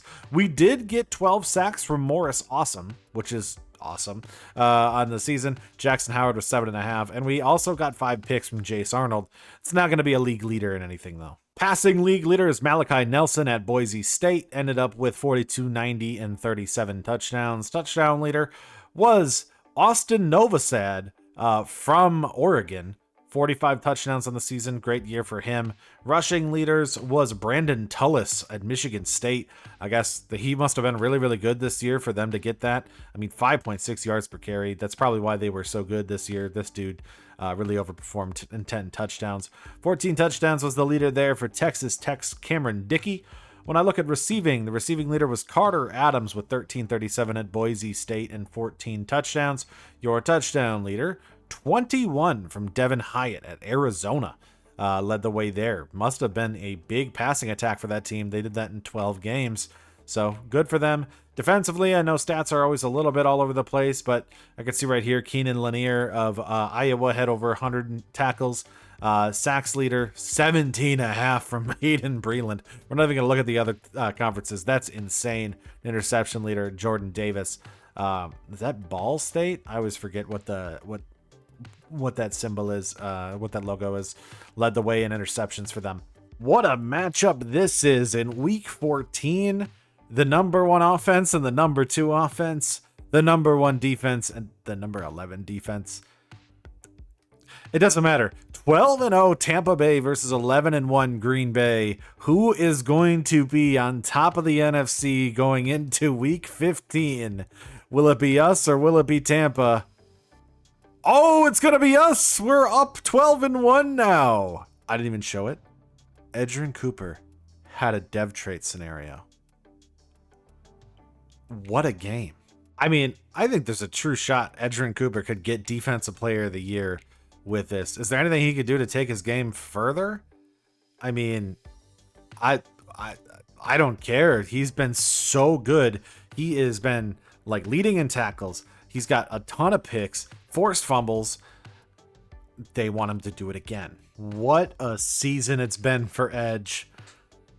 I think DPOY is in the cards for this dude. Look at how top heavy the NFC South is.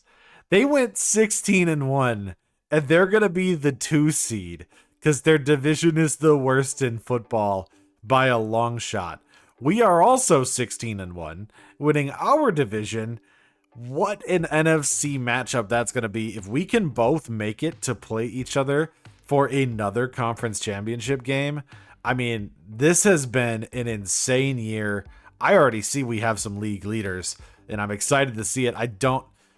He's not going to win DPOY. I see Aiden Hutchinson up there, so sadly that for Edge, he's not going to get that, but he got the dev trait, so I don't care. We have a bye in the first round of the playoffs. When we look at it, we will probably be playing Dallas or Seattle, maybe Detroit. We're not going to be playing Chicago. Look at that season from Jordan Love. Doesn't even cross 4,000 yards. Doesn't need to.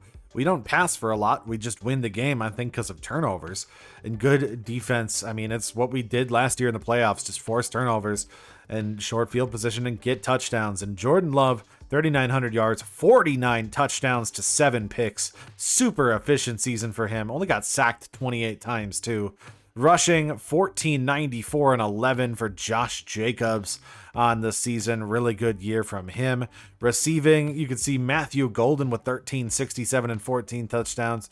Jane Reed had 941 and 12, and Dontavian Wicks with 656 and 8.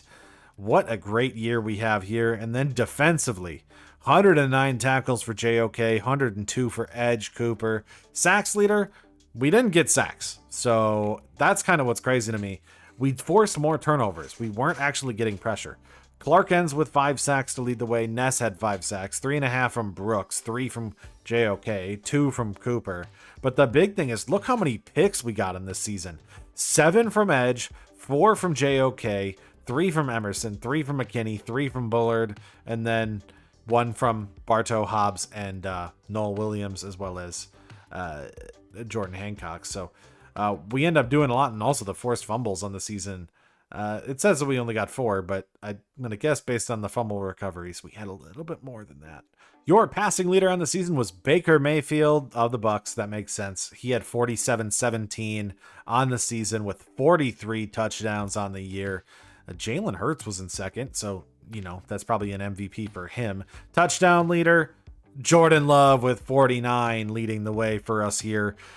I really want to see Tampa in the conference championship. See if we can get a shootout now. After the defensive matchup we had last time, get a shootout this year. That'd be great. But we do have a league leader there. We have a league leader in rushing. Jacobs, another season where he's 300 above everybody else. 1494 and 11 this season was really good. Touchdown leader rushing was Mekhi Hughes of the Chicago Bears. Lamar Jackson also had 15, and Allen had 12, and Hurts had 11, so there's a really good chance he's going to get the MVP because of that. Receiving leader, Puka Nacua, 1530 and 12 touchdowns. Golden was in third. Chris Godwin was above him with 1460. When I look at touchdown leaders, Khalil Shakir of the Falcons led the way with 21 TDs on the year. If we look at defensive stats, your tackle leader is Peyton Wilson for the Pittsburgh Steelers, 145 tackles on the season. Sacks leader, it's going to be Hutch with 28 sacks. That's a defensive player of the year. I mean, I wanted it to be Edge. Edge did a lot of work this season, but it's not going to matter. He did lead the league in interceptions for a second straight season. 7 picks for Edger and Cooper. And we will be taking on the Eagles in the divisional round after we see if Wisconsin can get past Tulane and play in their next round. Tampa also advanced. I'm ready for that matchup. So before we get to it, let's see if we can win basically our first 2 games here.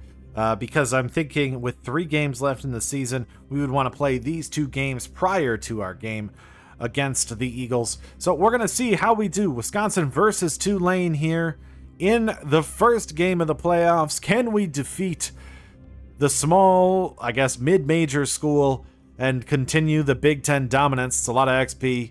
I'm going to guess we get the victory. Yep. With the confetti, we win the playoff game, and we will be advancing to take on Boise State in the Fiesta Bowl. 4 Big Ten teams in the quarterfinals. All right. I doubt we all make it through, but what a season it would be if the semifinals was 4 Big Ten teams. And so here we are against Boise State, trying to advance to the semifinals again to play the winner of Oregon and LSU. No. But we got 1,000 XP. And there's confetti.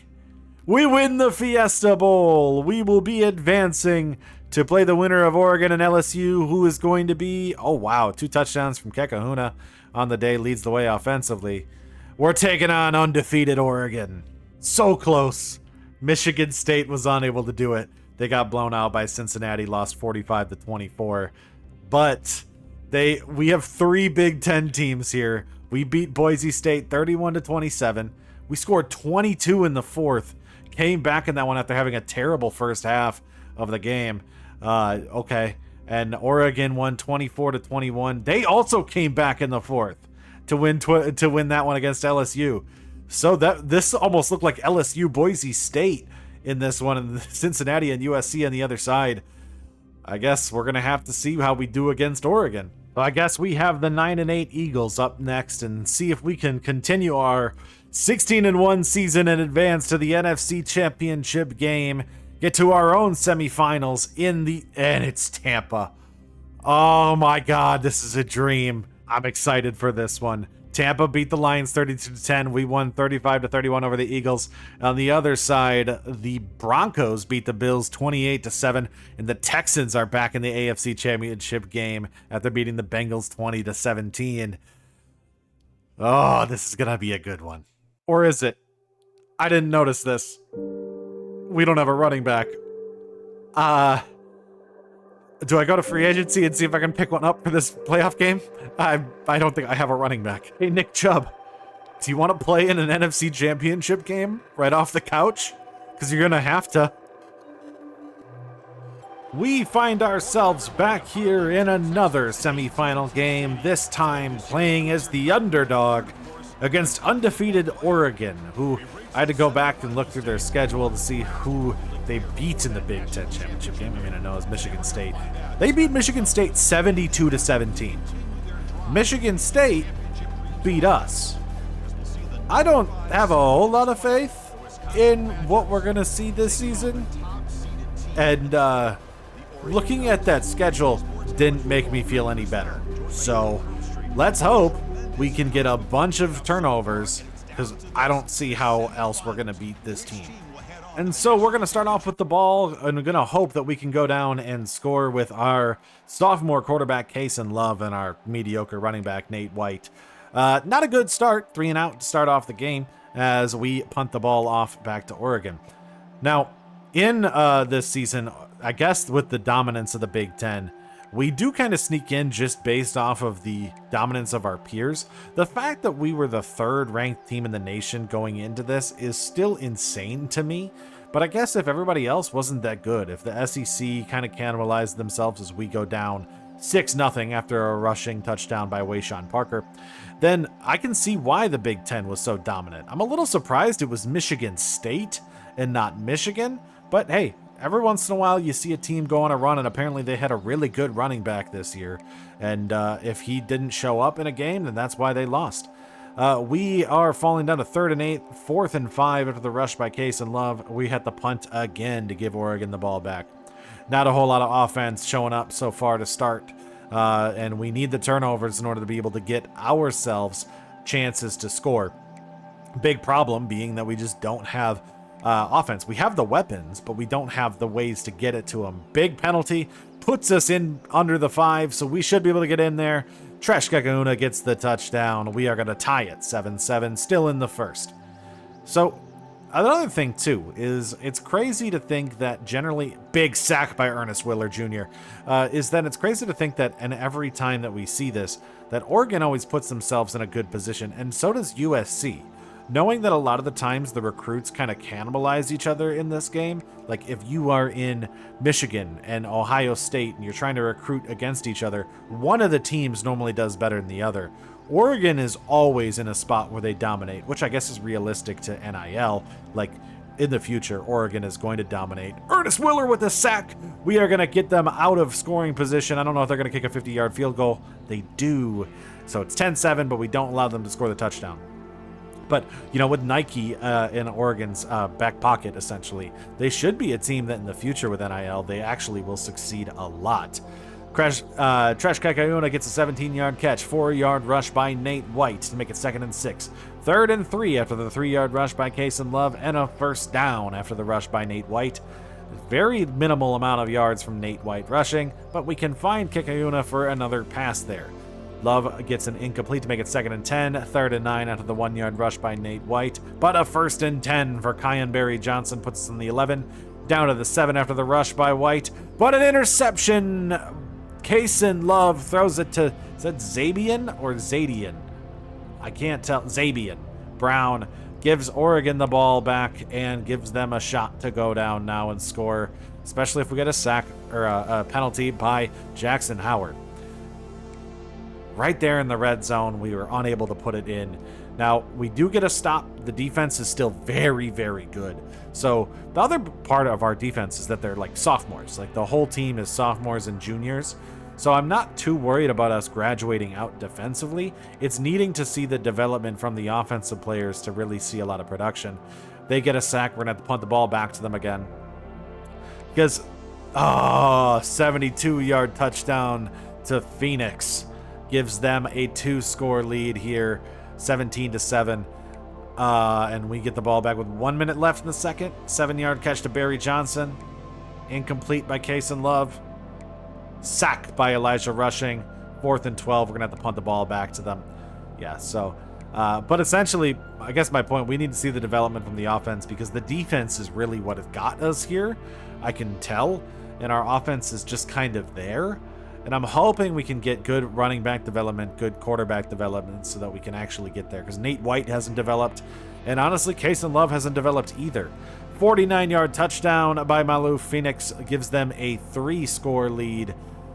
If you can tell, I'm ranting because my expectations were really low for this game. I didn't expect us to win. It's why I looked at the game, the Big Ten championship game, to see how they did against Michigan State.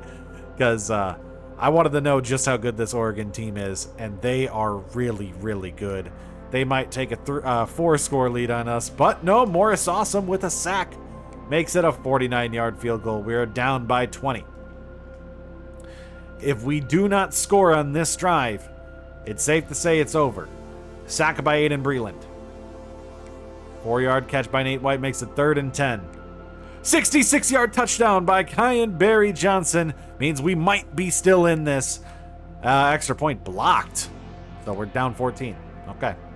All right. We need a turnover, and we need to score right away. 12-yard catch by Phoenix. 3-yard rush by Parker. Big 24-yard rush by McNabb. Still third quarter. 1 minute left here. Novosad gets an incomplete. 2-yard rush by McNabb. Pass dropped. They're going to have to kick another field goal. We're sadly down 17 because of that missed extra point before because it was blocked. But if we go down and score, we might still have a shot. We are down 3 scores here in the fourth. 4-yard rush from Case and Love. 3-yard rush from Case and Love. Pass knocked away. All right, let's see what they do here on this drive. If they score, it's over. I think even if they score a field goal, it's over. But if they run the clock out, even more so. First down on that. Negative 3-yard rush for McNabb. 11-yard rush. And first and goal. Oregon's going to beat us in this one. We will not be advancing to another national championship game. For another season, we have to go watch another team go off and celebrate, knowing it's not going to be us. Now, this isn't the national championship game, so the heartbreak isn't, I don't think, as bad, and our core is young enough where we can also say, we might still have guys come back. Sadly, Kekahuna, I think, is a senior, so we do lose him next year, but we could be back. Surprised we were here. Surprised the Big Ten was this dominant. I'd be curious if USC and Oregon had to play each other in the national championship game, or if they had to play Cincinnati. What a game. Oregon caps off a 16-0 undefeated season against USC, winning 50-48 in overtime. That's a couple overtimes for that to be that way. What a game. What a championship game that would be, USC at Oregon. Big Ten dominance, really, across this season. Will that be repeated next year? I don't know, but I'm still very happy to see that we did get there, despite not really racking up any points for us this year for Wisconsin. Didn't have any league leaders, didn't win the Big Ten championship game, didn't win any awards, but we did make it to the semifinals. It's a rematch of last year's NFC championship game. Jordan Love and the Green Bay Packers versus Baker Mayfield and the Tampa Bay Buccaneers in their third straight NFC title game. Can we make sure to stop their season from going all the way to the Super Bowl? These are the best 2 teams in the NFL this season. And, this time we get to play it in Lambeau. Last year we won in Raymond James. This year we are playing it here in the cold in Lambeau. I wish this was Madden 26 because there'd be totally a ton of snow on the field right now for this night game. See what we can do. We don't have Josh Jacobs. Can we get Nick Chubb a Super Bowl? So Tampa's going to start with the ball, and they are a very, very good team. They obviously had an extremely dominant offense, but big sack by Edgerrin Cooper after the negative rush by Bucky Irving means that we put them on a 3-and-out for the first drive to get the ball right away. Big stop to start. Edge Cooper has been phenomenal this season, but we just don't have a running game. And I'm a little scared because I think we're going to run the ball a lot. And just based off of schemes, we're going to run the ball a lot. And we can't afford to. We do not have the running game without Josh Jacobs. And so we're going to need Jordan Love to really show up today and in the Super Bowl if we make it, because we don't have any assistance. Nick Chubb, 2-yard rush. 6-yard rush for Jordan Love, and pass knocked away by Antoine Winfield. This might not be a shootout like I was hoping it would be, because we do not have ways to get small yardage gains, and he's not throwing it to Tucker Kraft. So they're starting to march the ball down the field. 16-yard pass to Tutu Atwell, and now they get a couple of rushes there. But interception by Xavier McKinney is going to give us the ball back on the 50. 2-yard rush for Nick Chubb. 11-yard catch to Tucker Kraft. That's what I want. Short yardage plays. Give the ball to Tucker Kraft. We don't really have a lot of options. We're at the 36. 10-yard penalty against Jaden Reed pushes us back to the 46. Incomplete pass for Jordan Love. 4-yard rush from Nick Chubb. And a penalty against Rasheed Walker makes it 3rd and 21. Penalties hurting us right there. 4th and 21. Kick us out of field goal range. We have to punt the ball back to Tampa Bay. 0-0 in the second. They make 2 big passes to start the drive. 2-yard rush from Bucky Irving. 4-yard rush from Baker Mayfield makes it 3rd and 4. Incomplete. They're going to have to punt the ball right back to us. Okay. Negative 3 yards for Nick Chubb. 5-yard catch to Matthew Golden. Big catch to Tucker Kraft for 25 yards. 6-yard rush for Jordan Love to get us over the 50. Another pass to Jaden Reed. 3-yard rush for Marshawn Lloyd. And another pass to Tucker Kraft. We're in field goal range now. We get the first down to the 28. Incomplete for Jordan Love on 2nd and 10. Another 2-yard rush from Nick Chubb. Interception by Cody Barton. No! They're going to get the ball. Jordan Love throws the pick in the red zone. Not in the red zone, but in scoring range. And so we're not going to score here. They're going to rush the ball down the field. Less than 2 minutes in the second. Pass thrown away by Baker. 6-yard catch to Jaden Blue. Makes it 1st and 10 on the 40. 5-yard catch to Tutu Atwell. They call a timeout.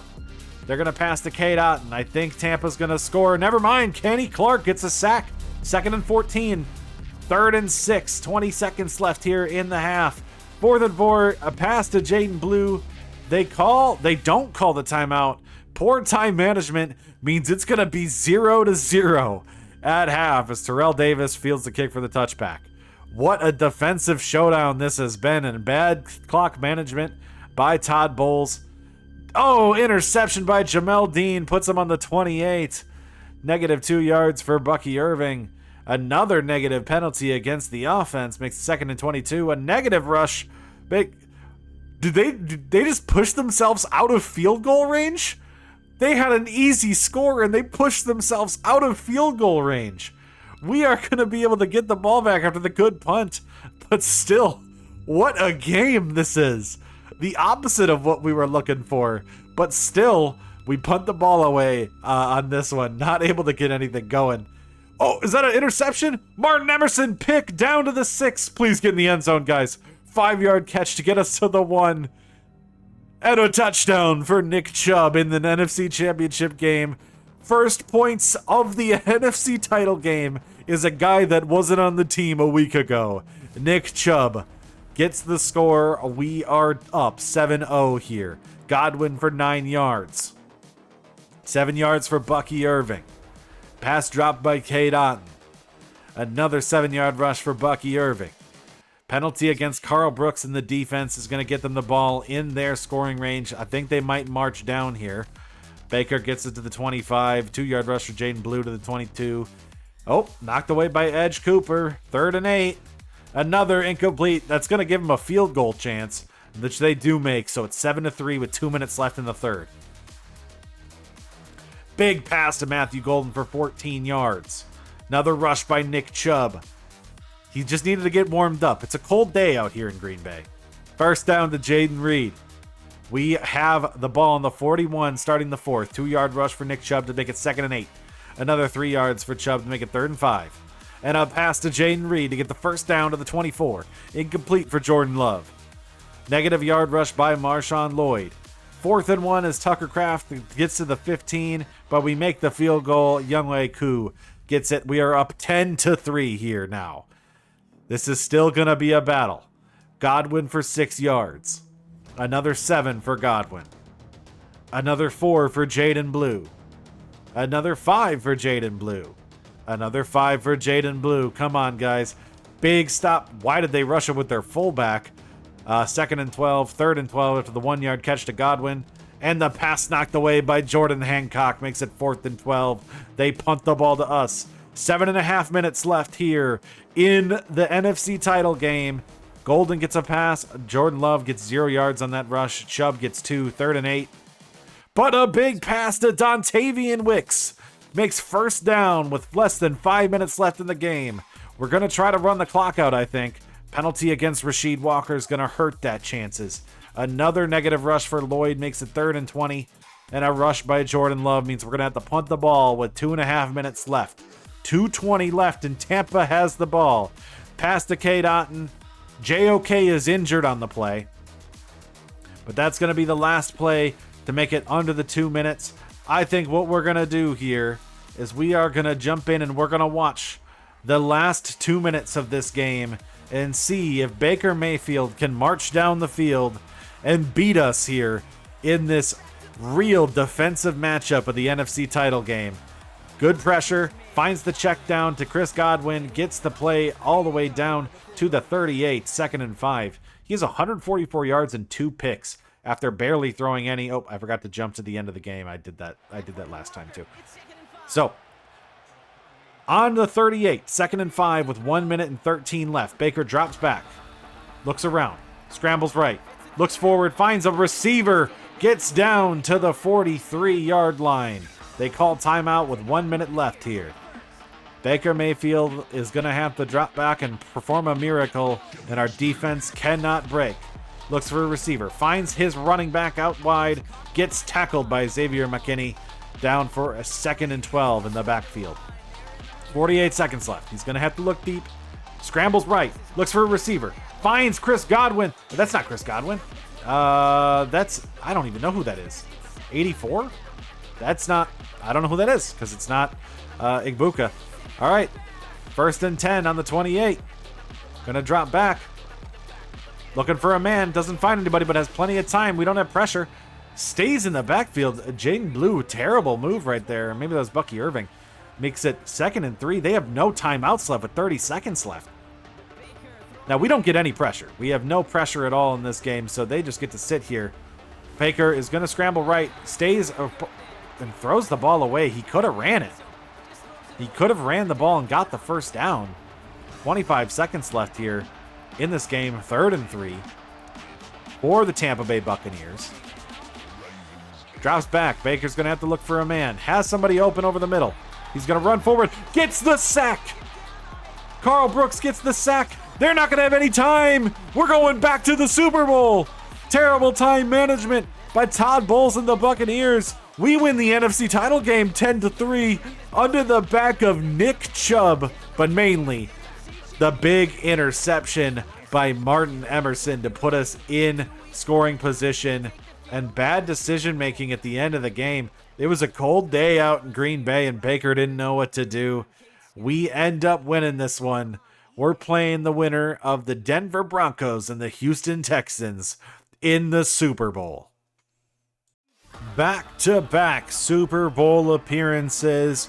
We are rematching a team that we played in the 1990s in the Super Bowl, the Denver Broncos. Jordan Love versus Bo Nix here. Can we win this one? This is going to be played in Mercedes-Benz Stadium. We are looking to win our 2nd straight Super Bowl off of a fantastic season. And the big thing, without one of our best players, no Josh Jacobs, can we do another game where we win with Nick Chubb? We need another phenomenal defensive performance, I think, from this team to do so. And I need Jordan Love to show up. And so we are going to be kicking the ball off to Dylan Bell and the Denver Broncos to start off this game. And a Carl Brooks sack to start it off is what you want to see. Pass knocked away by Javon Ballard, and pass dropped by Kevin Concepcion is going to give us the ball on a 3rd and out. 3rd and out. That's a good start. That's exactly how the Tampa game started. We end up getting a first down after the first 2 plays. 6-yard rush from Marshawn Lloyd. Big pass to Jaden Reed. 1st and 10 on the 17. Incomplete for Jordan Love. 2-yard rush from Marshawn Lloyd makes it 3rd and 8. And 1st and goal after Golden gets down to the 1 and a touchdown for Golden. We end up scoring 7-0 on our first drive. I think the big thing is that the last game was going to be our biggest challenge, but there's no denying that the Denver team is good. They're 13-4, 3rd in the AFC this season. And so this is still a really good team we're playing against. It was a top-heavy league. There's a lot of teams that were really, really bad. And so we end up seeing them start to drive down the field. Incomplete for Bo Nix, 3rd and 5 on the 36, but they get the 5-yard pass to James Roten, make it the 31. 1-yard rush for Roten to the 30. Another 7-yard rush for James Roten to the 3rd and 2. Penalty on Xavier McKinney is going to put them on a 6 in an easy scoring range. Marvin Mims for 5 yards to the 1, and a 1-yard rush for James. Oh, it's Jamie Yan. That's James. To get them tied 7-7. 2 minutes left in the first. Can we go down and score? Jordan Love with an incomplete pass. 3-yard rush for Nick Chubb. And a big pass to Dontavian Wicks for 14 yards. 3-yard rush from Marshawn Lloyd. As we end the first quarter, 7-7. 3rd and 3. 3-yard rush for Nick Chubb gets the first down. Another 6 yards for Chubb. 2nd and 4, 3rd and 4 after the passes was knocked away by Riley Moss, but Matthew Golden is found for 15 yards. He is now an X-Factor wide receiver as well. We are down to 3rd and 2 after Nick Chubb gets the ball down to the 19, and Nick Chubb continuing to drive. He's on rested legs. He didn't play all season. We got to keep him healthy for this. 9-yard line, 3rd and 6, 4th and 6 as Jordan Love is going to have to throw the ball away. We make the field goal to go up 10-7. Now, can we get a stop? Can we get as good of a defensive game as we did last game with Xavier McKinney and Edge Cooper? But they're marching. Never mind. Lucas Van Ness gets the 7-yard sack. 2nd and 17. 3rd and 15 after the rush by Roten. And 2-yard rush for Nix is going to make them punt the ball back to us. 5 minutes here left in the second. Golden for 5. Another 7 for Golden. Sacked by Nick Bonito. Makes it 2nd and 15. 3rd and 15 after the incomplete. An interception by Brandon Jones puts him on the 13-yard line. Love, you can't be making these mistakes. We don't have the run game to support it. I need to make sure you stop making mistakes. We are down 14-10 now with 2 minutes left in the second. Maybe we'll be able to go down and score if Love makes some good passes. 4-yard rush from Lloyd brings it to the 2-minute warning. There, an 11-yard reception for Dontavian Wicks makes it with 1:23, 52 seconds left after the pass to Tucker Kraft. We're going to start calling timeouts. 1st and 10 after the pass to Wicks. I saw an injury. I skipped it. I didn't see who got hurt. Love to Reed for 9 yards. Love to Wicks for 5 yards. Love to Reed for 11 yards. Then a timeout. And a pass to Matthew Golden gets the touchdown before the end of the half. I was scared. I thought we were going to kick the field goal, which I think would have been fine. But at half, we are up 17-14 on the Denver Broncos. 2-yard rush, -2 for Chubb, another 5 for Chubb to kind of make up for it. But incomplete, we're going to have to punt the ball off on the second half. So we're up by 3 in the second half here against Denver. We have not been able to get the stops, and Love has made the mistakes so far. So I'm hoping Love makes no more mistakes. We need Bo Nix to make one and give us the ball back on easy field position. They are starting to march down the field. 1-yard rush for Roten to get the first down to the 46. 4-yard rush to make it 2nd and 6. And a sack by Carl Brooks makes it 3rd and 11. And they are not able to get the first down. They're going to have to punt the ball back to us. We get the ball here after the stop. 7-yard rush for Marshawn Lloyd. Another 9-yard catch to Savion Williams, who I don't know why he's playing. 1-yard rush for Chubb. Pass knocked away by Talanoa Hufanga. 3rd and 9 for the Green Bay Packers. First down to Dontavian Wicks for 11 yards. Pass to Jaden Reed for 5. 2nd and 5. Pass to Matthew Golden gets us on their side. We're on the 30-yard line. Pass to Chubb. 2nd and 5 on the 24. 5-yard rush for Love to the 19. Incomplete. On the 19-yard line, 4-yard rush from Marshawn Lloyd at the end of the third. In the fourth quarter, we score another touchdown. Jaden Reed scores. We are up 24-14 here in the fourth quarter of Super Bowl 62. Can we win back-to-back Super Bowls? A big penalty on JOK, who I thought got hurt last game. Must have not been that bad. Roten gets a 3-yard rush. They'll probably go down and score. Big pass to Marvin Mims. I believe they will. 7-yard rush to Roten brings it down to the 1, and they score with Damian Pierce to make it a 3-point game with 12.5 left here in the fourth. So, let's go down. 4-yard rush for Chubb. Another 5 yards for Chubb. And another 5 for Chubb. 1st and 10. Another 3 for Love. We're going to run the ball a little bit, it looks like. 6-yard pass to Chubb. And 2-yard rush for Lloyd. 8 minutes left now. Penalty on the defense. 1st and 5. 5-yard rush for Lloyd makes it 2nd and inches. Big pass to Matthew Golden to bring us down to the 21. 5-yard rush from Chubb. We're running this clock out. Another pass to Wicks. A long drive. Penalty on Wicks, though, makes it 1st and 12 on the 13. 7-yard catch to Kraft brings us to the 5. And touchdown to Tucker Kraft. We're going to go up 2 scores with 4 minutes left here in Super Bowl 62.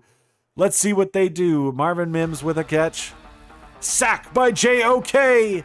3rd and 13 for the Broncos. Pass knocked away and tipped by Carl Brooks. 4th and 13. They pass it. Not enough for the first down. We're going to have the ball. Penalty on Zach Tom. First and 20. We're up 2 scores with less than 10 left. Second and 17. Another 3-yard rush here for Chubb. They're going to call their timeout. 6-yard rush for Chubb. And another 5-yard rush for Chubb makes it 4th and 7. We kick the field goal. 34-21. We have to kick the ball off. I want to see their last drive when they do it. Pass knocked away by Emerson. 6-yard pass to Roten. Pass knocked away by Emerson. 4th and 1. Come on, knock the ball away. He got the first down. Sack by Carl Brooks. 10-yard catch. We win Super Bowl 62. Back-to-back Super Bowl champion Green Bay Packers defeat the Denver Broncos 34-21.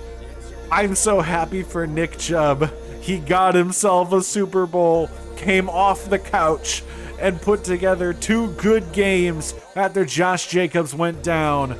And we cap off a 16-1 season with a 2nd straight Super Bowl for Jordan Love, making him the best quarterback in Green Bay Packers history. Yes, I said it. He's the only one to get 2 of the 3 more recent ones, Favre and Rodgers and Love. So yeah, Jordan Love with a great season.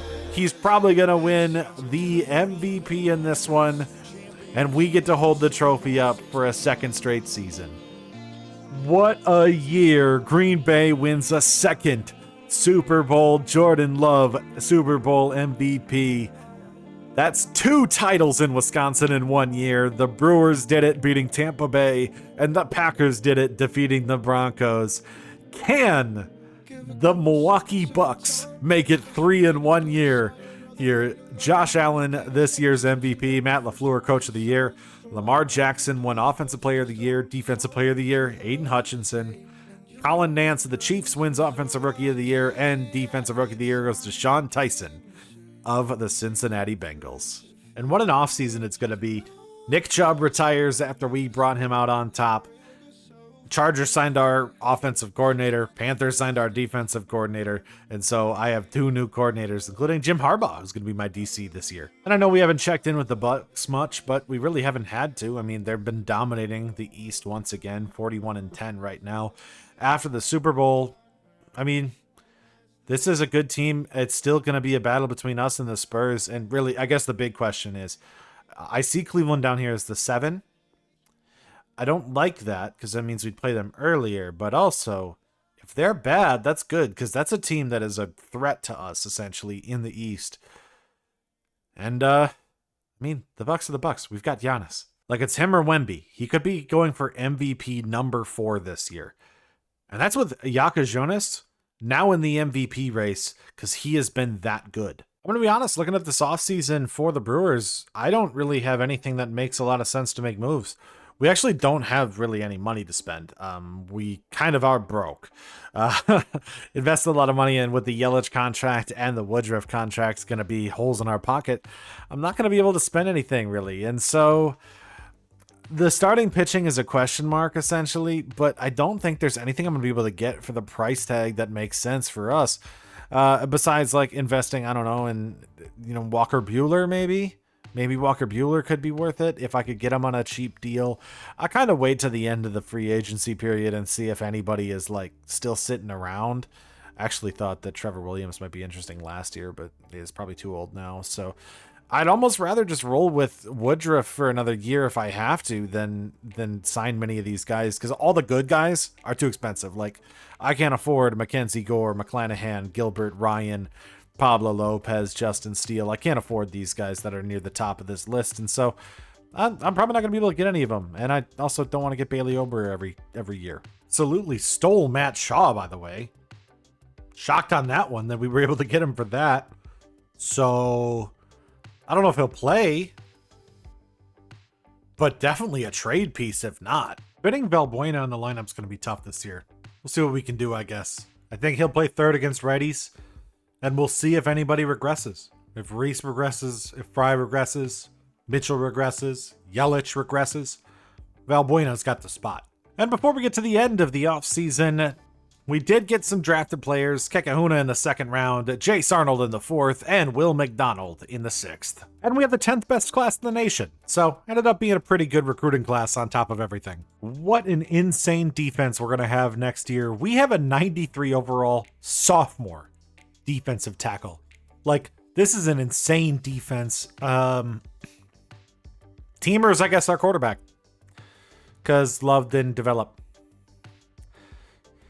Okay, I don't know. We will have Keel, I guess, play running back, though, because I have a different running back. So one of the quarterbacks we drafted the 1 year or recruited the 1 year will be a quarterback, or will be a halfback. The other one will be the quarterback. So 2 sophomores, Teamer and Keel in the backfield. The big thing this year is we have 3 seconds in all of the deals that we made this offseason, or I guess last draft, technically. So I'm not necessarily certain I'm going to use all these picks. Might trade them back once again and just continue to stockpile cheap contracts for the future. But it totally depends on what we have. I did nothing in free agency because I think this team is set. The only thing that we have to replace is left guard Aaron Banks, who I let walk, and then probably, wide receiver 4, 5, 6, 7, whatever we need in order to be able to build the depth of the roster. But I can get that in the later rounds of the draft or just in free agency after the draft. So we're not going to really spend a big amount of time on it. Maybe I'll draft a tackle that I can move to left guard. Maybe I'll draft a receiver that can be my wide receiver 3. Maybe I'll draft a free safety or another D tackle so I can replace Kenny Clark at some point. I don't know. Depends on what's available. I don't need another corner, but this is a first-round talent still sitting here at the end of the first round. I'm going to take Kendrick Morris, one of the corners that we found in our, regional scouting. And he ends up being 6th in true value. What a pick at 32. First 2 picks were phenomenal, but the rest of the draft, yeah, not that good. No MVP for Giannis. Victor Wembanyama takes it. 25, 12, 4, 1.8, and 2.5 for Victor. Dario Bilic of the Utah Jazz wins Rookie of the Year. Robert Dillingham gets 6th Man of the Year for the Timberwolves. Wembanyama also Defensive Player of the Year for the Spurs. And Nolan Traore Most Improved Player. But we do get a minor award. Giannis with Clutch Player of the Year, averaging 30, 10, 4, 1.4, 1.6. On 60% shooting. That had to be really close between him and Wemby for the MVP by the end of that season. Coach of the Year, Pop, and also Executive of the Year, Aaron Phillips. When we take a look at it, Giannis is actually 4th in all NBA first team, so wasn't able to get it. So he actually wasn't as close as I thought, unless this is, no. So he wasn't. I'm surprised that Doncic and Jokic are 2nd and 3rd. I didn't see them at all the whole time in that race. We do get Yaka Jonas as a 2nd team, all NBA for us. No 3rd team. Giannis is also a first team all defensive, and then no 2nd team for us from anybody, and no rookie teams this year. We are 1st in the East per usual. Let's go take a look at how we did on the season. Giannis missed 3 games this season, averaged 30 points per game on the season and 31 minutes per game. So really good, efficient season for him. 22 for Yaka Jonas. Reed had almost 16 on the season. Burries had 11 as a rookie this year. 10.5 rebounds for Giannis, who led the way for us. Assists. I mean, I'm happy. Yaka Jonas 22 and 7, really good. We had good defensive stats, I think, across the board. Herb Jones actually led us in steals, and then field goal percentage. Giannis over 60%. And then, did we have any big 3-point shooters? Andre Jackson, 45% practically. And also, we're a terrible free throw shooting team. Yaka Jonas does shoot 92, but wow, we can't shoot free throws. Giannis racks up another scoring title, leading the way, averaging 30 points per game over Anthony Edwards' 29. Great season from us. Jokic led the way in rebounds with 12.5 over Wembanyama's 12.4. Assist leader was Luka with 10 assists per game. Steals leader, Dyson Daniels again with 2. Blocks leader, Victor Wembanyama with 2.5. Field goal percentage goes to Derek Lively. Once again, he's always near the top, 63%. And did we have a 3-point shooter? No. Jalen Brunson led the way, 46%. He actually did not qualify for most stuff. But still got 3-point shooting, and free throw shooting is going to be 97% from Steph Curry as he probably crossed 5,000 threes on his career after this one. So 1 leading stat, and then a minor award for us, as we are going to be taking on as the number 1 seed in the East. You got to be kidding me that we have to play Cleveland in the first round. You could not imagine a worse matchup for us. Cleveland being an 8 seed is ridiculous, so let's hope we can take them down. They're the best team in the East besides us. They made it to the finals last year, and so the question is, can we beat them this year? They have to have the same team, right? Like, that's the other thing I want to make sure I check. Because, yeah, they have the same exact team. Crazy for them to have fallen all the way down to the 8 seed. Game 1 for us against the Cleveland Cavaliers. We win Game 1, 129-104. Game 2 against the Cavs. We win 131-95. And then Game 3. We win 116-110. Can we get the sweep against the Cavs? We do. We will be advancing to the next round, where we'll be taking on the Chicago Bulls, who have Luka Doncic, Kobe White, Michael Porter, Matas Buzelis, and Wendell Carter Jr. is back in town. So let's see what we can do against Luka and the Chicago Bulls here. I see San Antonio has to play Dallas. So if Dallas could take out San Antonio for us, that'd be really nice. In Game 1 in this series, we win 123-100. In Game 2 against the Bulls, we win 118-95. Game 3, we win 104-83. Game 4, they do take a game off of us, 115-84. I'm going to guess that that's a big Luka game. 40 points for Luka on that one. Game 5 for the gentleman's sweep. We win, and we will be advancing to the Eastern Conference Finals. And Dallas beat San Antonio. So Clippers and Dallas on the other side. We are playing Detroit here. Cade Cunningham, Brandon Miller, AJ DeBonsa, Oscar Thompson, and James Wiseman at center is going to be their weak point. Can we take them down? And can Yaka Jonas hold down Cade Cunningham here in this one? Game 1 of the Eastern Conference Finals between Detroit and Milwaukee. Detroit takes Game 1 off of us. Looks like Kasparis had 29. He had a good game. Giannis didn't do much, but he let Cade Cunningham drop 50 on his head. Okay, if Cade Cunningham doesn't drop 50, maybe we still got this. We lost by 22 in Game 1. Game 2, we win that one 127-102. Yaka Jonas responded with 39 of his own. Cunningham had 29. And so big difference there. Game 3 here in Detroit. Detroit gets their game on the at home as a victory. Cunningham had 32, Miller had 31, Giannis had 41, and Yaka Jonas did not show up. 5 for 25, 1 for 12 from 3. All right, Game 4 in Detroit. Can we take a game off of them in Detroit? We cannot. They beat us 104-100. We are down 3-1. I'm going to shorten this rotation, and we are going to go for it here. In this last 3 games, can we make it to the Eastern Conference Finals, or are we going to fall short once again? I mean, this has been pretty bad that we have not been able to get past the Eastern Conference Finals. Actually, make sure I do this. Giannis is going to have to play as many minutes as possible here. In Game 5, can we get the victory back here in Milwaukee? We can. We win 111-86. Dallas has advanced to the finals. Yaka Jonas had 35, Giannis had 34. Game 6 against Detroit, back in Detroit. We win that one 124-103. Cunningham had 37, Yaka Jonas had 39, Giannis had 30. This is going to be a Game 7 to advance to the NBA Finals against the Dallas Mavericks. Can we do it? Simulate with Simcast. Let's see what we got. Dallas comes out firing early. They take a huge lead, up 16 in the first. Can we respond? I don't know if we can. We are coming back. Here we go. We are down by 2. We are up by 1. Up by 4. We have responded. We are up by 10 with 2 minutes left.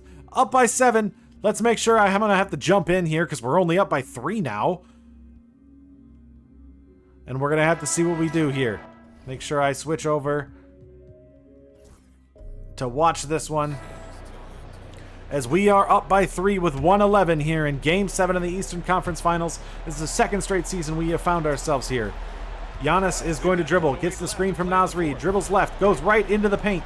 He's going to get double teamed. Can he go up? Passes, finds Yaka Jonas, or that's Braden Burries who was open. Jonas is going to dribble. Get past Cade Cunningham. Takes the layup. Misses the layup. Devansa gets the rebound. They're going to go down the court. Find Brandon Miller. Over to Holland. Back to Cunningham, who's going to dribble around on Jonas. Gets right by him. Easy dunk. 107-106. Jonas could not stand in front of him. Giannis had a layup and then had Jonas with an easy layup, and we missed that. 1 point game. Gets it over to Jonas, who takes the three. He's going to miss it. Come on, don't you blow this for me again, Kasparis. We are up one. Cunningham is going to get past him. Good defense, doesn't matter. Cunningham scores. It is a 1 point game. Giannis going to go down the court.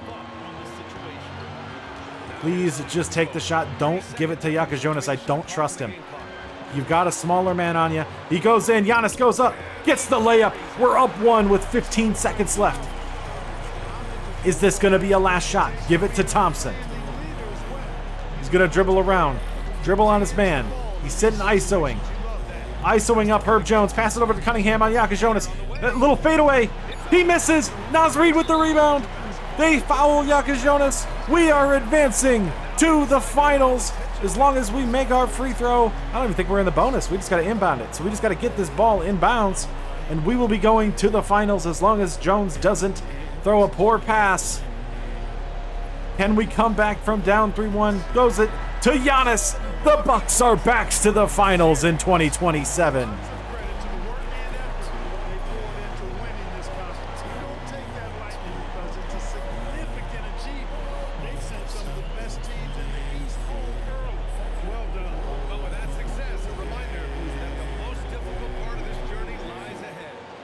He might win the most Eastern Conference Finals MVPs ever, as he gets another one. Ace Bailey gets it on the other side. We're going to be taking on Dallas in the finals. And so here we are, trying to get Giannis his second title, his second championship against the Dallas Mavericks. And can we do it? Game 1 in Milwaukee. We win game 1 97-94, a close matchup. We must have had some foul outs. Because a bunch of guys got 1 minute, and that's what happens when people foul out in this game. So, yeah. But we got it. Giannis played 34 minutes, 27 and 14 on the game. Ace Bailey had 21. Game 2 in the NBA Finals. We win 116-112, another close one. Giannis gets 32 in this one. Ace Bailey with 29. Game 3 going to Dallas. We win that one, 126-104. We are up 3-0 in the NBA Finals. Jonas almost had a triple-double in this one. Let's go to Simcast. I want to see it happen live, so let's go simulate it. And simulate the first. We are in a close one. Dallas has the lead after the first. They have the lead after the second. Dallas is going to lead after the third and probably lead after the fourth. They led the whole way through. They do win game 4, so this was all to come back home to Milwaukee, you know. We wanted to make sure that we could come back home to Milwaukee. This is what Giannis. He wanted to celebrate in Milwaukee, not in Dallas. So, game 5 here. Can we take this one? We take the first quarter. We take the second quarter. We are up big. We take the third quarter. Let's slow that baby down, because we're going to be able to watch Giannis celebrate winning his second title up huge against Dallas. Let's jump in and watch. I might even play a little bit, because why not? We're up big. Give me the reins. Jonas is in the free throw line. They're chanting MVP for Jonas. It threw me off so much. Why was he getting the chance? Missed the free throw. Giannis is not on the court. Come on, you got to give me a sub. I got to put him in.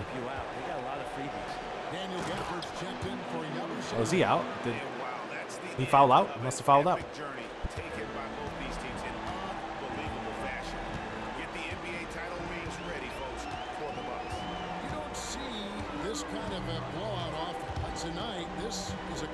But we did it. We are up by 20 here. Nah, I did stupid stuff because he doesn't have any energy. Lonzo Ball's playing small forward. I'll call timeout. Where's Giannis at? He fouled out.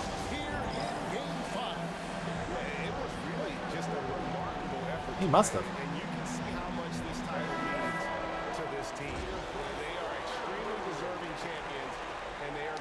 We're going to hand this into Yaka Jonas, who's just going to hold on to the ball as the Milwaukee Bucks are going to be NBA champions for a second time in the 2020s. Giannis getting his second title as well on the board. All we had to do was flip everybody, restart the team, and put our bets on a young core around Giannis. And look it is all we needed. We are NBA champions. Put the confetti up. Let's see it. Everybody's celebrating here in Milwaukee because we have done it once again. You're not going to see Giannis out there because he must have fouled out, but still we'll see the celebration. As Dallas walks off the court, unable to make it happen this year. We win in 5 here, getting the title over Dallas. You know, maybe if they took Cooper Flag, maybe they would have, you know. Just kidding. Patrick Williams there, handing the trophy over to, who is that? I'm a little blinded. That's not Nas Reed. There's Yaka Jonas.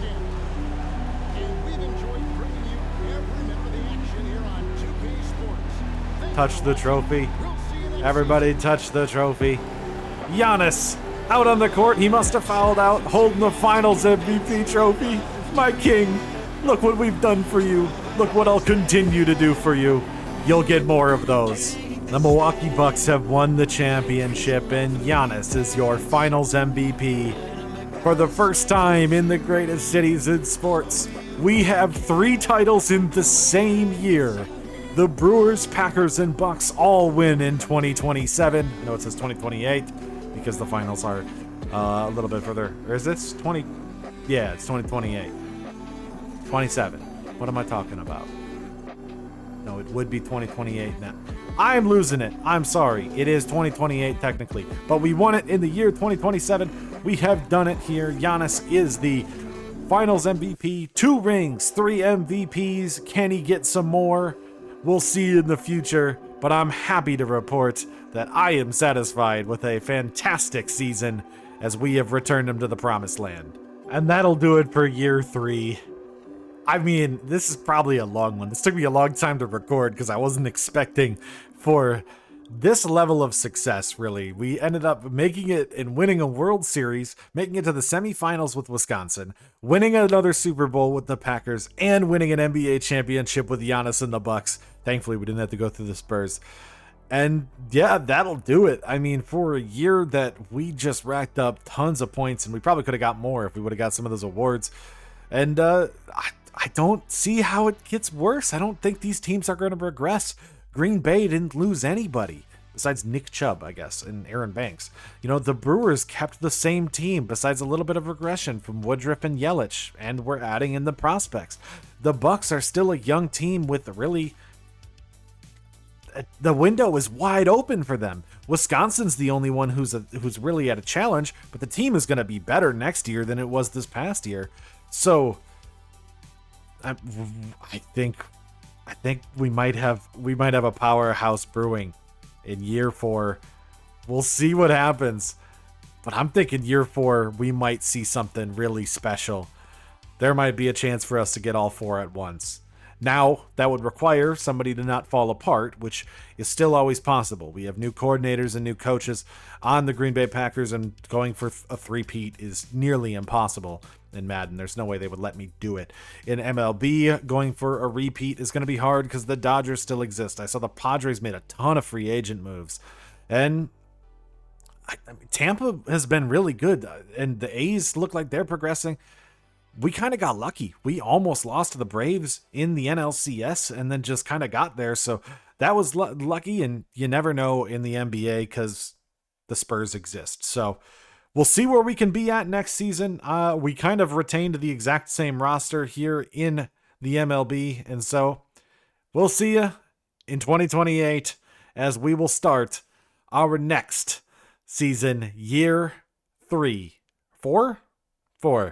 I'm losing track of my days in the Wisconsin rebuild. Welcome back to the greatest cities of sports. This is episode 4 or year 4. If you're just watching the Supercut to 2028, coming off of one of the best seasons we're ever going to see, I think, in Greatest Cities of Sports. I feel like I said that in the last video and then wasn't expecting to have this happen again in this rebuild. But what we're looking at this year, if you have not watched the other one, I guess go back and watch episode 3 first, so I'm not spoiling anything for you. But we are coming off of 3 titles in the same exact year, and that's going to put us in a position to compete again, because with all 3 teams that we won the titles with, we're going to be able to maintain the same roster. Really, the window is still wide open. Now, I do think that there was some luck involved to get there, but we have a good shot of winning him all again, and so it's weird because the expectations are now, World Series or bust, NBA championship or bust, Super Bowl or bust, because that's the bar that has been set now here in Wisconsin, and I don't know if we're going to be able to match that. And, somebody's going to fall apart. Somebody's going to be a disappointment. I guess then there's the Badgers, too, who don't have a quarterback, but do have a phenomenal defense. Maybe they'll be able to compete too. I doubt it on that end. Not having a QB hurts a lot. So we'll see what we can do this year. Now, for year 4, just a reminder, whenever I get to a year 4, we are no longer doing scouting in Major League Baseball, in college football, in really any of them. We'll still do, NFL drafts and all that, because that's really the only sport where a first-year draft pick can end up being a contributor on a championship contending team. In this one, I'm not going to have really anything that's going to contribute to a championship contender. So we're not going to do any scouting. Basically, the guys that we have in our system, our prospects that we have in our system in Major League Baseball, this is the guys that we have. This is the core that we're going to be rolling with. This is the team that we have, and maybe we'll trade some of them this year. I don't know. Maybe we'll be able to see some of them play. I think the big one we're going to be able to see play is Willie Valbuena this year, who is going to need to be a star. Maybe we'll get another Rookie of the Year back-to-back years after Made got one. And then I think in, the NBA, maybe we'll see some more production from Braden Burry, some of our draft picks there. And in the NFL, honestly, I haven't drafted that well. Matt Bartow has been good, and I think that Blake Miller could end up being a left guard for us now that Aaron Banks is gone. But besides all of that, really, the position we're in is let's contend. Youth doesn't really matter. We kind of got to go all in because, the teams are aging, and budgets are going to hit us hard soon. So let's see what we can do. 2028, can we repeat as World Series champions in Milwaukee? 1 month into the season, Yelich already has 10 home runs on the year, which is great because honestly, the offense has not been super productive, but we're still a really good team, I think. The one things I'm seeing is Frelick's not hitting over 300, Terang's not hitting over 300, and Contreras isn't hitting over 300, which is a little bit different, and I'm seeing another bad season from Churio, and now Made's down to this, but nevertheless, I am excited as we are 26-9 after the first month of baseball. I'm going to guess our offense woke up because we just won 15 straight. Can we make it 16?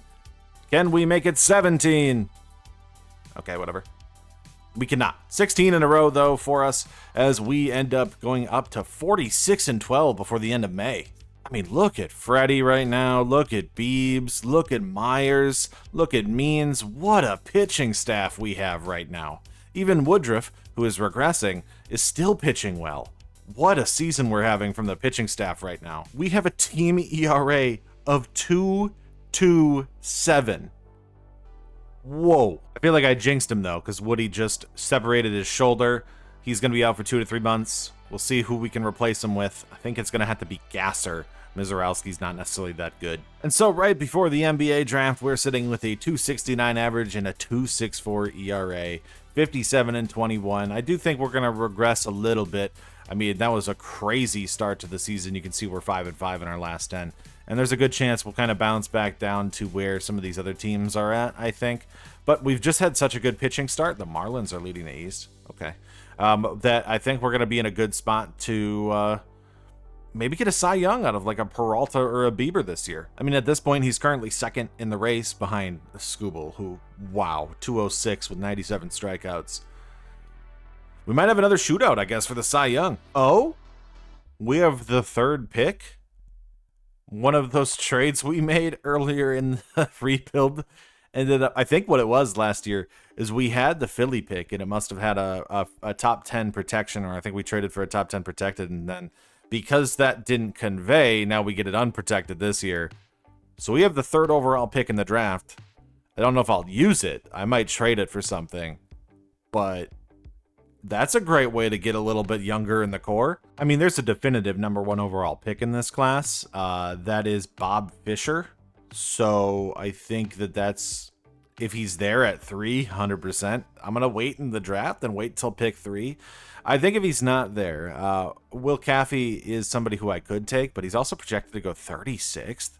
And so I might be able to trade down, or like, I guess not trade down. I have pick 30 as well. Maybe try to get somewhere in the 20s and see if he's there. We could get Will Caffey there. Otherwise, I think if Fisher's not there at 1, I don't see how any of these guys really contribute to a contending NBA Finals team. Yeah, the Nets took Bob Fisher. That makes sense. We'll see what we can do at 3. I sat here for about 20 minutes looking for good trade possible matches for this 3rd overall pick. I think the actual best deal I saw was I could have gotten Walker Kessler and I think Colin Sexton. There was also a deal for Jalen Green on the table. But no matter what I looked at it, I felt like no matter in every single deal that I was looking at, it would kind of regress from what the point of this team is, which is pure defense and 3-point shooting surrounding Giannis. And so I think DeAndre Hunter is the perfect guy. This is the best deal because I think with Todd Pettiford, we're not really losing much by losing him. Maybe he'll be good next year, but in that case, he would be a backup point guard. And so I could just have Burries be a backup point guard and then have Hunter play the 2. Or, we play a massive lineup, essentially, with this one. We're going to get rid of pick 3, and we are going to get DeAndre Hunter. And just take advantage of the fact that we got a pick in the deal at all, and now we are going to get a good wing defender in the deal. And so then I moved 30 around with some of the kind of low-tier contracts that we have to get the Will Caffey guy that I wanted anyways in the draft. So I got the guy I wanted in the draft and also got DeAndre Hunter on top of that. Will Caffey will never play, but maybe he'll develop and be like an 80 overall next year. I don't know. Somehow Giannis went up after, coming back from everybody went up. Yeah, we have the deepest team I've ever seen. I have too many guys. Man, what I would do to have cap space. Basically, we did this with cap space. That's how we did this. We got free agent signings. We picked up guys, turned them into something just by giving them minutes. What a team. What a team. So this year, we're going to be going Yaka Jonas, Burries, Hunter, Murray, and Giannis with Herb Jones, Naz Reid. I got Christian Brown because I had 16 guys, so I just combined 2 into 1. Got Christian Brown, Patrick Williams, and Lonzo Ball, with Will Caffey not getting any minutes, Aaron Nesmith not getting any minutes, Adam Bono getting no minutes, Darnell Patterson getting no minutes, and Tajon Saloon not getting any minutes. What a team we have. So many assets, you just can't even compile them into things. Like, we should win. But the Spurs do exist. And so at the All-Star break, we are 67-30. We got out to such a big lead at the beginning of the season that I think we played kind of mid-baseball since then. 271, 302 ERA as we are bouncing back down to the norms. And the Pirates might be a playoff team as well this year, as well as the Cardinals. We might actually have a division where the teams are pretty good. But we are going to be leading the division at the All-Star break. When we look at our All-Stars, we have Tobias Myers as an All-Star, and Freddie Peralta is. Tobias Myers is a 192. Skeens is a 193. Yeah. Peralta is down to a 2.53, so he's not pitching to the ridiculous level he was before. But we have 2 starting pitchers as All-Stars, and Silas Tubman is an All-Star, 2.32. With the 102 whip is something. I mean, Nick Mears isn't, so that's kind of crazy to me. No All-Star for Contreras. Terang is an All-Star starter at second base. He's only hitting 253, though. I thought he needs to be hitting 300. Now, he does have 39 stolen bases, so he's obviously doing fantastic in that department. When it comes to the rest of the team, Yelich is an All-Star. He has 21 home runs right now on the season at the All-Star break. Great year for him, I guess, as he needs to be a power guy. He's the starting DH, I guess, for the NL this year. So Only 2 guys in the lineup. I think the lineup's been a little weak across the board, but the pitching staff has been great in a season when a lot of teams' pitching staffs are great. I will give the CPU credit on this. This is a good-looking closer. Yeah, as it's September, we've already clinched our division. We are still just dominant, amazing pitching staff. We should easily make the playoffs. I mean, we already are going to make the playoffs. Can we get the 1 seed? That's a question if the Dodgers can make a run in the second half of this season, or if we have this because the Marlins are leading the East. Yeah, the NL is pretty bad this year, so we should have the 1 seed. That's not good. I mean, he hasn't been great, but we're not going to have Churio for the postseason. Let's just say this year's schedule, they did not gift us with easy matchups. Also, no buys. So we play football for a lot of games in a row, and we had to play Oregon, Michigan, and Ohio State. We have not gotten the luck this time around. Though we are probably the best defensive team in the nation, will that matter if our quarterback can't get the ball to score points? Also, can we talk for a second how this top 25 has 5 Big Ten teams in the top 10? Number 1, number 2, number 3, number 5. USC was number 3. Now they're number 7 because they lost to Oregon by 3 points. Oh no. And Ohio State at number 10. Oh wait, is there more? Oh yeah, Purdue also sitting here at 14. Like, what the? Oh, this is going to be a fun year, guys. Fun year. No pressure, Patrick Chamber. No pressure at all. You just have to carry an extremely dominant defense and hopefully be able to win games. You do not give me any confidence, man. Do I just go back to Case and Love because you don't give me any confidence? Throwing 4 picks to Utah. Thankfully, we won. But, oh my God, no confidence from you, man. I switched QBs. I'm a lot happier. Case and Love is going to be our quarterback for the rest of the year. Ohio State's already lost 2 games. Michigan's already lost a game. So, Oregon's the team again. I mean, I guess we still got to beat Ohio State and Michigan, but Oregon, yeah. It's safe to say he earned the spot. 7 touchdowns, no picks versus Teamer's 5 touchdowns and 6 picks. Better yards per attempt. His completion percentage is higher. He doesn't throw as much, but he doesn't need to because he runs a little bit more. Doesn't get sacked. I'll take it. I think we're this is the QB. I mean, look at that efficiency. Josh Jacobs is going to start the season injured with a PCL tear. So we will need to make sure we have another running back on the roster before we start because Nick Chubb retired. So that'll be something we're going to start with, just an acknowledgement before we show the roster. The reason I wanted to show you the Josh Jacobs thing is because I wanted to make sure you knew why Javonte Williams is going to be our starting running back for the first half of the season.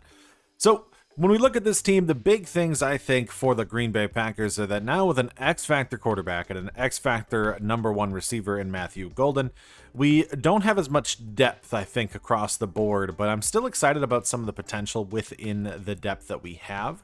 I think Isaiah Pruitt, being a guy that we just drafted, 99 speed receiver, could end up developing and being something. We have, I think Blake Miller will play right guard pretty well. Maybe I'll just draft one this season, and then he can take one of the tackle spots if he needs to this season. And, you know, Elton Jenkins is also going to be regressing as he's getting a little older. Defensively, Kenny Clark is a little old, but, I mean, look it. We've got 4 X factors on the defensive side, and it makes it so...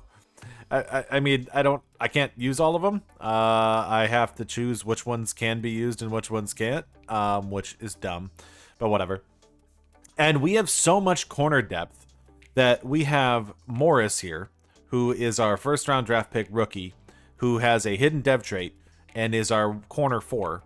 We have Peppers, corner 5, who was our second round pick last year. We have our first round corner, who's corner 6 from last year.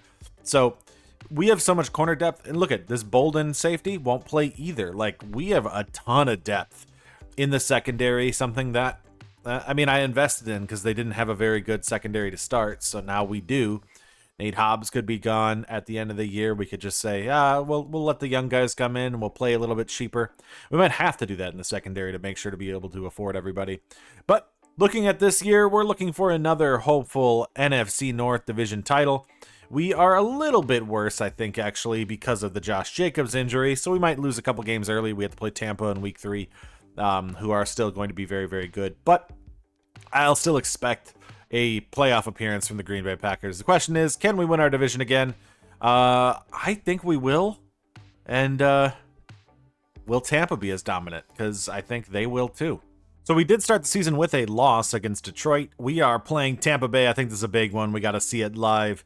We just beat our former coordinator. Can we take down the Tampa Bay Buccaneers, their dominant roster?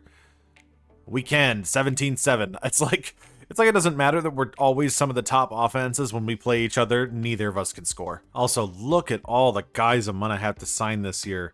Matthew Golden, Edgerrin Cooper, Xavier McKinney, Javon Ballard, Jordan Morgan, J.O.K., Evan Williams, Rashawn Gary, Josh Jacobs. Okay, those guys aren't getting re-signed. Anybody else getting re-signed? Kenny Clark's not getting re-signed. Elton Jenkins probably has to get re-signed. Okay, this is going to be a tough team to keep together. But we're going to do our best. This is why I think we have to win this year. Because the window's probably shut after now, because we're not going to have any money. And I have $1.1 million left with JOK, Evan Williams, Rashawn Gary, and Josh Jacobs still up here. So I think we're going to wait to the offseason and see which ones I'll be able to get, restructure some contracts to be able to get some more cap space. There's a very good chance we don't keep any of these guys. I kept the other ones. I think it was a big deal to make sure to keep Edge and make sure to definitely keep, McKinney and some of the big pieces, the X factors, essentially. Definitely Matthew Golden. But we're going to be going into next year, I think, with a different team. So let's see if we can win another one this year. We are 4-1, though. So that means I'm pretty confident this is still another good shot this year to win it after we beat the Broncos 35-24. And I think what's even better is knowing, hey, we don't have Josh Jacobs. We're not going to get the running game we had last year, but Jordan Love is now leading the league in passing. And I forgot, we have 2 first-round picks, so we could get a left guard potentially to fulfill that slot there. Maybe Jenkins will just go and we won't bring him back. I don't know how I'm going to fix the running back problem. I think I'm going to have to bring back Jacobs because I just don't think I'm going to be able to replace him. So maybe do that. Maybe get a wide receiver. Or 2 left guards. Just do 2 left guards and then trade for a receiver. Maybe I trade the second pick here for a wide receiver. I don't know. We could trade our picks, really. We have a lot of them. I think we're sitting on like a ton of seconds, a ton of firsts. It's why we stockpile picks in the first place. The Brewers with another 100+ win season. We go 109-53, win our division, and take on the winner of the wild card, meaning we are the 1 seed. We have 3 awards this year. That's good to see. Delivery Man of the Year for Nick Mears, getting it on that one. Cy Young for Tobias Myers. That's a big 3-pointer. And then Rookie of the Year for Willie Valbuena. What a great season for us.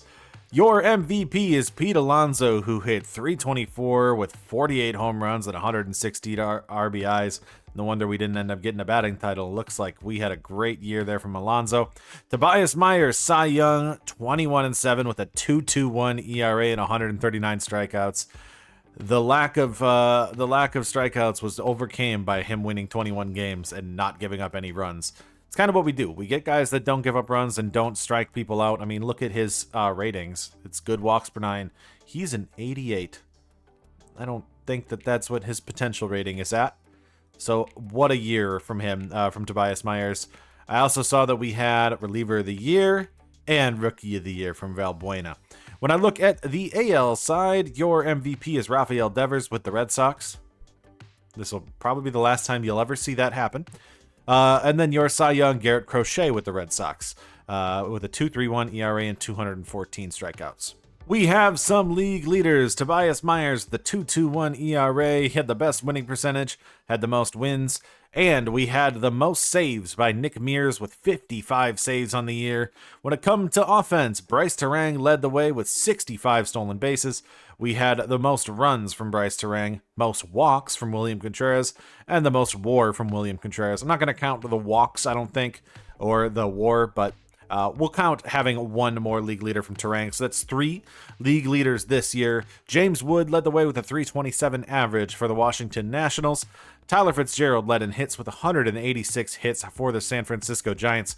Our offense has depreciated a little bit from where it was the last couple years. That's because Terang was not necessarily hitting 300 this year. We had no other leaders. Terang was one away from getting triples again, though.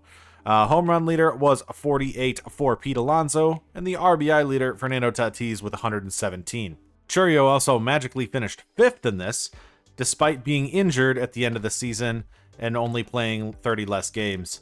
Man, he could have had a really good year this year if he stayed healthy. Maybe next year we can have him in the MVP race. Looks like he finally put it together in 2028.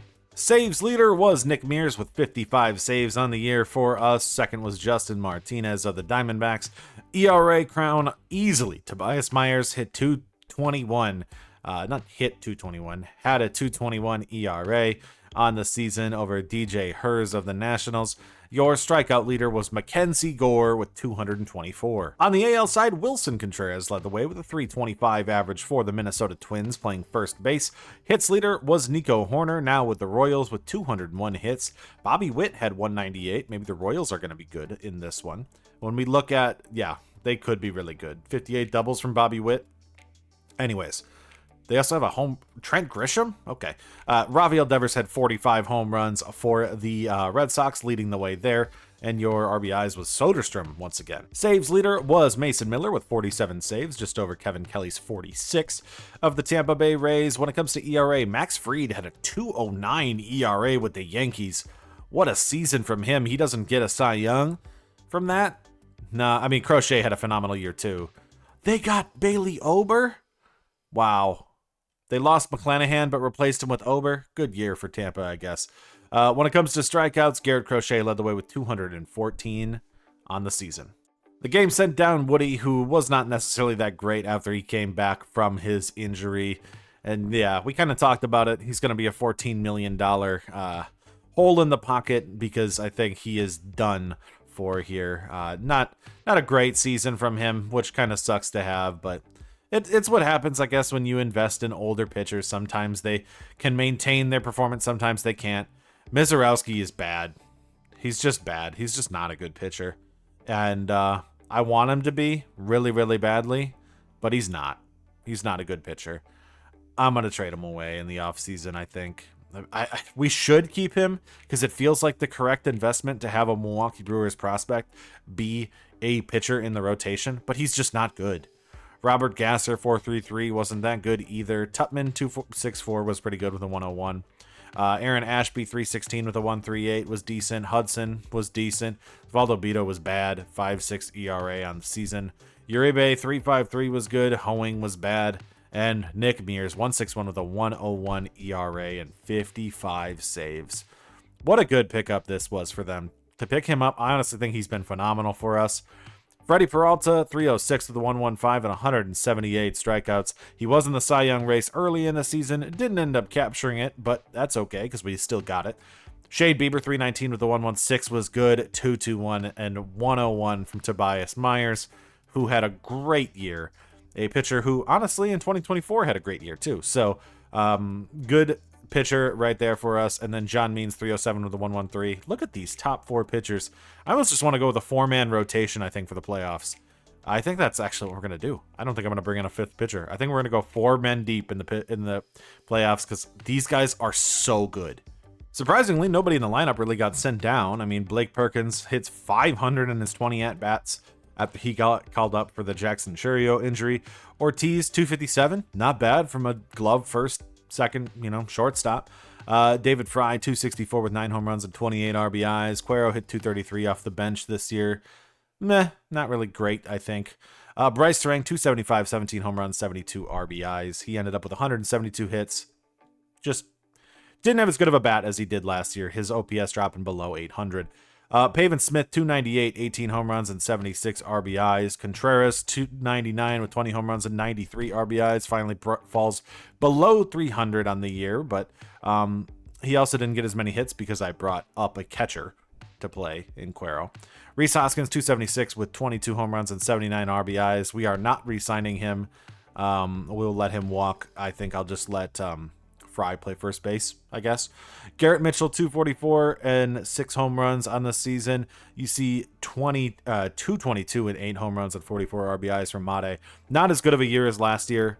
The power really disappeared this year. Yeah. He just had a lot more power last year. Just didn't get it this year. So, still was a good season. I mean, like a decent season. I can't say good, but yeah. Yeah, power was gone there. 281, 19 home runs, 73 RBIs for Sal Frelick. Willie Valbuena, 298, 21 home runs, 81 RBIs, 131 hits. He is a full-time third baseman and left fielder next year. This dude is going to be... he could be in the MVP race next year if he plays like this for a full season. Yelich, 249, 32 home runs and 160 RBIs in his age 36 season. He's still regressing, but he gets over an 800 OPS on the year and almost 2 WAR. Man, he could play another season, couldn't he? I think he can. I think we'll have Yelich for one more year. Let's see what we can do in the playoffs with our 4-man pitching rotation. Before that, I should actually go back to Chourio. We did take a quick peek at him. He did have 43 doubles and 23 home runs on the season. He was looking like he was going to put it together this year. Age 53 OPS, ends up with a 4.4 WAR. All right, age 24. That's when he's going to do it. We're going to have a really good team, I think, with Terang hopefully coming back to it next year. Chourio going to be in the race for everything. Valbuena, I'm excited for 2029's roster. I know it's going to be a little old, but these guys could be really good. We're not going to have Chourio for the playoffs. Hopefully we'll be able to do it without him. So I didn't even realize that Tampa Bay didn't make the playoffs this year. And actually, the NL East, those two teams ended up pushing in. What a kind of surprise for that. Miami and Washington advance. We don't have to see the Dodgers this year. Okay. We kind of have a weaker NL this time on our push. The question is, who's going to be coming out of the AL this time? Because we kind of walked right through them. With the Dodgers no longer being in our way, I have a lot of faith in what we can do. First, let's see what we do in Game 1. Peralta versus Jake Irvin of the Washington Nationals in Game 1. What? Doesn't matter. We won. I think they wanted to put a 5th starter in there. I'm not going to pitch the 5th starter. But we win Saturday 11-8 over the Nationals. The Badgers are going to be playing the Buckeyes. Next up, number 2 ranked Wisconsin versus Ohio State on Saturday. Right after the victory over the Nationals, can we take down Ohio State and remain undefeated on the year? And, I mean, number 2 in the Big Ten in this case, because Oregon still exists. Get a 4-star commit from a left end. But we do lose to Ohio State. It was a close one. They came back 26-25. They won. I mean, these are going to be like just low scoring games at all times because just our defense is so good that I'm expecting a lot. I mean, look, we have a guy who won Defensive Back of the Year 2 years ago. We have a guy who, I think I still have the guy who won the outside linebacker, I want to say. He's not up here. Where is he? That was the guy who had the most interceptions a couple years ago. We have Heiberger, who... Oh, he's injured. Okay, that explains it. Who won linebacker of the year the one year. So we have just a phenomenal defense. The question is if we can get that offense, and it looks like Case and Love was unable to do so against Ohio State. And on Sunday, the Packers have the San Francisco 49ers. Can we take this one to move to 5-1 on the season? With Green Bay trying to make it back to a 3rd straight Super Bowl, we win 27-19, even had a weekly award. Edge Cooper with a pick. Oh, and I forgot to mention, Josh Jacobs is back. And so Game 2 against the Nationals on Sunday night. Shane Bieber against DJ Hers in this one. We lose 2-7. We are going into Washington, need to take a game off them. Cy Young winner Tobias Myers versus Walker Buehler in Game 3. We win that one. Game 4 to advance to the NLCS. John Means versus Patrick Sandoval. We win 15-1 too. And we will be taking on the Miami Marlins in the NLCS. We lost to Ohio State. Maybe we can beat them by their enemies up the road against Michigan and not drop 2 in a row against 2 of the best teams in the Big Ten. We lost to Ohio State. Please don't lose to Michigan. Please don't lose to Michigan. I would like to be 5-star free safety commits to us too. Oh, we lost to Michigan. Oh, can we afford any other losses? I mean, maybe to Oregon. Maybe we can afford one. But losing to both Ohio State and Michigan hurts so much. Also, can we not keep having 1-point games here? We lose to Michigan by 1 point. They came back, scored 17 in the fourth, and they won in that one. Just the quarterback position is such a question mark for us. Yeah, 2 straight 1-point losses. Hopefully the committee won't hold that against us. Oregon lost, so I don't know. We pretty much got to win out. Maybe we can afford a loss to Oregon. Maybe. Well, we can go up to 6-1 if we beat the Raiders, though they are a good team. They have Max Crosby still. Let's see if we can beat them to advance to 6-1 in the season with the Green Bay Packers and maintain. Yes, 38-30. We win that one. And 4 touchdowns from Jordan Love. I also wanted to secure the services of a running back that had a couple years left on his deal, just in case I wasn't able to bring back Jacobs, or if Jacobs would retire. So Braylon Allen is going to come to Green Bay to be our 3rd string back this year, but potentially our number 1 or number 2 next year. Now, I shouldn't dismiss the Miami Marlins. They are a really good roster, even if we aren't necessarily looking at, the Dodgers or the Diamondbacks being in our way. They're more of a committee, really, really good put together team. Marsh, Cabrera, Xavier Edwards, Naylor, Stowers. I mean, this is just I'd build a team that looks like this. I mean, this is just a good team. And their pitching staff, Yuri Perez, Edward Cabrera, Braxton Garrett's in 86, Max Myers up, Thomas White's up, Tinoco is still good. They have Alexis Diaz a closer, Rodriguez. They have just a phenomenal looking bullpen and pitching staff. So do not forget, this team is good, but we should beat them. Game 1, Sunday night, after the Packers' victory over the Raiders, we should still be able to come out on top against Miami and go to another World Series. Freddie Peralta versus Yuri Perez in Game 1. We lose Game 1 to Yuri Perez. All right, never mind. We got a series. Game 2, Shane Bieber versus Cabrera. We lost both in Milwaukee. Game 3, Tobias Myers versus Braxton Garrett. We lost all 3. Oh! I guess the Marlins are the team of destiny. What? I mean, we're talking about a Marlins Athletics World Series. It still would be great for baseball. But what a shock for us to get swept by the Marlins. The Marlins defeat the A's in the 2028 World Series. And they did it in 7. And they won 2-0 in Game 7. I actually want to look at this box score because that means that it was a batted in the 9th. They had a lot. Can I look at the daily view, I feel like? So I basically had to do this. I don't like that this game doesn't just give me the box score along the top. I feel like that should be easy. Just put the box score on the top of the screen with the rest of everything. I don't know why that's not in MLB 25. Anyways, looks like the A's blew this in the 10th.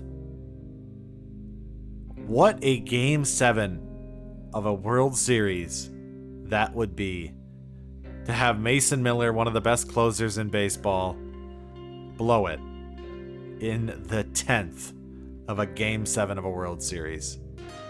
Wow. World Series MVP was Oswaldo Cabrera of the Marlins. How much do you bet they dismantle this team next season?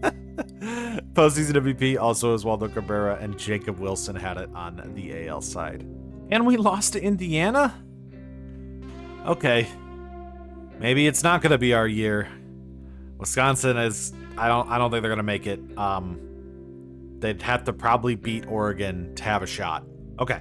Well, Wisconsin fans will at least be able to go and say, hey, Packers could go for another Super Bowl. And we have Giannis, who... If he gets a 4th MVP, potentially a 3rd championship this year, starting to ask where he ranks top 10 all time. Where would you put him if he were to do that? Now, we had to beat Wembanyama, so that's the big question. to me, the Spurs are the only team I'm worried about. And I think the best part about it is we don't actually have to have him do everything this season because we built a pretty good core around him. Jakob Jonas is now a pretty respectable guy. We've got Burries there, Hunter. I mean, we have depth, like beyond depth on this team. So we're in just a beautiful position to win, and we're running like a 10-man rotation. Like, we don't need to run a whole lot. He doesn't have to play 40 minutes a game, so he's not gonna. And so could we get an MVP for him? I think there's also a shot he doesn't get it because he just doesn't play enough. So we'll see how it goes. I think, once again, everything is going to depend on the Spurs, who do have Wembanyama and Cooper Flag. And they do look like they have some injuries. I don't know how they got Jared McCain, or Ron Holland. God, I hate how this team just can get everything they want. Okay, at the not All-Star break, at the bye week that we have on week 10, we are 8-1. We have Tampa at 7-2. Eagles are 8-1. So it's still going to be a race between them, and we'll see what we can do, I guess, offensively. Looks like Edge is doing well in tackles. I wonder if he can get some picks. And Jordan Love leading in passing, and I think he's going to have to continue that for the rest of this season for us to really have a shot. Not saying that, but like a shot at an award, I guess, because I don't think we're going to get a Defensive Player of the Year for Edge at any point, just because Hutchinson and Crosby have been really, really good in this. And so right now, I mean, we're one of the best teams. We're the number one passing offense. We're 6th in defense, 6th in total offense, and we'll see if we can continue this. I don't know if we're going to go 16-1 again, but I definitely think we have a shot of going for a, we're going to win. We can win the NFC. It's just us, Eagles, or Tampa, essentially. This right here is a big game for us. I think if we can beat the Chiefs, then we're probably going to be able to maintain the spot as the number one team in the NFC. Tampa has fallen off a little bit from where they were the last year, but Philly and Washington are near the top. Detroit is right behind us in the race. So the number one seed, I think, is this. We don't have really many tough games left. We have Minnesota, which, I mean, we did lose to, but I think if we can beat the Chiefs, we're looking at potentially a 15-2 season. Nah, maybe 14-3. So I think our season comes down to this game against Oregon. If we win, I think we have a shot. If we lose, we're not making the college football playoff. So against Oregon here, can we take the victory? Can we get enough offense from our quarterback position? We do get a 4-star commit in Alex Robinson from Cleveland, but with a lot of those not committing and going to other schools, I have my doubts. Oh, we beat Oregon. Okay, never mind.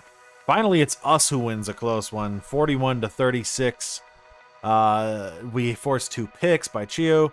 Love threw for 1 pick, but whatever. He had 4 touchdowns. So we end up getting out of it, I think. And a lot of this has been, I think, that Braden Keel has been a great running back for us this season. So let's see if we can maintain. We have to beat UTSA in Minnesota, and then I doubt we'll be in the Big Ten championship game. What is this college football playoffs before the bowl games? We're not in a Big Ten championship game, as expected. So is it Michigan and Rutgers? Wow, it really is. Michigan and Rutgers. And the SEC championship game is Georgia and Vanderbilt. Kind of rooting for Vanderbilt in this one. Okay, go Rutgers. AJ Suris, quarterback of Rutgers, wins the Heisman Trophy Award on the year. Do we have any award winners? We do not. We are playing in the college football playoff, though, against Tulane. So quarterback is still a problem, I think. 29-10 on 2,900 yards for Case and Love. He was better than Teamer, and I just don't know, man. I don't know. Can I get like a 4-star transfer quarterback from some bad school next year, please? Because I don't see how else we really compete unless these guys magically develop. Rushing, 678 and 9 for Braden Keel. Maybe just move him back over to quarterback. We did get 886 and 9 from Zamarian Lang, 827 and 9 from Grant Simonson. There, we didn't get a big game. I was hoping that we'd see, tight end of the year on the board, but 691 and 4 for Ellington's not going to be enough. And Putasi, 734 and 3 was okay. Defensively, 74 tackles for Coco Bibbs. Look at the TFLs for Dylan Johnson, who ends up with 9.5 sacks. Morris Awesome with 8. 6 for Russell Denson. 6 for Willer. Heiberger ended up with 4 after missing the first half of the season. Interception leader, we did have 4 from Taylor Medina, so decent defensive year. Passing leader was Roman Gagliano of Middle Tennessee, who had 4,200 yards and 35 touchdowns. Touchdown leader was Femi Fakapuna from Vanderbilt. It sounds like a slur.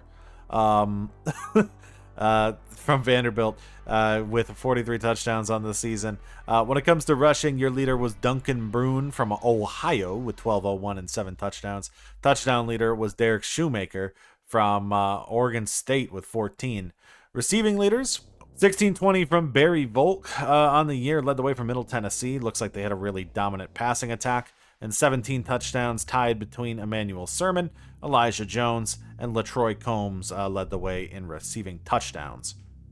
When it comes to defensive stats, your leader, I guess, Terrell Duke, technically, 102. Sacks leader, Brent Washington, probably not. Interceptions leader, James Chenal. Let's just look at the Big Ten comparatively.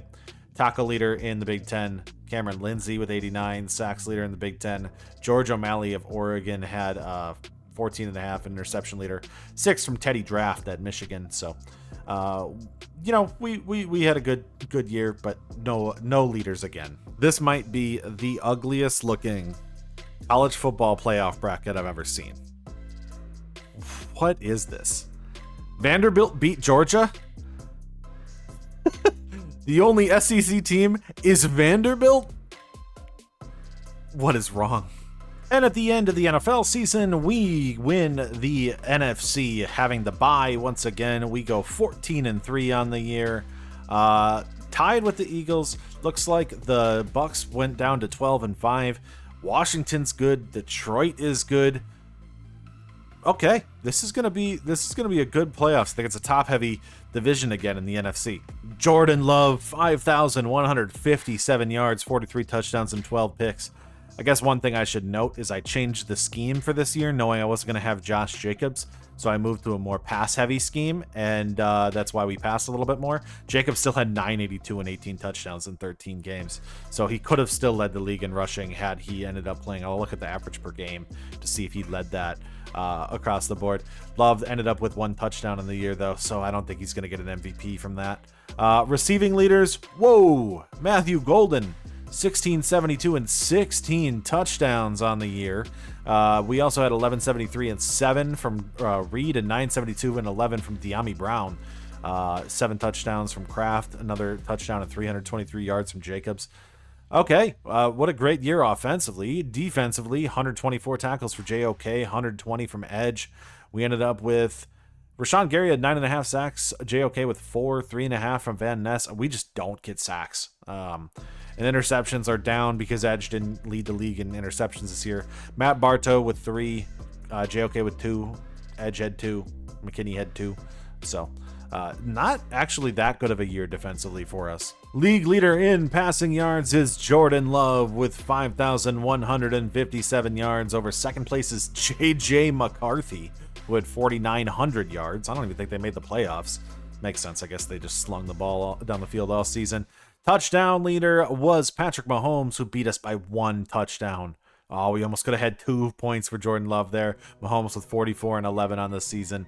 When it looks at rushing, didn't lead. Genty gets to have the lead because of Jacobs not having a full season. He wouldn't have gotten it anyways. I see the average per game is a little higher, 78 for him. Jacobs at 75.5. So Jacobs wouldn't have got it anyways, but still great season from Josh Jacobs for coming off of the injury. And Ashton Genty, 1326 touchdown leader. Oh, well, that's the offensive. That might be MVP. Lamar Jackson had 22 rushing touchdowns. I mean, Jacobs had 18. Fantastic season, really.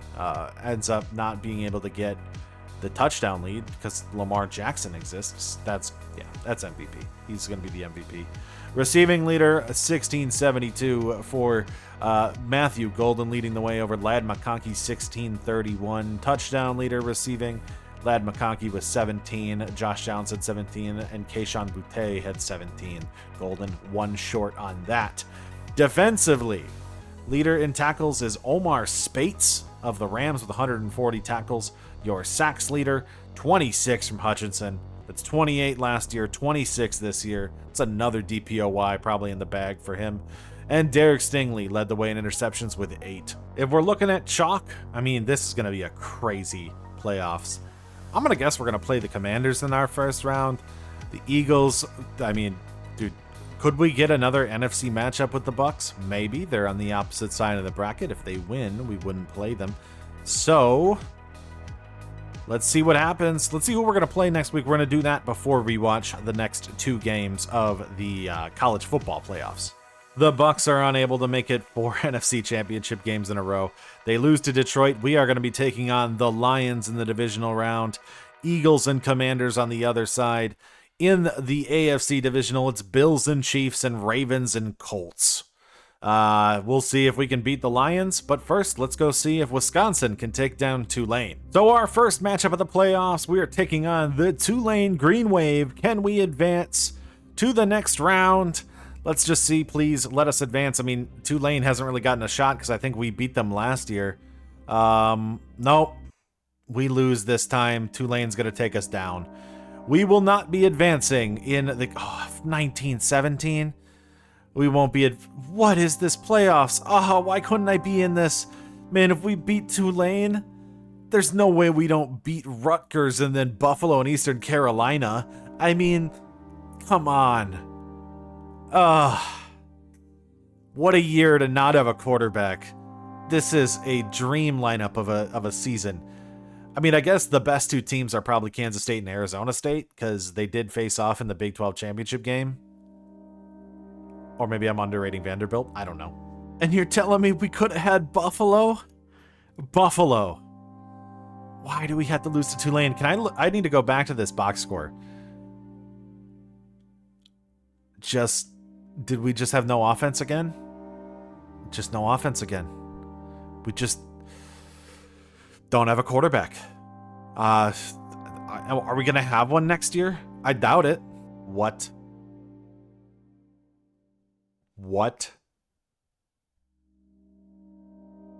This was the year. This was the year. There's no way. There's no way this wasn't the year for us to win this. What happened? As we take on Detroit, we are going to have a run of 3 NFL games if we end up winning these. We're the best offense in the league. They're the best defense in the league. That's just how it goes. So, can we win this one in advance? Please, no more miracles. I have seen too many miracles so far this season in 2028. No more miracles. Let us... Okay, all right. We win. It's like, let the chalk happen. Let the chalk happen. We win 30-24. Jordan Love threw for 415 and 3 touchdowns and had a rushing touchdown on the day. I also see Lamar Jackson, so the Ravens must have won too. Okay, so Commanders in the NFC Championship game, they beat the Eagles 31-21.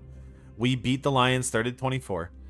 Bills beat the Chiefs 31-25, and the Ravens beat the Colts 34-28. So we will be going to the Super Bowl if we end up winning this one. Let's please beat Jaden Daniels and the Commanders and see if we have a shot to go to 3 straight Super Bowls. Welcome to our 3rd straight NFC title game, Jordan Love versus Jaden Daniels. Can we take down the Washington Commanders and Deebo Samuel with Matthew Golden and the powerful passing attack of the Green Bay Packers? Oh, it's also a snow game here in Green Bay. Okay, all right.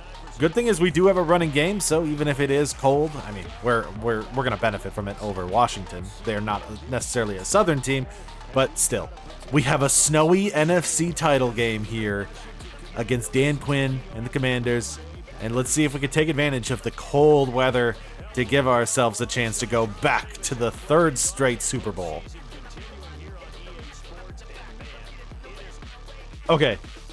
Bear with me. I am going to not call out yardage markers because I can't see them. So we're just going to go with it. I cannot see them. I don't know where we are on the field. It is very snowy, but a pick by Edge Cooper's going to give us the ball on the 25. never mind. The pick by Marshawn Lattimore is going to give them the ball in the 37. So 2 interceptions start the game. Jaden Daniels gets sacked for 7 yards for a 3rd and 10. Another sack by Kenny Clark. What the hell is this game to start off? In the first 5 plays, we had an interception, and 2 sacks by Kenny Clark. All right. And then 2 deep 40-yard. What the hell? What's going on? I don't understand. Okay. All right. We're up 7-0. And they get a bomb to Samuel. Daniels gets a 7-yard rush. 20, okay. What? So it's either going to be defense or offense. What are we getting here? I guess offense now? 1st and goal? Touchdown. 2-yard rush by Romeo Dubs. They have a wide receiver in the backfield. An old wide receiver of ours, in fact. Josh Jacobs gets 9 yards. Brown gets 5. Incomplete for Love. 1st and 10 for Reed. Let's march. Come on. We have Golden. We have Reed. We have Jacobs. We've been here before. 27-yard touchdown for Jaden Reed. Washington hasn't been here. I don't even know if they've really made the playoffs since we've started this. They've kind of just been, I think, on the edge of it. And that's kind of put us in that spot. We are going to end the first quarter up 14-7. And so I feel like they just kind of teleported there. Kenny Clark gets his 3rd sack in the day to make it 3rd and 10. They're going to have to kick the field goal. And they do make it with Jake Bates to make it 14-10. But really, I mean, we have experience. I guess Jacobs is a little bit less. He didn't play last year, but he did get the first one. And so we've held on to the same team this whole time. So we're really looking at a playoff team with experience that's been to maybe 3 straight Super Bowls. I almost said it, but I think we might be able to get there. Look at our offense. 21-10 right now. Pass drop by Brandon Coleman. Incomplete. 3rd and 10. Okay, they do get nope. They're going to punt it. They didn't get the first down. AJ Green did not get it. Wrong AJ Green, if you're thinking about it. Javonte Williams, 4 yards, incomplete. I think we're going to punt the ball right back to them, though. So 6 minutes left in the second. We're up by 11 points here, 21-10, as they're going to move the ball slowly down the field. And they have an interesting team, it looks like. They're running with Allgeier. They've been running with Daniels. They've been throwing picks to Edger and Cooper because he's amazing. We love him. 7-yard rush by Jordan Love. 2nd and 3. 1st and 10 after the pass to Matthew Golden. After the 2-minute warning, we get another pick. Matthew. Okay. All right. You know, Edge gets a pick. Lattimore gets a pick. Edge gets a pick. Lattimore gets a pick. I'm surprised Lattimore's still playing. 23-yard line, 33 seconds left. They have the chance to score. Romeo Dubs gets 14 yards to get them to the 9. And a 9-yard touchdown to Deebo Samuel with 17 seconds left is going to make it 21-17. The interception to Lattimore is going to give them a really good opportunity here. We only rush with Matthew Golden. So 21-17 at half.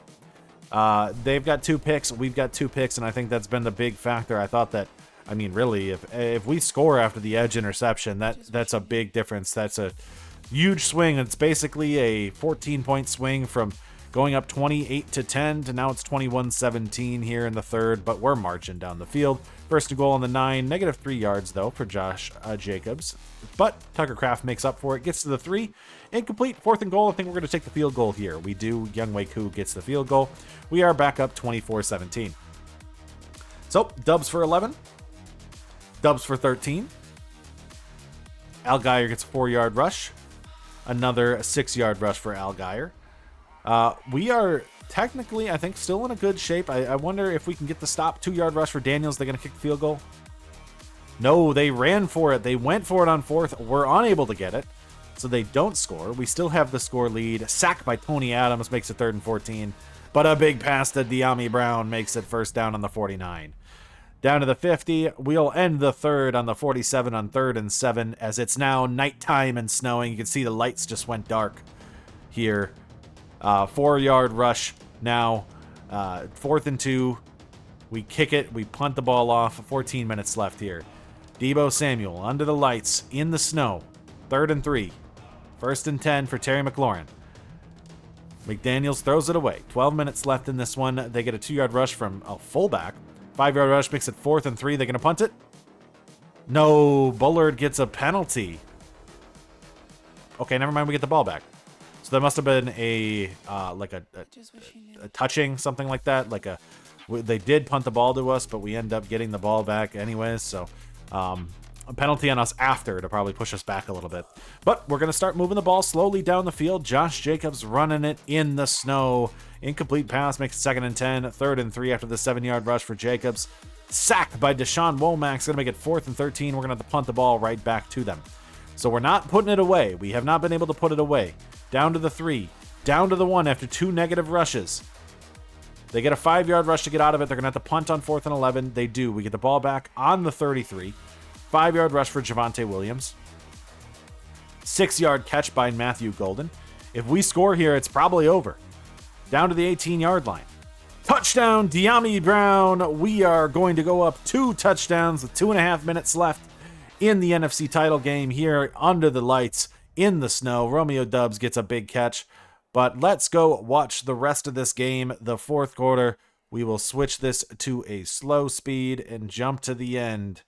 I want to watch this game in the snow.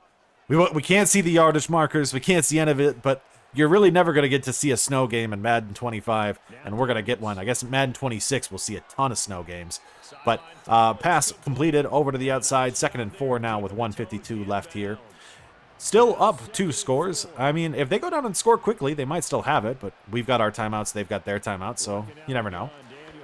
Daniels bounce back, has to scramble out right, gets past, throws it out of bounds. Could have ran for the first down, honestly, but doesn't do that. Throws it out of bounds instead. 3rd and 4. Doesn't waste any clock in case he got tackled in bounds. He could have definitely made it a little further. Daniels drops back. Is going to look for a receiver. Has to scramble around in the pocket. Sees a lot of pressure. Van Ness and Gary.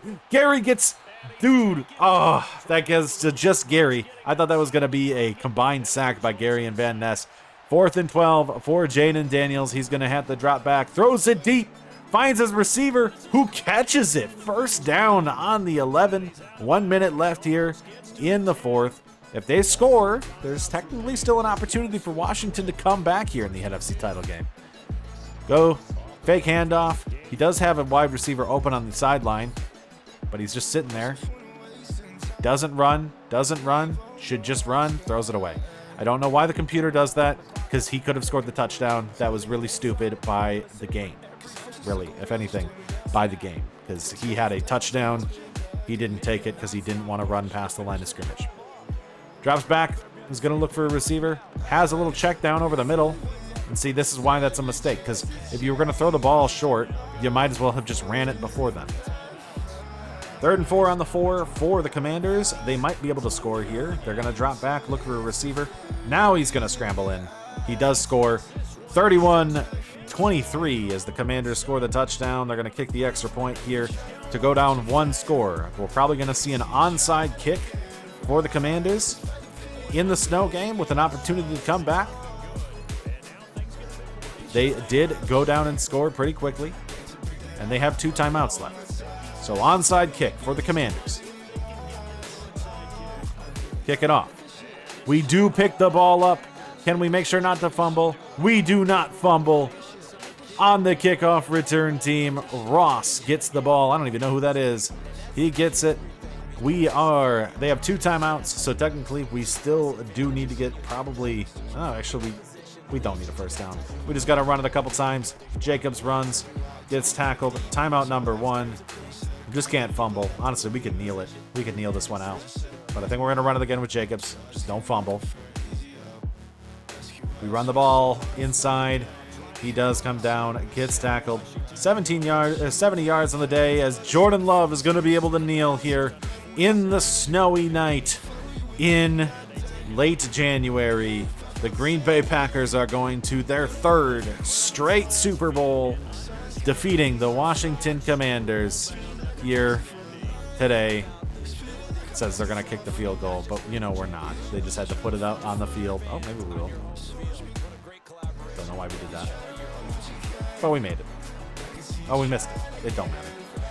We are NFC champions, going back to the Super Bowl. Jordan Love's going to celebrate in the snow as it falls on our team's face. We'll see what we can do if we have to take on the Buffalo Bills or if we have to take on the Baltimore Ravens in the Super Bowl. And we did it. I mean, we made some mistakes, but it didn't matter. Our defense showed up today. They played well, and we were able to come away with the victory. Will we see Super Bowl number 3?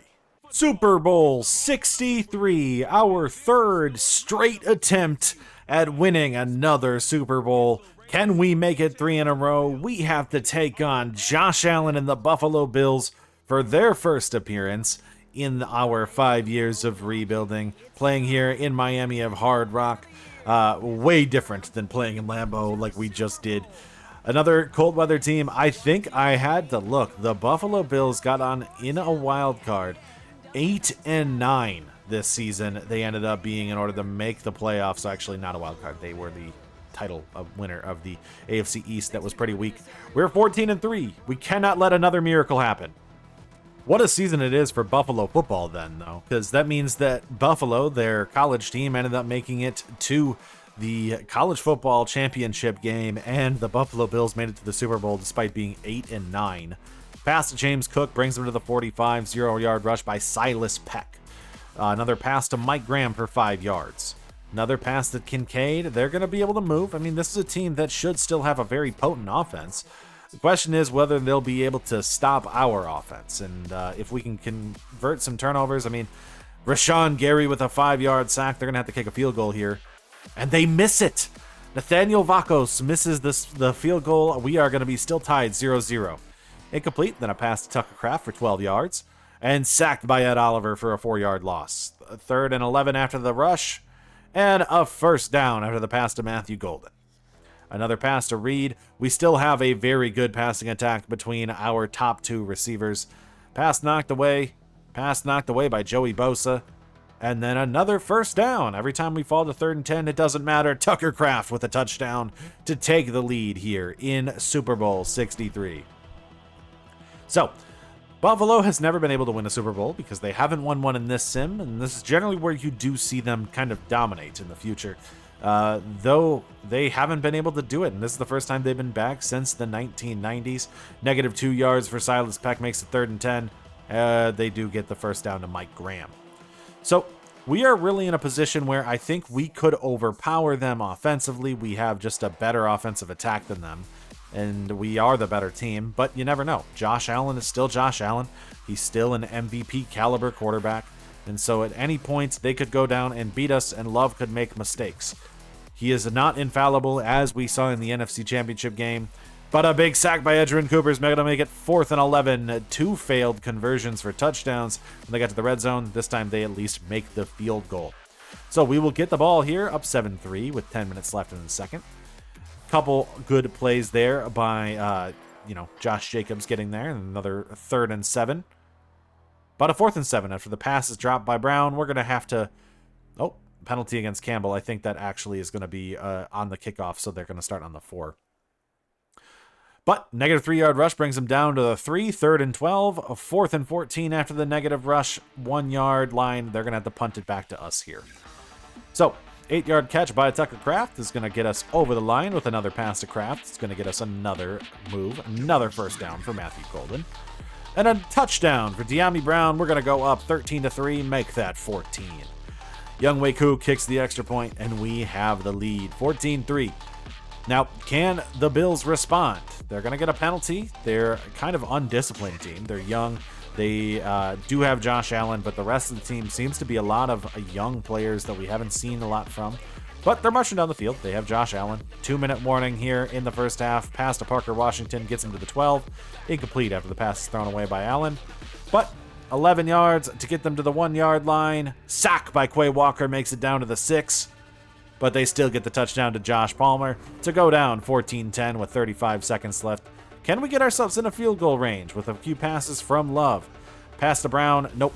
We didn't take advantage of our timeouts at all. 14-10. We should have tried to do something there on that drive with our offense being as potent as it is. Anyways, we're going to start the ball in the second half with it, and second half of the game with the ball.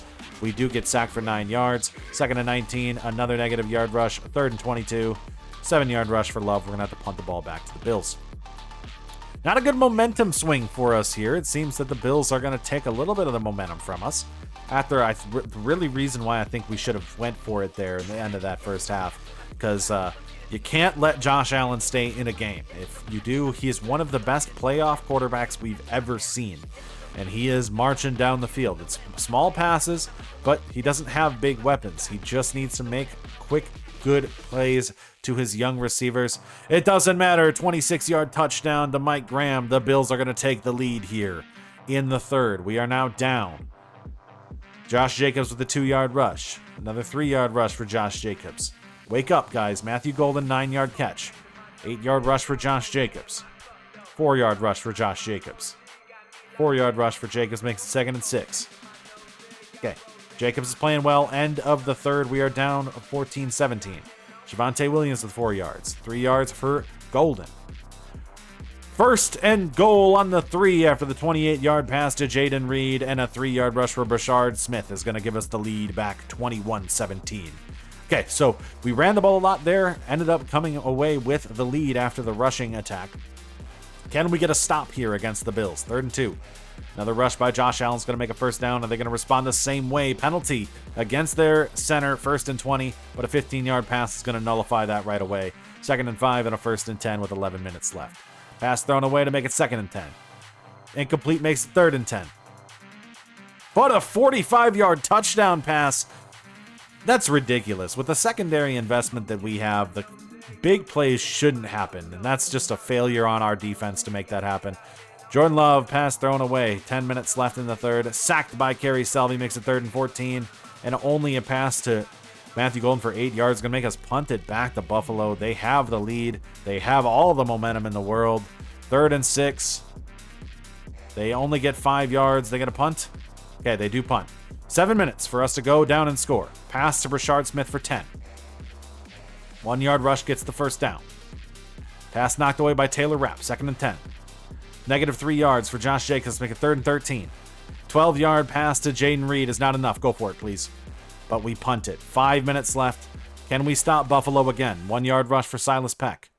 1st and 10 after the pass to Josh Palmer. Is that a pick? Interception by Matt Bartow. We have the ball back. 1st and 10 on the 47. 7-yard pass to Tucker Kraft makes it 2nd and 3. 7-yard rush for Josh Jacobs. 2.5 minutes left in this one. 2nd and 4 as Jordan Love gets there. This is going to be the 2-minute warning. We have to do it. We are going to switch this to slow. We are down here by 3 with 2 minutes left. Let's go to the end of the game and see what happens. Can we go down and score? That interception by Josh Allen might have turned the tide. Jordan Love dropping back. First down, throws it over, gets the pass to, I think that's De'Ami Brown, I believe. 2nd and 3. Drops back, fakes the run over to Jacobs.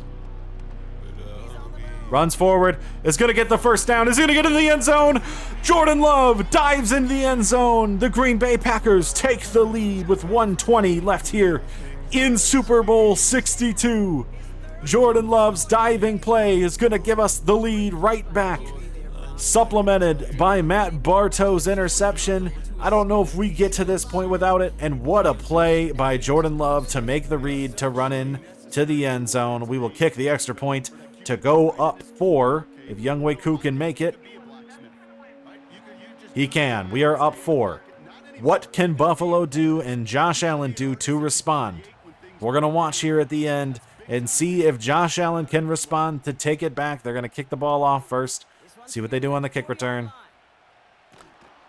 Get the tackle down to the 22. All right. Josh Allen and the Bills offense are going to come out there. Parker Washington's had a great day for them. But the interception was big by Matt Bartow. It's going to change everything if we can get this stop. All of this is on him. No more miracles. That's what I'm asking for. Josh Allen drops back, finds his receiver over the middle, does get the stop. Timeout, Buffalo. They have 2nd and 3 on the 29. They are going with 3 receivers on the right side, 1 back to the left of Allen. Throws the little check down, gets the first down. Big tackle, makes another timeout. They're down to the 37. Matt Graham does get there. Okay, Allen with 1 minute and 5 seconds left on the 37. Gonna have Cook go out wide. He drops back, looks for a receiver, finds one. He catches it. Absolutely mosses number 37. I don't even know who that is. That might be Hobbs. I have no idea. but that's huge. They have it. Didn't have to call a timeout. Throw it over to Cook. Is he going to get out of bounds? He is. Okay, 38 seconds left. They're down to the 43. That receiver just mossed our corner. I'll have to look at who 37 is. I don't know the numbers of our players on this team at this point. Okay, 38 seconds left in the Super Bowl. Josh Allen drops back. Looks for a man. Runs out wide. He's going to have to run. Gets hit. Doesn't get any yardage. They're going to have to call a timeout. No, we do. Because Rashawn Gary just separated his shoulder. We no longer have Rashawn Gary. Come on, Gary. You couldn't tough through that? That timeout could change everything. 3rd and 9. Drops back. Allen looks for a man. Has to scramble left. Is going to run for it. Is going to keep running. Finds his way through the field. All the way down to the 16. They call timeout. 22 seconds left. From the 16-yard line, the Buffalo Bills have probably 2 shots to score. Drops back. Finds his receiver. Throws it out of bounds actually right away. Doesn't find anybody. Should be intentional grounding, really. But on the 16-yard line, Allen is going 5 wide with the Bills. Can our dominant secondary be able to stop him? He's going to roll out left. He gets sacked. He gets sacked by the replacement. Braden Summers gets the sack. Gary went down. We get it. We win 3 straight Super Bowls here in Green Bay. We take down the Buffalo Bills. Put another ring on the finger. This is the first three-peat. I don't even remember the last time it would have happened. We end up three-peating here in the NFL. Jordan Love gets his 3rd ring. One of the greatest quarterbacks of all time at this point. We are going to hold up the trophy again, but really, all of the credit goes to Matt Bartow for picking off Josh Allen, because if he didn't do that, we wouldn't have even been in the place to do this and score. Josh Allen did a lot there to try to make the game back, but getting sacked by Braden Summers there at the end was enough to stop it entirely. We win another Super Bowl. Who is 37? I can't see. The hair is in the way. I'll have to check again. But what a big end of game sack, and Jordan Love's diving touchdown is going to go down in the history books. I'd say if anything, he gets the last laugh. 37 was Matt Bartow. We end up winning a 3rd straight Super Bowl. Jordan Love, another Super Bowl MVP. This year's MVP, J.J. McCarthy. Coach of the Year, Dan Quinn of the Commanders. OPOY, Lamar Jackson for his 22 rushing touchdowns. Aiden Hutchinson wins DPOY. Rookie of the Year goes to Jerry Dotson of the Jets and Grant Myers of the Chiefs. If we take a look at the last 3 years, that means we have now beat the Bills, beat the Broncos, and beat the Texans. I think we have a shot to go for another. But man, we are going to be in budgetary hell because we have we're $17 million in the hole right now, and I haven't restructured contracts to re-sign people. So I'll see what I can do. Around the time the Super Bowl's over, which is around the trade deadline, we are 39-12, and the Spurs are 40-12. So we're basically the same. I mean, we kind of talked about it a little bit. So they are a top-heavy team, or I guess not top-heavy. I also saw that they made the move I didn't and got Mikal Bridges. That was a trade that I considered. We went for Hunter. They went for Bridges. We'll see who ends up winning because we both basically did the same thing. Went and got a big defensive wing from a team that was, right on the edge, and I think ours is better, but our team is just better in general. So it's still going to be a duel. Get ready for it. I guess Memphis is good. Thankfully, Woodruff retired, so we don't have to pay him, which is good for us, because, I don't think we'd be in a position to be able to get anything. That means I think we're going to be looking for pitcher number 5, and I don't think Mizorowski's it, and I don't necessarily know if any of our prospects are it. So I'm going to see if I can get a deal on some starting pitchers, and I want to grab a guy that I haven't gotten before. So I'm looking at Cutter Crawford and Ryan Pepio as 2 potential guys that I could get for a starting pitcher.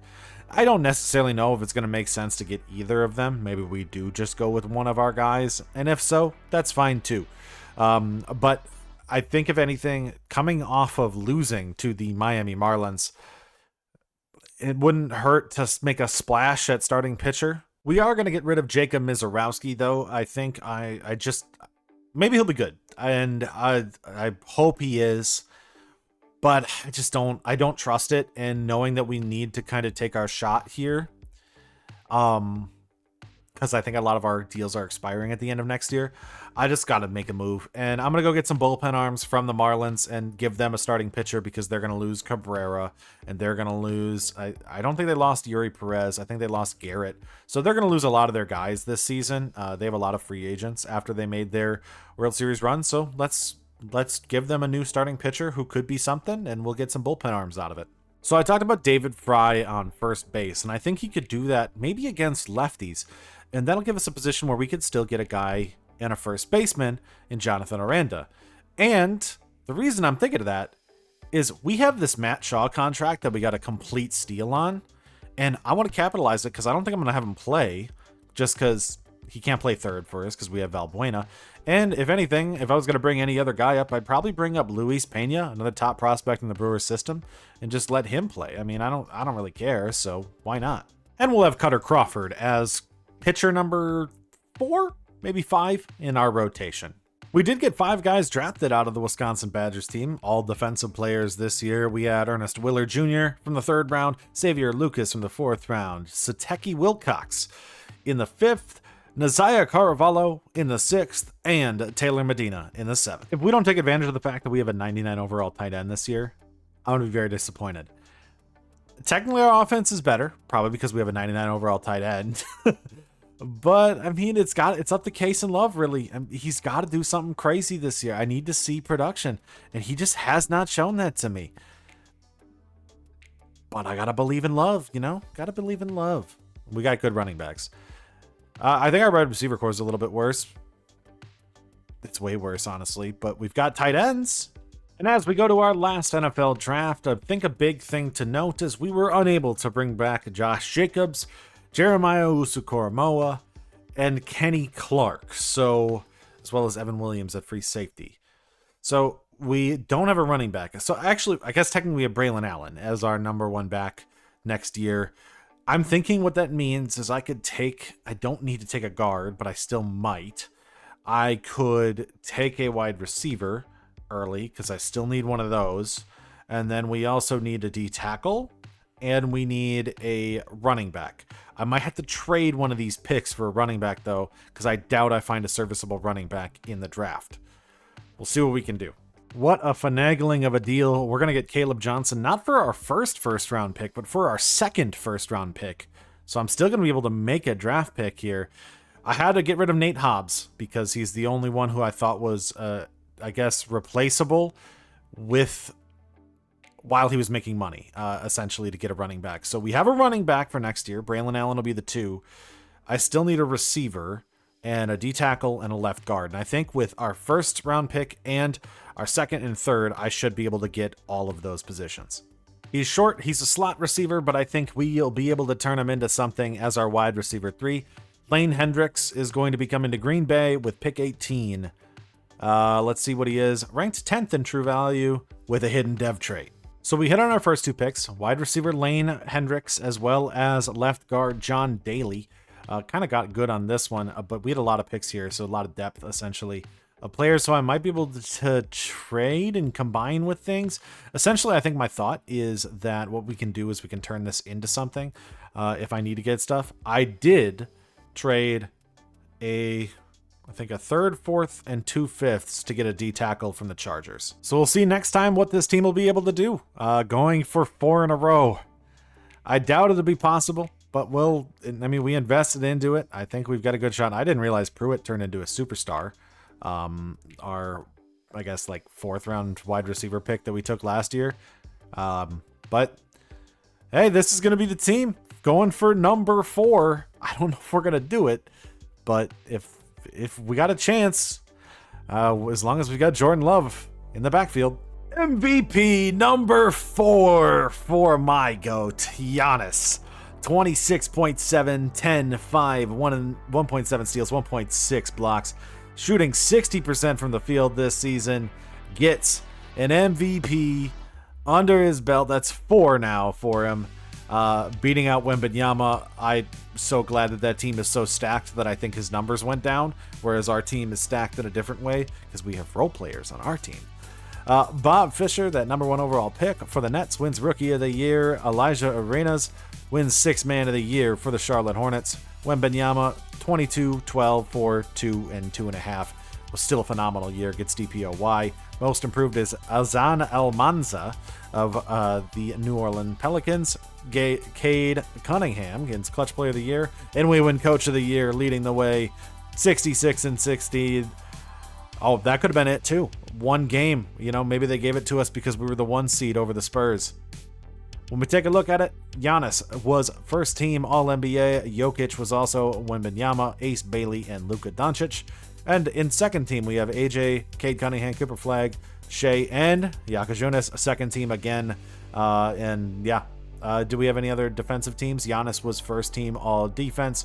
Nobody on second team all defense for us. And looks like there was rookie teams for once. We are going to be the 1 seed, probably. Yes, we are the 1 seed in the East. Can we take down San Antonio this year, or can somebody else do it for us, like Dallas did last time? Let's go take a look at how we did on the season. Giannis averaged 26 and 10 on the year. His numbers also went down because our team was better, but not as much down as Wembanyama's did. Yaka Jonas with 20 again, 20 and 9.8 this season as he got a lot of passing. I'm going to guess a lot of lobs up to Giannis. DeAndre Hunter had 16. Burries had 11. It looks like he got hurt. Naz Reid, 11 off the bench. Murray had 8, 7, 7, 5, 5, and 5 from, I guess, the rest of our roster, as we did get some production from the rest of them. Our best shooter, Giannis, 60%. We almost had Brown and Yaka Jonas hit over 50%. Do we have any big three-point shooters? Brown had 42.5. Murray, so we had 40% shooters from 3. And then free throw shooters, Yaka Jonas, 95%. Jokic wins the scoring title this year, averaging 31 and 12. What a year from Jokic this year. Didn't get an MVP for that, but I guess that team must not be that good if he was able to score that. Rebounding leader this year, Wembanyama with 12.2 boards per game. Assists leader, oh, so close. Yaka Jonas loses to Luka, 9.9 to 9.8. Steals leader, Asar Thompson with 2.1, as well as Edgecombe and Victor Wembanyama, and your blocks leader, Victor Wembanyama as well. Field goal percentage leader, Zion Williamson, averaged 61%, just beating out Giannis this year. 3-point percentage leader, Ochai Agbaji, 45%. If I kept him, maybe we would have had a league leader there. And your free throw percentage leader, Con Knuppel of the Philadelphia 76ers. So we will be taking on the Miami Heat in the first round as the 1 seed. Let's adjust our rotation there. And let's see. So we have Tyler Hero, Quentin Grimes, Jaime Jaquez. It's the same team with Q Grimes on this team. So let's see what we can... Did that say Solana's going to play in this one? Let me go check the coaching game plan. Okay, all right. If you want to play Solana, I guess if he's ready to go. I feel like you got to go Keegan Murray. Yeah, let's just swap. I'm not risking it. Keegan Murray put up a good year. We're going to swap with Salone. I'm not going to play a guy who doesn't play all season in a playoff game. All right. So, game 1 of the playoffs against the Miami Heat, we win 127-123. Game 2, we win 135-132. Game 3, 122-115. The Heat defeat us there. What a close series this has been already. Game 4 in Miami, we take that one 136-103. I needed to say it so that way we could jinx it. 30 from Yaka Jonas, 29 from Giannis. What a high-scoring series, too. In Game 5, we win. We will be taking the Cleveland Cavaliers on next. They probably have the same team, but with no DeAndre Hunter. They have Jalen Tyson starting, so we took DeAndre Hunter and gave him a the third overall pick in the draft, and we'll see what they do with it. It's probably a guy coming off their bench. In Game 1 of this series, can we take down Cleveland 133-80? What a game. We dominated this one across the board, winning by 53 over Cleveland. In Game 2, we win once again 135-103. In Game 3, They take that one 112 to 107 in game 4. We're going to win it going up 3-1. San Antonio has swept the Dallas and the Clippers on the other side. In game 5, we win, advancing to play Luka Doncic and the Chicago Bulls. They have Luka, Miles McBride, Ayo Dosunmu, Matas Bazelis, and Derek Queen. I'm going to guess they have more guys off their bench, too, that are probably pretty good if they were the 2 seed and made it this far. They took out Detroit and Atlanta on the way. San Antonio versus Memphis on the other side. If we do this, we will be advancing to the NBA Finals. Simulating Game 1. Chicago defeats us 115 to 98. Luka with 38. Oh, they have Oso on the bench, and Reed Shepherd on the bench, and Bobby Portis on the bench. Okay. So, we are down 1-0 in this game. Game 2. We take it back 110 to 78 against Luka. Luka versus Giannis. Game 3. They take game 3, winning it 109 or 113 to 109, coming back at the end there. Triple-double from Luka. Giannis was unable to do the same, had a terrible game. Game 4. We are tied 2-2. San Antonio is up in their series. Giannis had a 29 game. I thought that this said Giannis in the beginning. 46 from Jonas. Game 5 here in Milwaukee. We win. We are up 3-2. The Spurs have swept their way to everything. We win this one by 3. 129 to 126, behind 50 from Jonas and 41 from Giannis. Game 6 of the Eastern Conference Finals. Herb Jones is injured, but we advance. Cooper Flagg as Western Conference Finals MVP, and Giannis as Eastern Conference Finals MVP, averaging 31 and 11 on his way there. That is going to make it Spurs Bucks in the finals. Giannis versus Wembanyama. Let's just actually look at this. Oh my God, this team. Fox versus Jonas, Castle versus Burries, Cooper Flagg versus DeAndre Hunter, Holland versus Murray, and Giannis versus Wembanyama. I think we are definitely the underdogs in this one, despite being the higher seed and having championship experience. The Spurs do too. Game 1 against the Spurs. Spurs win 134 to 113. Giannis puts up 35, but Jonas does not show up in this game, fouls out right away, and that's going to put us in position to lose that one, as they just had just a game. Game 2 against the Spurs. They win 121 to 103. Jonas, another bad game, 4 for 17. Let me go in. We're going to adjust some things in the coach game plan here, because this is rough. I'm going to switch. We're going to shorten this rotation. Going to give Naz Reid more minutes. Pat Will more minutes. Herb Jones is going to be out. I guess, is Burry's been good? He's been good in the playoffs. Hunter, he's been good in the playoffs. Murray has been terrible in the playoffs. Maybe I was wrong. Maybe I should go Salon.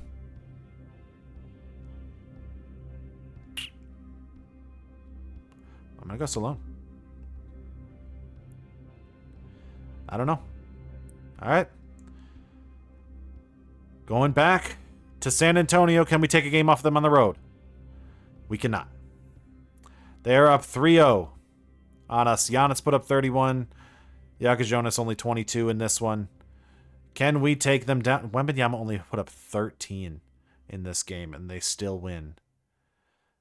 Are we going to get swept by the Spurs? We are not. We win game 4. 127. Jonas finally showed up. Game 5. We win again. It is now going to be 3-2 against the Spurs. Giannis put up 40. Jonas put up 22. Cooper Flagg had 19. Wembanyama only had 13. Game 6. We have tied it up. We have tied it up. We won game 6. We are going to game 7. Coming back down from 3-0. Let's see what we can do here. Going into it, we shortened our rotation. Let's see what we have for game 7 of the NBA Finals, trying to come back from down 3-0 against Victor Wembanyama. They are going to come out firing in the first. We got it in the second. We're going to make this a close one here. We're still down in this game. Oh, they're going to run away in the third. They run away in the third. What an anticlimactic finish to a 3-0 comeback. The Spurs defeat us. We are unable to win another championship here.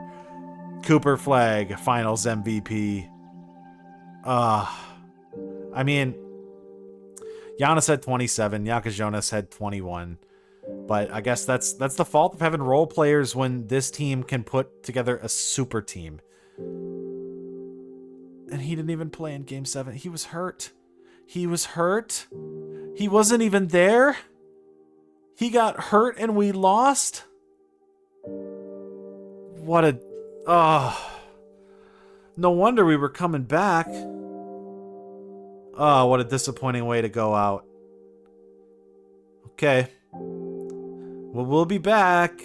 Kind of a disappointing year all around. I mean, we had high expectations. It was championship or bust. And we failed in 3 of the 4 teams. I mean, the Badgers were kind of surprised that we even made it in. It was just a weak thing. But once again, we probably should have won a terrible college football playoff year where Vanderbilt was the national champions. The Brewers lost to a miracle team in the Miami Marlins. Luckily, the Packers pulled it out over the Bills. And we lost in Game 7 without Wembanyama to the San Antonio Spurs.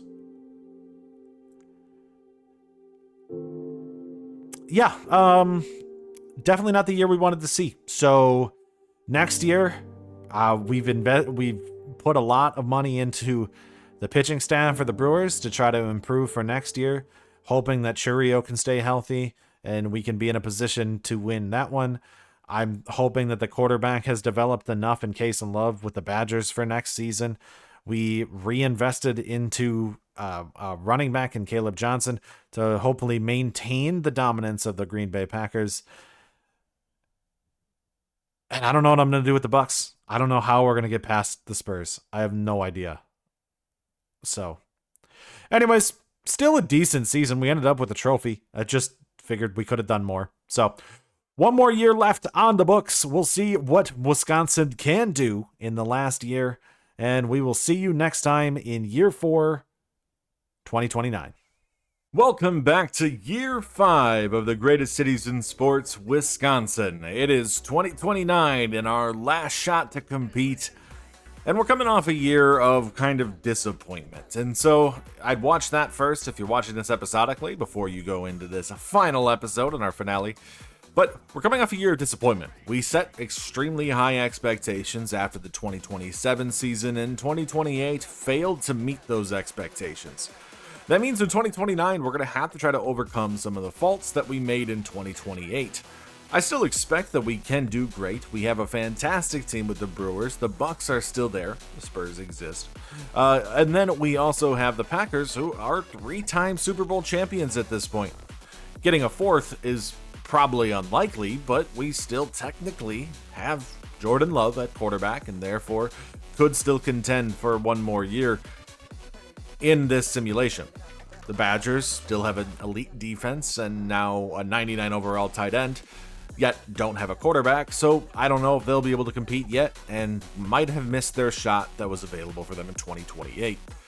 When we look at the Brewers, who we're going to start with first, we have to look at the adjustments we made last season. Now, I showed us getting Cutter Crawford, a free agent pitcher that was available, in order to try to fix some of this rotation after Woodruff's retiring. We traded Mizorowski because he wasn't necessarily performing very well. And I don't really have faith in Robert Gasser. He has not played well, so he is gone too. So I signed Cutter Crawford, but I didn't show that I also signed Ryan Pepio, who was basically, I think it was the last month of the offseason, he still wasn't signed, so I just offered him a minimum deal and he took it. So now we have Ryan Pepio as well. So we'll have Peralta, Myers, Bieber, Cutter Crawford, and Pepio with Ashby, Tinoco, Hudson, John Means, Abner Uribe, Oscar Acevedo, and Nick Mears in our bullpen, which means I think we're going to be in a good position for pitching this year to potentially get either another Cy Young or just contend in general. When it comes to the lineup, we've replaced Rhys Hoskins with Jonathan Aranda at first base. Otherwise, haven't done a whole lot of changes. We're kind of investing a lot into Willie Valbuena, who won Rookie of the Year last year, and is one of the only prospects that we drafted that is going to be able to play at the Major League level. There are other ones. I think Dan Landis technically could, but when you're trying to compete for a World Series, you can't really afford to play low 70 overalls prospects that haven't made their sorry, Luis Pena, I feel like I'm just showing you off right now at this point because I'm just talking about you. But anyways, we really don't have the ability or can't afford that to play some of those other prospects. So the only one we're going to see is Willie Valbuena. But this is basically the same team. Yelich is I honestly wouldn't have played him this year, but he's in the last year of his deal, and last year he played pretty well. He had over an 800 OPS. He ended up with almost 2 WAR. I don't know if he'll do it again. If he doesn't, I have guys to replace him. David Fry, Garrett Mitchell, not Joey Ortiz, but like we could still think about how we could replace him. Maybe Valbuena just plays at DH. But anyways, this is going to be the team this year. We are in 2029. It's the last year, so we are doing no scouting. We are doing no recruiting in college football. We are doing no, I guess, drafting in Madden and all that in NFL. So the only thing that you'll see a draft in is in the NBA, but I don't even know if we have picks left. So we'll see what we can do. Let's go for another year and see if we can contend for another World Series and make it back after last year's disappointment. After 2 months of play, we've taken a pretty lax NL Central by storm, taking an easy lead, and a lot of this is coming down to a significantly greater offense than we're seeing from our competition in the NL Central. Our pitching staff actually hasn't been as phenomenal as usual, but we still have a big lead over the Reds. I expect to win the NL Central. The question is whether or not we can get the bye, and right now it looks like with the West being held by the Diamondbacks and the East being held by the Braves, pretty good shot at doing so. The big leap is Jesus Mate is up to an 83 overall and hitting over 300 so far this season, something that is a significant improvement over his really bad 2028. And Yelich still got it. That helps too. 13 home runs so far by 2 months into the season. If he keeps this up, we can keep him at DH. And right before we get to the NBA offseason, we are 53-25, still holding on to a really good offense this season and 10 games above the Cincinnati Reds. Turang still isn't hitting 300, but it's a little bit closer this year than he was last year, and I think across the board we're seeing pretty good production. When Valbuena is one of our worst hitters, hitting 231 right now, but I still think he'll be able to put it together in the latter half of the season. I think we're in a good spot. Aranda's hitting over 300. Pavin Smith's at 248, but he's an on-base machine. And Churio's hitting 265. So we might be in a spot where we could see him go back for... we talked about potentially getting himself into the MVP race, and maybe he'll be able to do that. I don't know. We'll see. I would love to have him in the MVP race at the end of the season. I don't think he'll be able to without getting a lot more power. So probably not. But hey, we're a good team. We should be able to compete for the World Series again. Never mind. I don't even remember how I got this pick. We have pick 3 again. So we also have pick 14. Okay, I didn't remember getting this draft pick. I'll probably trade it. Whoa! Brunson's on the Pacers? That just feels wrong. This is the trade we're going to be making with the Atlanta Hawks. We're going to get Jalen Johnson out of this one. Turning another 3rd pick into something crazy, because why not? And so we're still absolutely stacked. Does it matter? I'm not certain, because I think this depth doesn't necessarily do anything if we still can't beat the San Antonio Spurs. Brought in Jalen Johnson via trade. I traded for Tyler Kolek, got rid of the Laravia contract and Lonzo Ball, got Salone back. Looks like we got some progression from Patterson, and Caffey only got up to 76.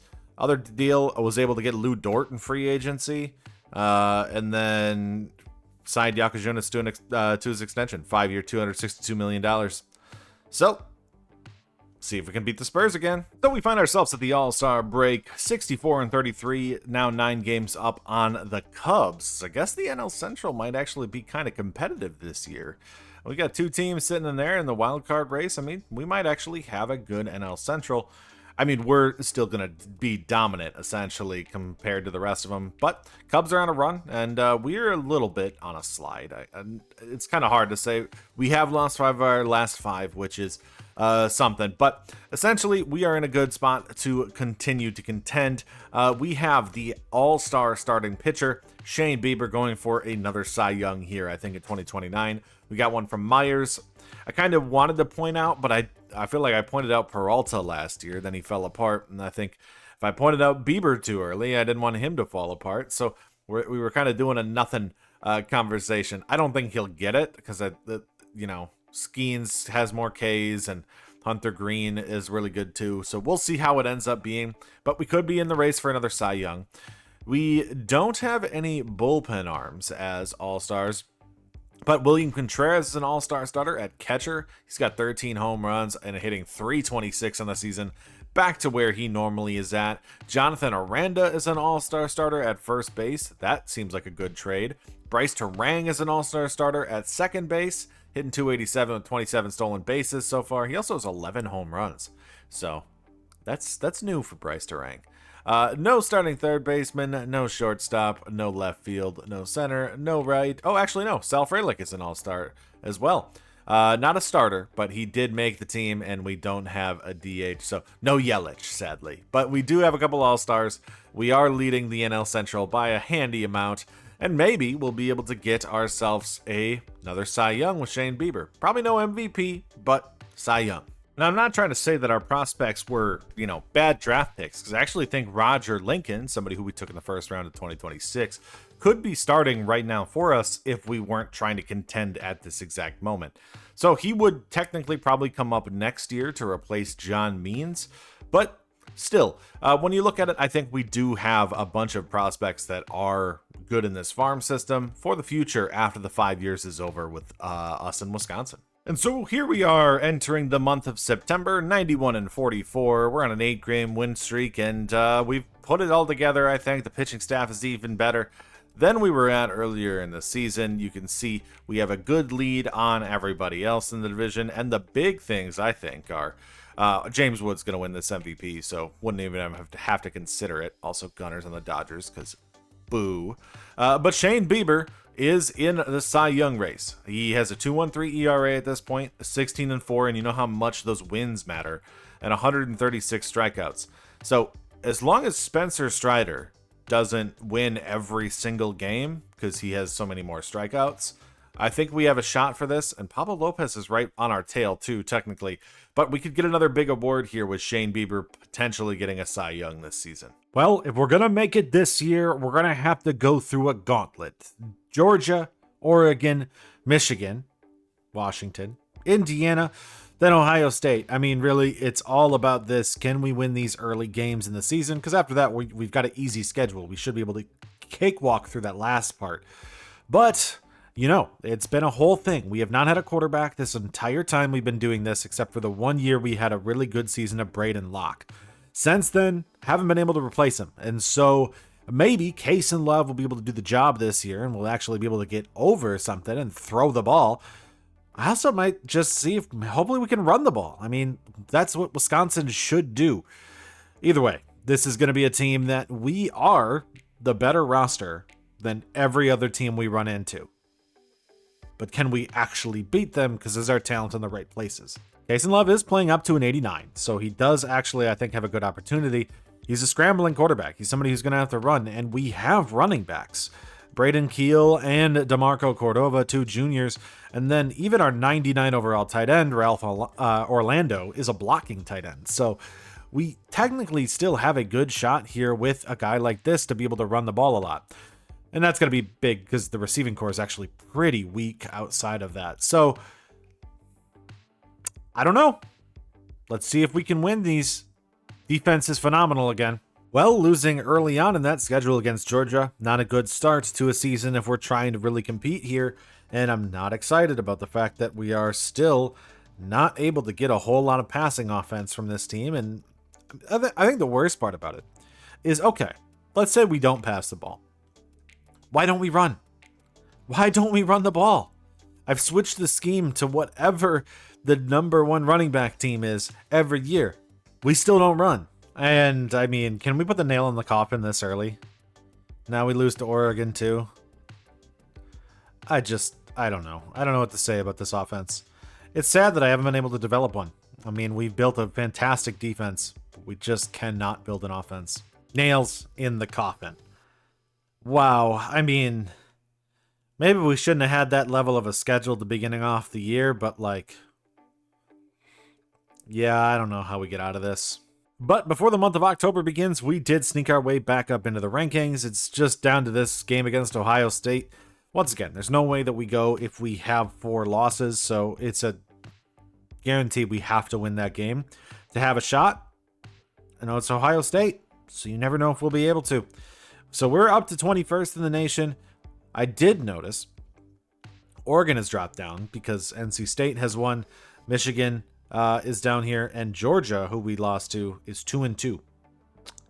Maybe this is just a stacked year, I guess. And thinking about it, I really can't even put the blame on Case and Love. I mean, 12 touchdowns, 2 picks, 71 completion percentage. He hasn't even been that bad. The rushing game hasn't been great, but Cordova's got 378 yards. I mean, Keel got hurt, so Cordova kind of had to take over. I don't mind Cordova taking over for the season and just seeing what he can do. We've got decent receiving from Orlando and Simonson. And defensively, I mean, we got 5.5 sacks a couple games into the season with Cade Walters. So, this is still a good team. It's just, I doubt we'll be able to do much if I can't beat Ohio State and if we can't go anywhere. And I don't know. The offense has underperformed for years. Does that change at the end of the season? Does it change when we make the college football playoffs? We are starting the NFL season once again in a position trying to go for another Super Bowl. 4 in a row, and we have a really good team to help supplement that. Now, we are still going to be based upon Jordan Love, but we have a little bit of a different roster around him now because we're starting to get a little bit close to our budget.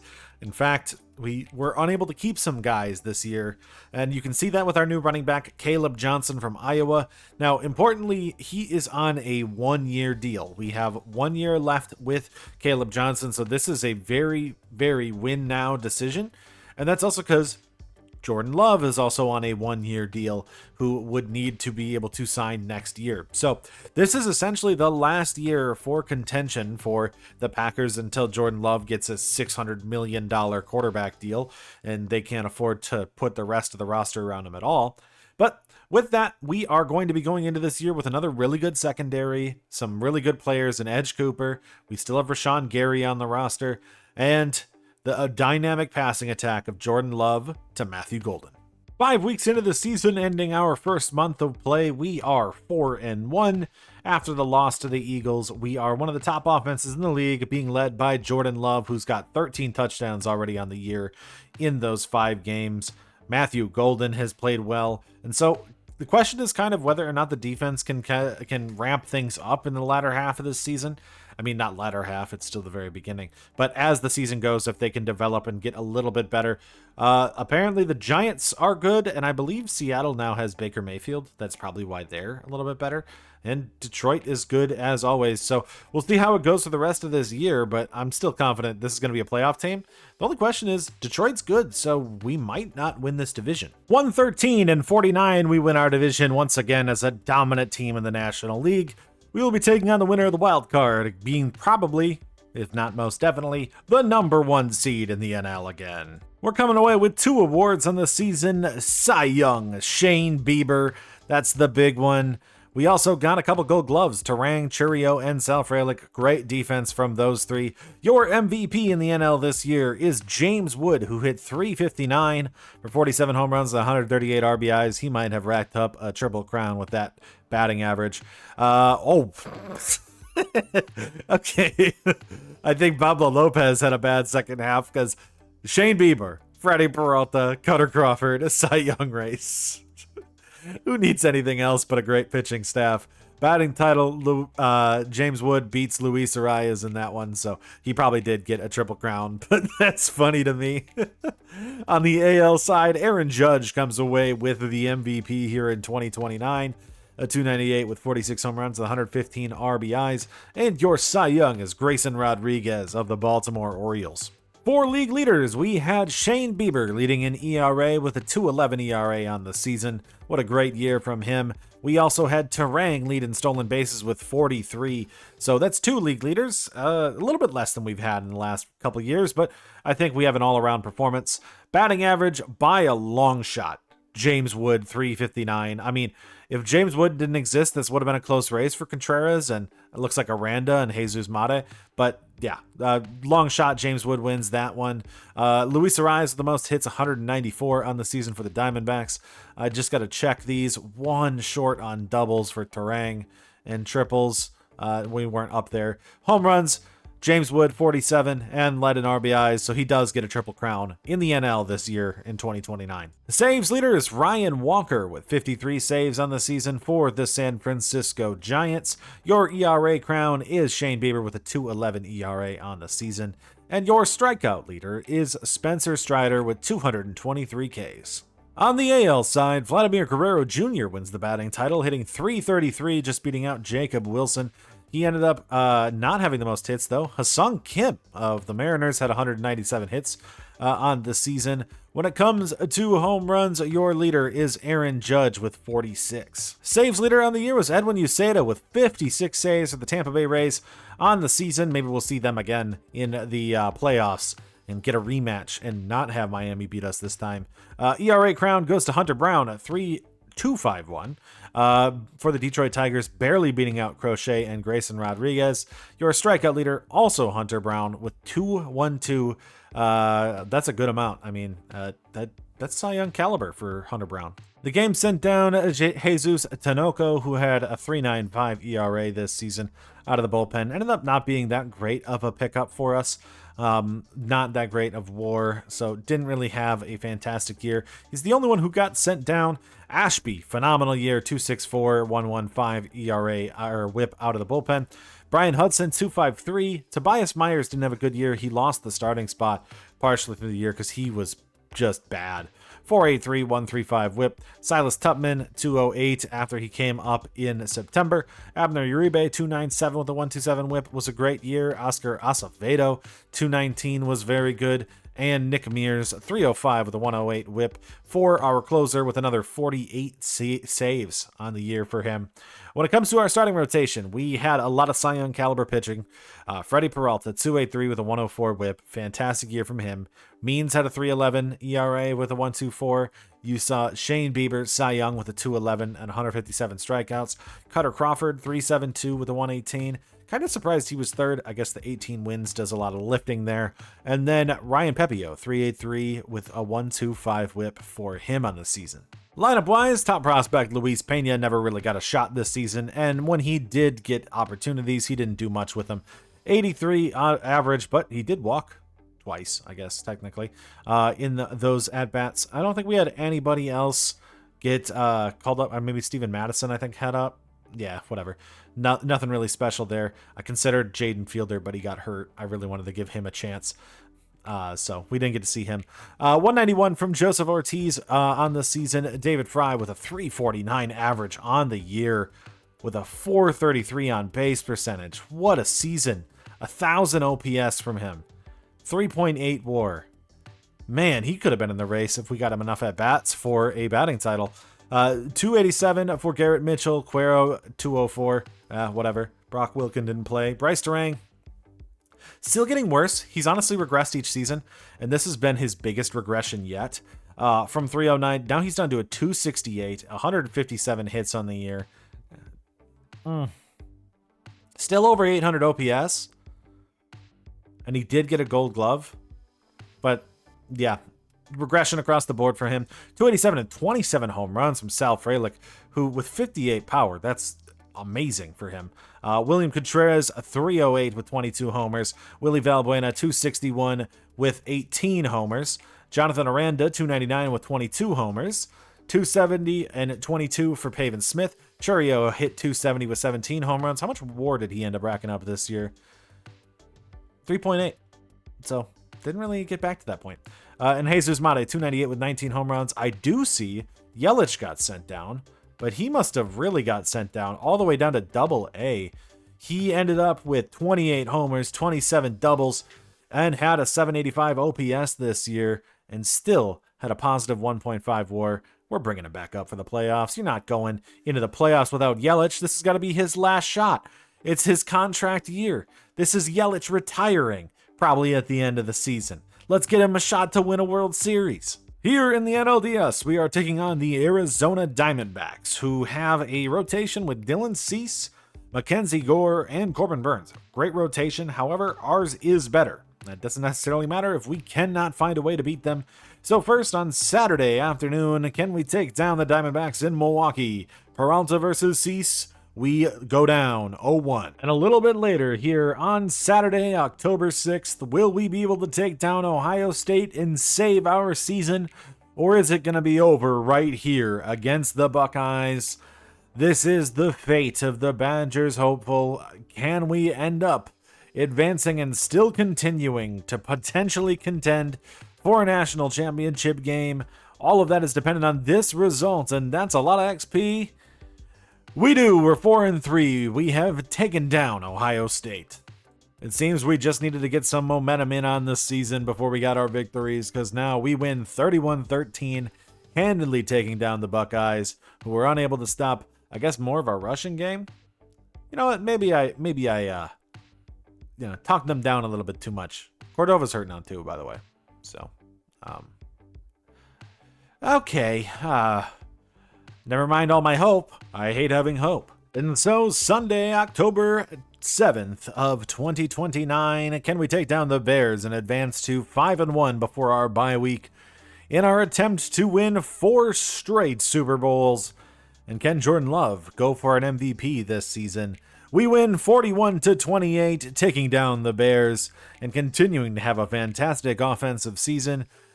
We can see Matthew Golden is having a great year right now. Still need to see a little bit more out of Jordan Love. And by little bit more, I only mean like 30 yards, because he is right on the tail of the other league leaders in passing. Now, we have our bye week, so he's going to fall a little bit behind, and this number is never going to be accurate compared to the rest of the league for the rest of the season. But if he can get up to 5,000 yards, 45 plus touchdowns, we could be talking MVP. He doesn't rush, though, so he has to throw 45 to 50 touchdowns on the season to get it. And then we're talking about maybe a Matthew Golden Offensive Player of the Year in that case. And 2 big trophies on top of the trophy case of Super Bowl rings would be huge for this Green Bay Packers offense. And so here we are, Sunday night on October 7th, 2029.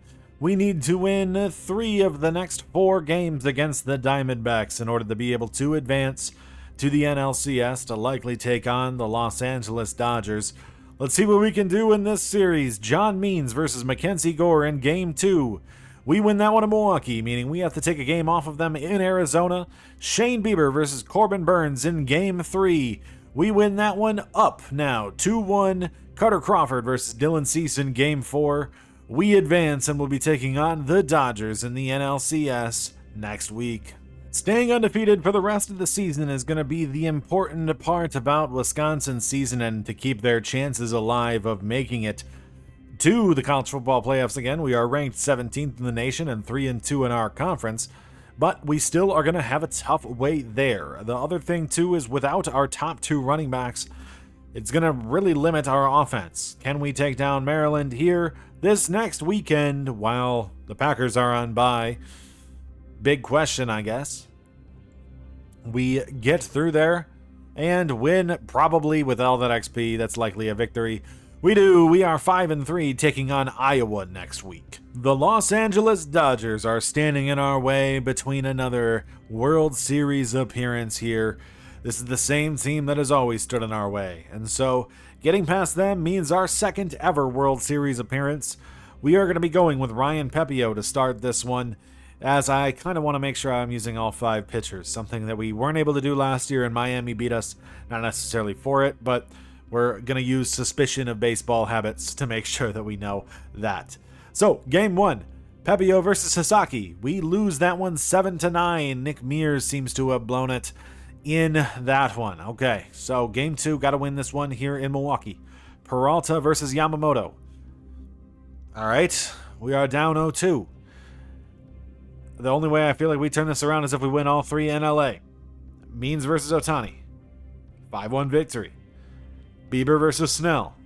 6-2 victory. Cutter Crawford versus Roki Sasaki.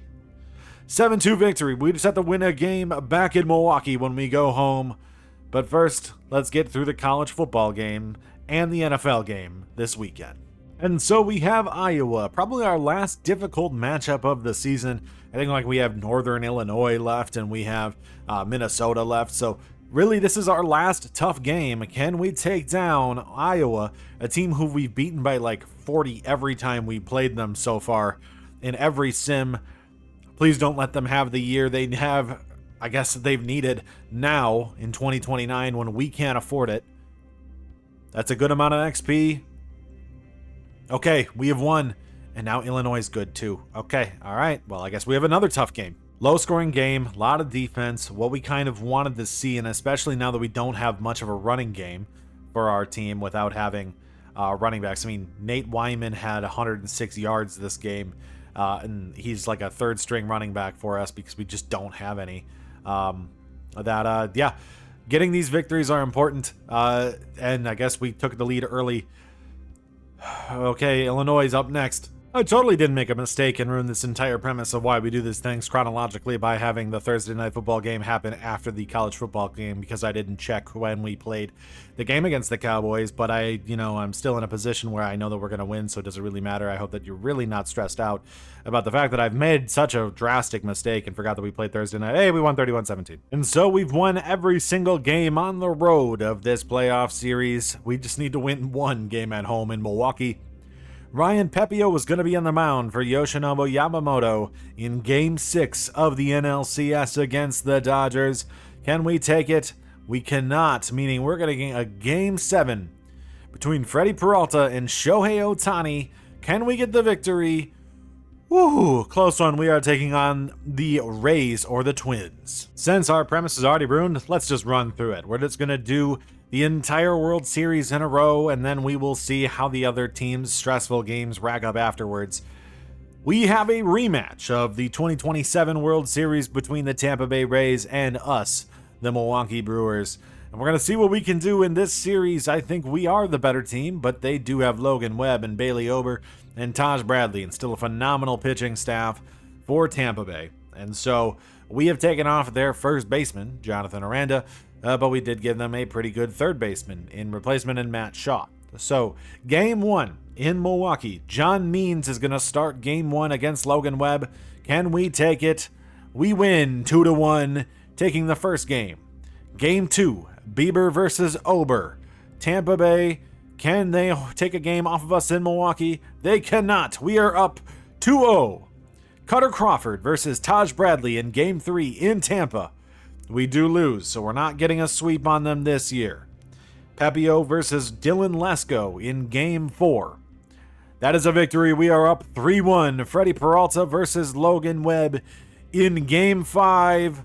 We do not get that one, meaning this is going to be Game 6. Let's go in. We are going to look for a quick manage after we lost that one 6-8. Here in Game 6 in Milwaukee in American Family Field, I'd prefer to call it Miller Park myself, we will be taking on Tampa Bay in the City Connects and hoping that we can win this one here in Milwaukee. We're going to go with John Means on the mound. I can always switch. I do believe Cutter Crawford is good too, but I want to save Bieber for Game 7 if I need him. And so we are looking at our lineup. Bryce Terang, 246, 250, 281. Looks like our best hitter has been Jonathan Aranda. And Pavin Smith. Yelich is only hitting 231 and 146 from Jesus Mate. Do we go Jaden Fielder? No, I'm just kidding. We're going to go right with it. They have Chandler Simpson, Jose Caballero, Junior Caminero, Kerry Carpenter, Ozzie Albies, Connor Wong, Richie Palacios, Matt Shaw, and Trey Morgan in their lineup. What an interesting looking team to be in the World Series. Okay, Chandler Simpson's going to lead them off with a flyout.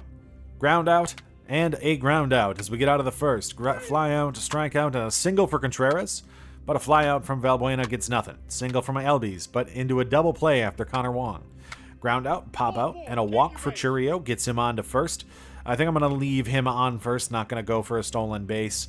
And we get a ground out from Yelich. Means walks Palacios, a fielder's choice to get Matt Shaw on first. Line out, another walk to get a man on first and second. Glad there's a guy in second, so Simpson can't steal second. But we do get a ground out to get out of that one. Jesus Mate against Bailey Ober. Fly out, ground out, and a triple from Sal Frelick. Can you hit him in, Contreras? With a single to take the lead here in Game 6, 1-0 lead. Okay, Means gets a ground out, and gets out of that one with Albies. Aranda with a ground out, strikeout for Pavin Smith, and Churio grounds out. Single for Wong, double play for Palacios, single from Shaw, and a flyout gets him out of the 5th. Flyout, ground out, and this is a low-scoring pitcher's duel, as you would expect between Tampa Bay and Milwaukee. When is it ever not? We have Sal Frelick on first. I feel confident. He can steal second. Contreras with a double gets him in. 2 runs and 2 RBIs for Contreras and Frelick, respectively. Walk for Jonathan Aranda. Walk, bases loaded for Jackson Churio. I think we can go for the sac fly here. They're going to switch to Hunter Harvey. We get the sac fly to get another run in, up 3-0 for Yelich. Single gets another run in. We are up 4-0. Another run after a Jesus Mate single. And we get out of that one. We are up 5-0 going to the top of the 7th. I can switch from Means, but he's pitched really well right now. Fly out, single, pop out, single. Now we'll switch from Means and go to... Uribe's blown a lot of games so far in this postseason, so I'm going to go to Tupman. And he gets out of that one. Bottom of the 7th. They're going to go to Nick Sandlin. Sal Frelick strikes out. Contreras walks to get on base. Valbuena flies out. Aranda gets a single to put men on the corners for Pavin Smith. And a walk from Pavin. Churio pops up. Tupman will continue, I think, here. And I could switch to a lefty, actually. We will go to Acevedo. Ground out. Fly out. And he flies out.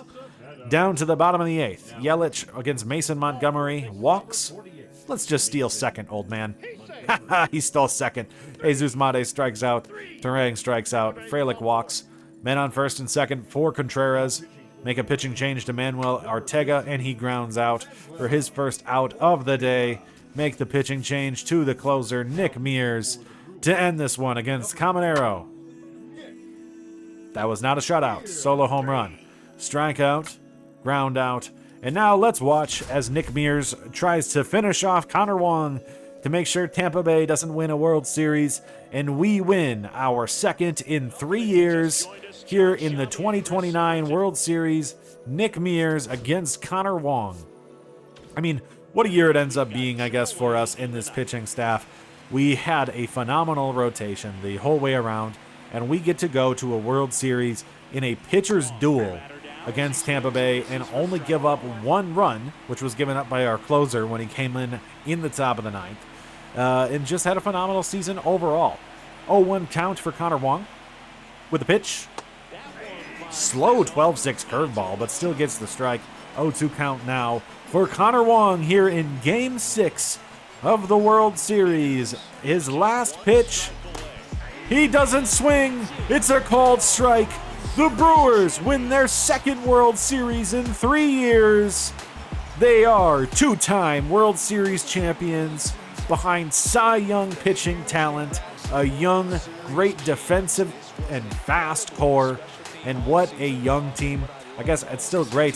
Yelich gets his second World Series in his career in what will likely be his final season of his career. Milwaukee is back on top with the Brewers in 2029. Once again, we can see if, Giannis will be able to do the same thing for the city of Milwaukee. But we have a title here in Wisconsin in 2029, and the question will still be on everybody else if they can match it. But what a great season, and, great additions. We had to replace some pitching. We fell apart last year against Miami, and we ended up putting it all back together in a tough matchup against the Dodgers, and then an even tougher matchup against Tampa Bay, who once again challenged us, but we end up winning again. Holding the trophy for the second time are your Milwaukee Brewers, the Brew Crew.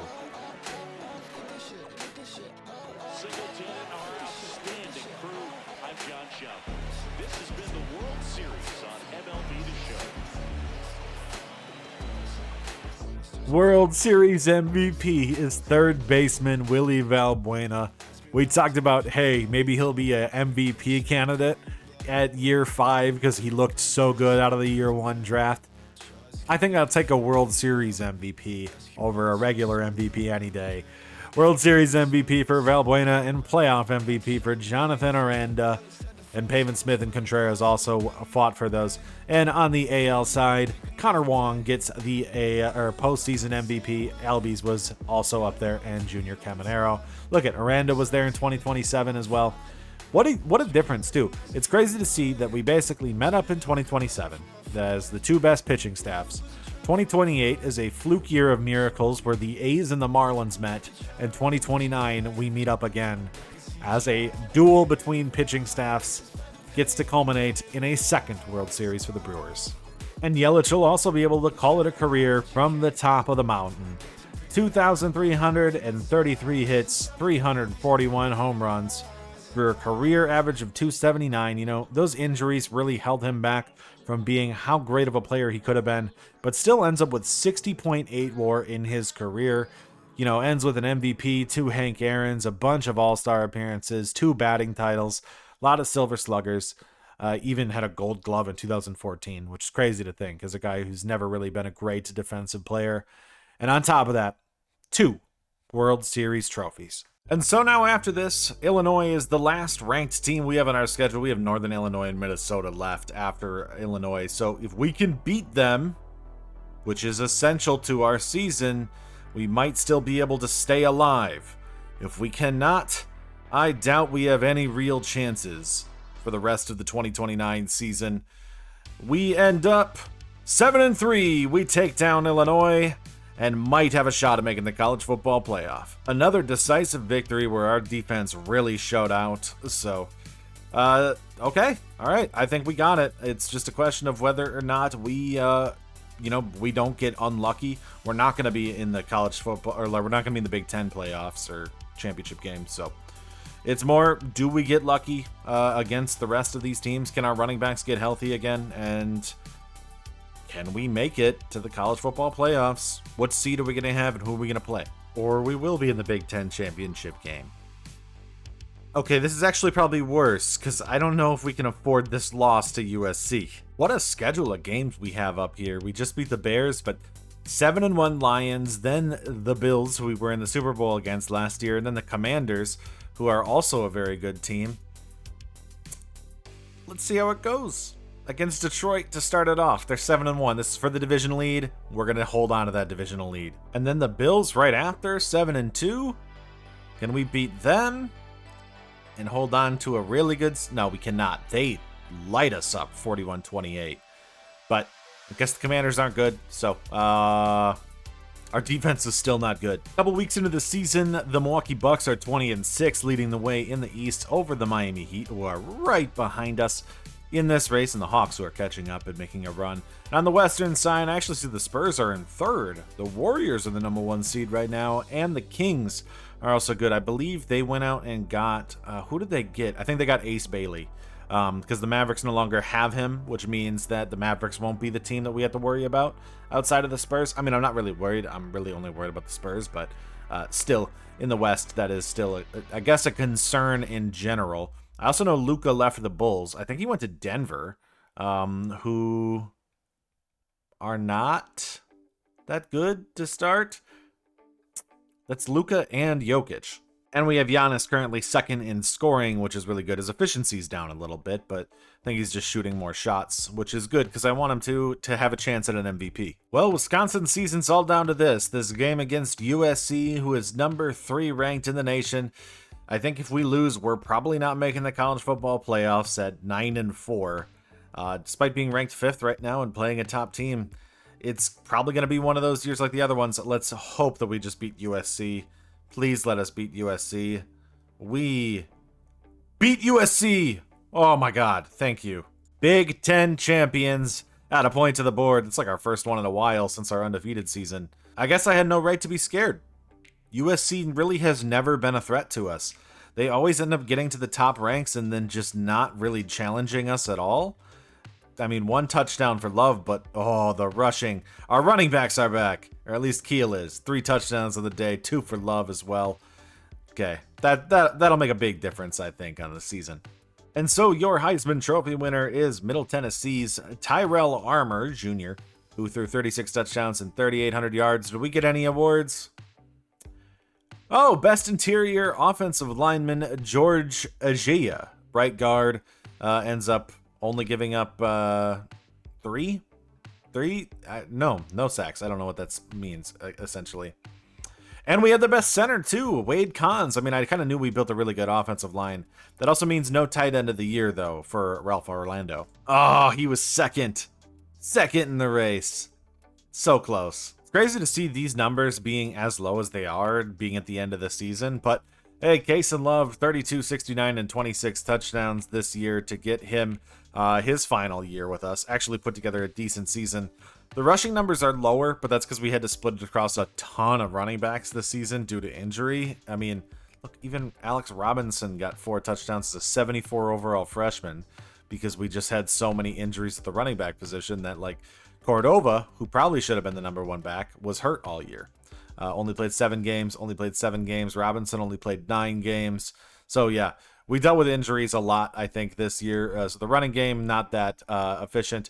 On the passing game, 872 and 7 from Simonson as our top receiver, and 625 and 4 from Ralph Orlando, who does not get the best tight end. Blocking, I do want to look at this because, yep, that is 0 sacks for starting right guard and 0 sacks for starting center. George Ajia and Wade Cons. That's a big difference, I think, is how good they ended up doing. Our tackle leader was George Yazzie, left outside linebacker with 63 tackles. Our sacks leader, Cade Walters, 7.5. Not really a great defensive year at all. I'm surprised. This is a pretty good looking defense. Or maybe we didn't need to convert turnovers. Lot of pass deflections. So maybe we did have a good secondary and they just didn't turn the ball over. We didn't need turnovers. So, okay. That's it for us. Your leaders across the nation had Stephen Gammon lead the way for Boise State with 4,100 yards, 43 touchdowns to 8 picks. Touchdown leader was Deontay Brown with 49 touchdowns for Kansas State. Ends up leading the way there. I feel like we had him in the Stanford video. When it comes to the rushing leader, it's going to be Buffalo's Bob Turner, running back out of New Jersey, and your touchdown leader, Trey Dillard, out of East Carolina. So, obviously, I think we probably could have got into this race if we were healthy. Receiving leaders, you can see Edward Haddard led the way for Old Dominion with 1299 yards and 12 touchdowns. Touchdown leader Mitch Sharp from Stanford with 18 touchdowns. I'm actually curious if I go to receiving leaders and yards leaders, just see who the top tight end is. Oh, okay, that guy wasn't in the 816. Oh, saw another one. There's the Kansas State guy, 747 and 8.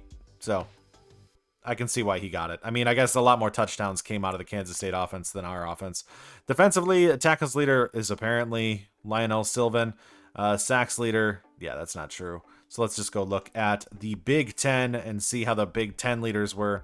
Tackles leader in the Big Ten, Lorenzo Muma of Indiana. Sacks leader, Emeka Power of Nebraska. And interceptions leader, Emmanuel Kamara of USC. And so this is the college football playoff. We have a bye, and we'll be taking on the winner of South Carolina and TCU. USC did make it in. We also see Washington from the Big Ten as well. So if we win that, then we have to play TCU, or if we win that, we'll probably have to play Kansas State, who is 12-1, and have a battle of the top tight ends and apparently a phenomenal quarterback.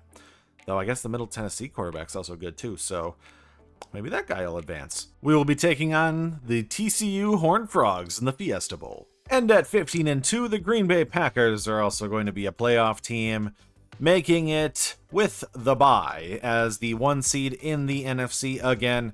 And as the number 1 offense in the league, one of the best passing offenses, and the defense kind of middling, I guess. And that offense is led by quarterback Jordan Love, who for his second straight season throws for 5,000 yards, 48 touchdowns, and 7 picks on a 76% completion percentage. What a year from Jordan Love. Phenomenal season. Rushing, we did have 996 and 13 for Caleb Johnson. Braylon Allen took 5 touchdowns from him. Receiving leaders, we got 15, 55, and 18 from Matthew Golden, 11, 34, and 17 from Lane Hendricks, and 1,000 yards and 6 touchdowns from Jaden Reed, on top of another 603 from Tucker Kraft. I don't think this is going to be enough for a league leader for Matthew Golden, but I still appreciate the effort from him. I think at one point in the season, Lane Hendricks took the slot receiver position, and that gave him a lot more receptions. When it comes to the defense, we end up having our tackle leader be Edgerrin Cooper, 119 tackles. This is a bad defense, so yeah, 6.5 sacks from Rashawn Gary and Justin Haynes, 3.5 from Lucas Van Ness. Terrible defense. Matt Bartow does lead in interceptions for us, though. 4, 3 for Cooper, 2 for Allen, 2 for McKinney, 2 for Bullard, and 1 from Peppers. Passing leader in the NFL is Jordan Love, 5,000 yards, leads the way over Patrick Mahomes' 4,795. Also, really good completion percentage from Mahomes, too. Touchdown leader, also Jordan Love, 48 touchdowns is more than Mahomes and Burrow. This is why I'm going to guess that we didn't get OPOY, because I'm going to see Burrow with 44 touchdowns. Or there's going to be some quarterback who ran for 20 in this season. But 2 league leaders from Jordan Love. When it comes to rushing, the rushing leader is Kenneth Walker, 14, 30, and 12 touchdowns. Could have went after him. I think also he will get more yardage just because of the scheme he's in than we will get. But still, we had a good year from Caleb Johnson. Touchdown leader rushing was Jahmyr Gibbs. Jalen Hurts had 16. See, that's why I didn't necessarily believe we'd be able to get it anyways. When it comes to receiving leaders, 1,700 yards for Jamar Chase of the Cincinnati Bengals leads the way. And also leads the way in touchdowns with 21. So, yeah, Matthew Golden didn't get there, but what a great year from Jamar Chase. 1 reception short of a triple crown from him for receiving. Defensively, your tackle leader is Chris Paul Jr. of the Jets. I actually see Cooper down here in 5th because our defense is bad. Sacks leader on the season, Marco Allen of the Cardinals with 20 sacks at D tackle from Wisconsin. Leads the way. Hutchinson down to 18.5, which means he doesn't lead the way. Interception leader is a 4-way tie. Oh my god, we were like right here. This is a bad interception season. Surtain with 5. Charvarius Ward, that was a mouthful for me for some reason. Grant Delpit and J.C. Horn all with 5. Man, 1 more pick from Bartow and we have another league leader. And so we have the bye. It looks like the number 2 seed is the Arizona Cardinals this year. The Eagles are the 3. Lions are the 5, importantly. Lions are probably going to win that one. So I think if anything, because I'd rather not see the Lions in the first round, there's a really good chance that's an NFC title game. We need to see the Seahawks or the 49ers get a nice upset victory for us so we don't have to play the Lions, because I feel like they're going to beat Tampa. On the other side, looks like the Browns have the lead, number 1 seed, and no other real surprises, essentially. So let's see what we get. Who are we going to be playing in the divisional round? We seem to have gotten some good luck. I think Seattle has Baker Mayfield, and so he beat Arizona, and that means that we have to play them instead of the Lions or the Eagles, who are going to match up and give us a extremely good opponent in the NFC Championship game if we can get past Baker Mayfield and the Seahawks. On the other side, it looks like the Chargers advanced and the Bills advanced to play the Chiefs. And so, as we start the college football playoff first, will the Wisconsin Badgers be able to advance to a semifinal and get over the TCU Horned Frogs? Let's see. I'm hopeful, but I don't know. That's a rough way to go out. We don't even make it to the semifinals. Wisconsin loses. No titles for the Badgers in the 5 years, despite competing all 5 years. And it was a close one too, 20-27. We end up losing this one. Just not any offense. Our defense finally didn't show up in this one. That was a middle linebacker I had for the for Stanford, and he is a quarterback for TCU. All right. We end up with one pick from Case and Love, not having a great game. Keel had a touchdown, 57 yards. I mean, we turned into a running team, and we just weren't able to get anything really on the ground. Receiving was terrible. Nobody could catch the ball besides our tight ends. And defensively, looks like we just got burned. I mean, we got a good amount of sacks, but nothing there. So we lose to TCU. Stanford rocks TCU in the national championship game, being 2029 national champions, dominating their way there. 5 years, we really only got close with Braden Locke, and the thing that stopped us at all times was just not having a serviceable quarterback. And when you don't have one, it's really, really hard to win. And so we weren't able to win. And I think the year that we really had a shot to win with a run game here against TCU, the running backs didn't show up. I mean, I guess they didn't show up, but Cordova was hurt, and he was the best running back. He got injured early in the year. And injuries ruin it. I mean, we fall behind by just dropping in seeding. I mean, if we had I can't even say that. Because if we had a higher seed, we're playing Stanford, and apparently Stanford was goated. So, yeah, we lose again. 5 years, no success with the Badgers, but I still think you would look at this program and say, you have really turned it into something, and the Badgers are now one of the best teams in the Big Ten consistently as a great offensive line and linebacker producing school. So it ends up, I think, being somewhat of a success in a program, but without any titles or trophies to show for it, outside of Big Ten ones. And what a class that would be in the NFL draft. Cordova goes in the first round, Ralph Orlando goes in the first round, Wade Cons goes in the first round. He's a sophomore. So that's like a 21 because he's redshirted, a 21-year-old center drafted in the first round. Georgia Gia gets a first-round pick. Simmonson's a second-round pick. Denson's a second-round pick. Stock's a second-round pick. Bibbs is a second-round pick. 2/3 in Velasco and Ackers. We have a 4th in Ellington, a 5th in Keener. We have a 6th in Octavian and a 7th in Knox. But the most important thing that you see on here, Case and Love did not get drafted. We never figured out the quarterback. And so now we're down to the Packers for football in Wisconsin. Can they, in their journey for 4 in a row, advance to another NFC title game to play the winner of the Lions and the Eagles? Let's see what we do against Seattle. Can we get the victory? We do. We win 28-20. We will be taking on the Detroit Lions. Baker threw a pick. Jordan Love didn't. That's the difference. And that's all you really need when you have the offense that we have. So let's see what we can do against Detroit. For another appearance in the NFC title game, we're taking on the Detroit Lions with Jahmyr Gibbs, Amon-Ra St. Brown, Jared Goff, and on defense, Aiden Hutchinson. Can we make it 4 straight Super Bowls? That is going to depend on how we do against Detroit here in Lambeau. Last year we played in a snow game. This year it's just cold. It's not snowy. You can see the heat coming off of the breath of our players coming out onto the field. And maybe we can take advantage of Detroit being used to playing inside. And we'll see what we have in the NFC title game here in 2030, technically. It is Detroit that stands in our way of going to a 4th straight Super Bowl, in which we could have a rematch against the Buffalo Bills, who are in the AFC title game. Even more interestingly, Cleveland Browns are also in the AFC title game, so it is going to be either Cleveland or Buffalo coming in to play the winner of the Lions and Green Bay. The North dominates sports. Caleb Johnson for 26 yards gets us down to the 20. We are marching another 12 for Johnson down to the 8. 4 for Johnson.